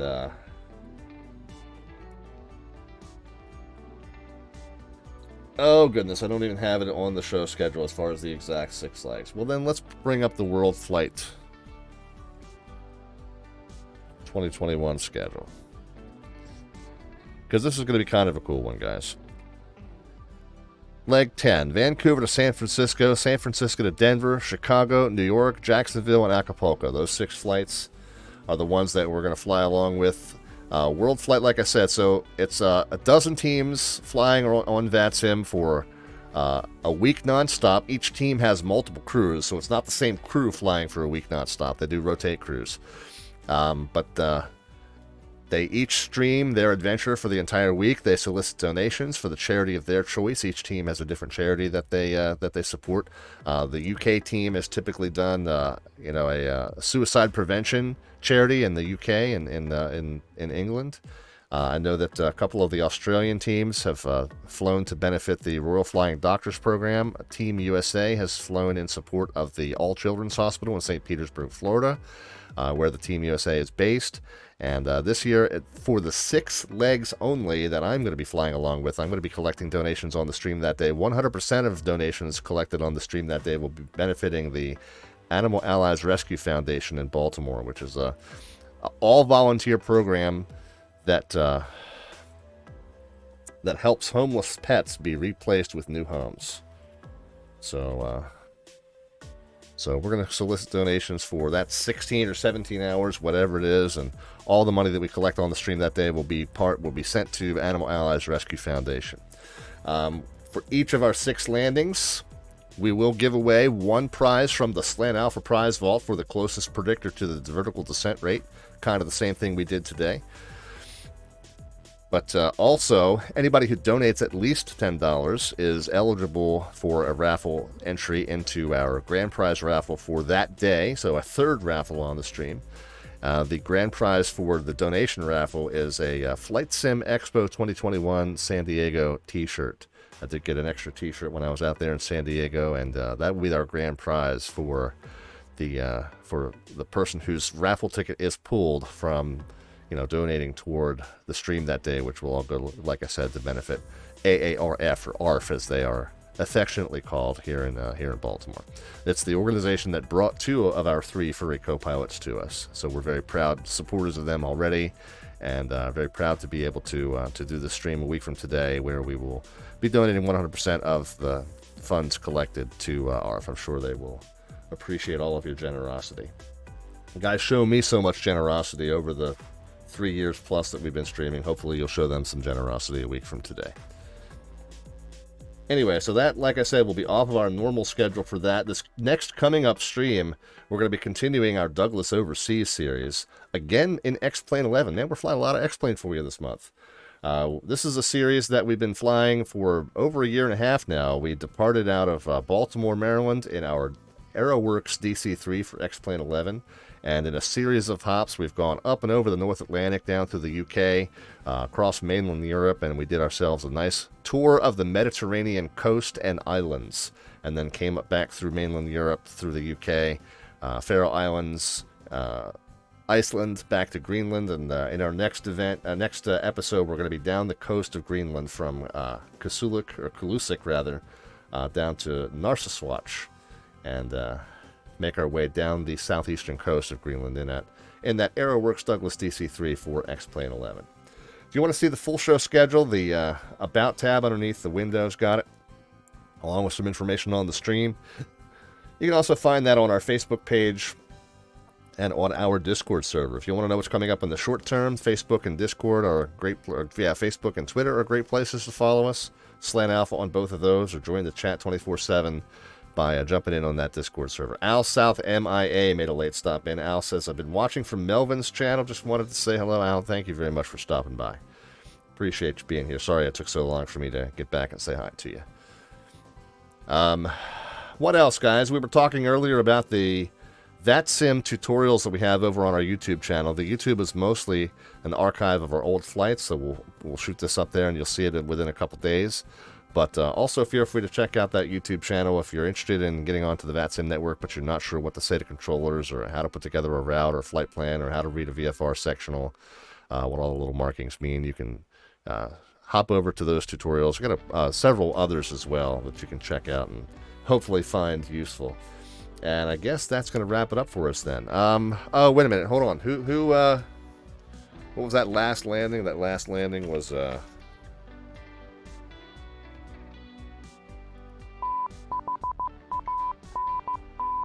Mr. Melvin with the subscription. Hi. Thank you so much for your support, Melvin. A helicopter departing there out of Lee's.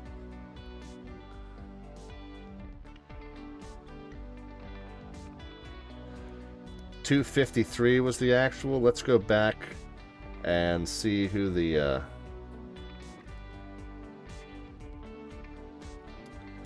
where the guesses were here.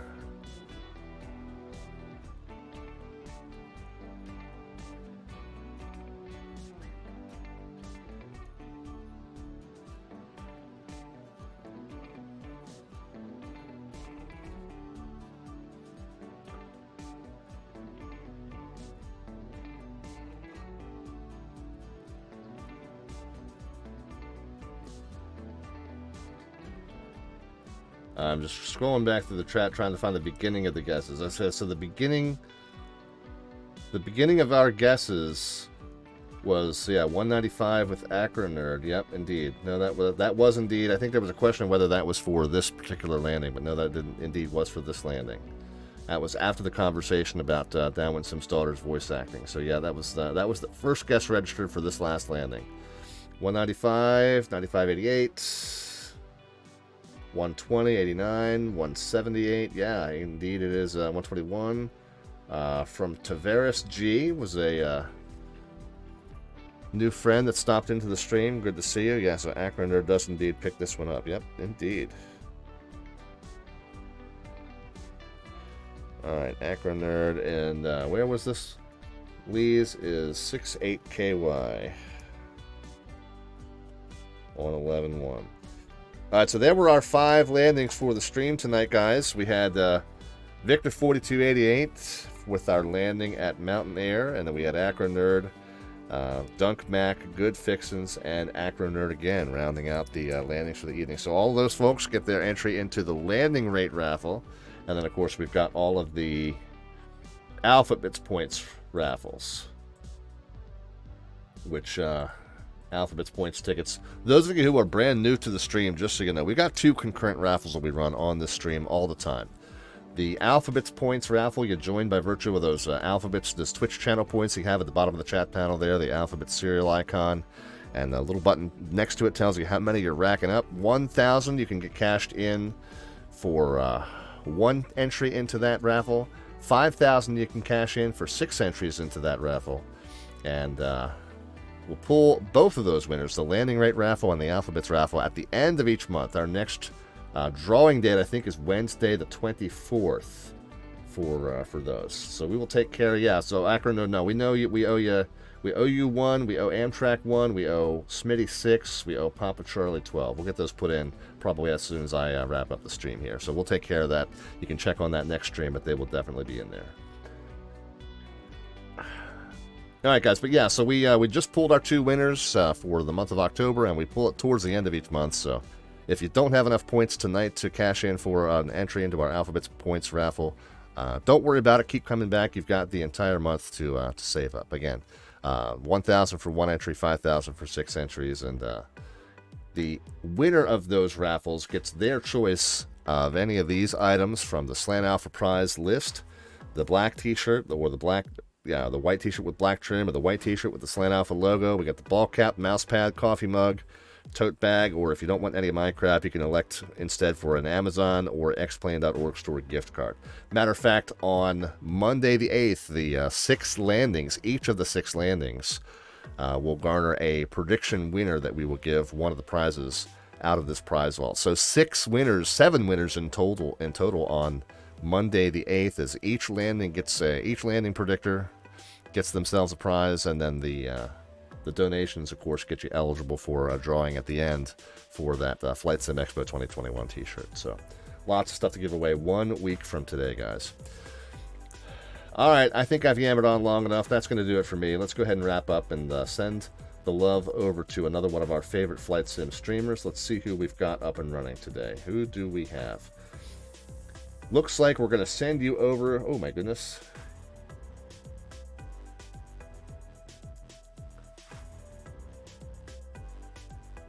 I guess we got a few to choose from. But, we got one of our friends has been flying the Q4XP for over 5 hours, but he's still up and running. It looks like he's still going to be doing some flying yet. So we'll send you to our great friend Continuum, the Thunder from Down Under, as he flies that Dash 8. So feel free to say hello to him and tell him that Slant Alpha sends his love as we send you over to him on a Tuesday morning. But thanks again for stopping by. We'll see you again next time. It's Wednesday. We will be from... Wednesday, we will see you from Greenland. So until then, guys, have a great rest of the beginning of your week, and stay healthy and safe in your own travels and your own adventures, and we'll talk to you soon.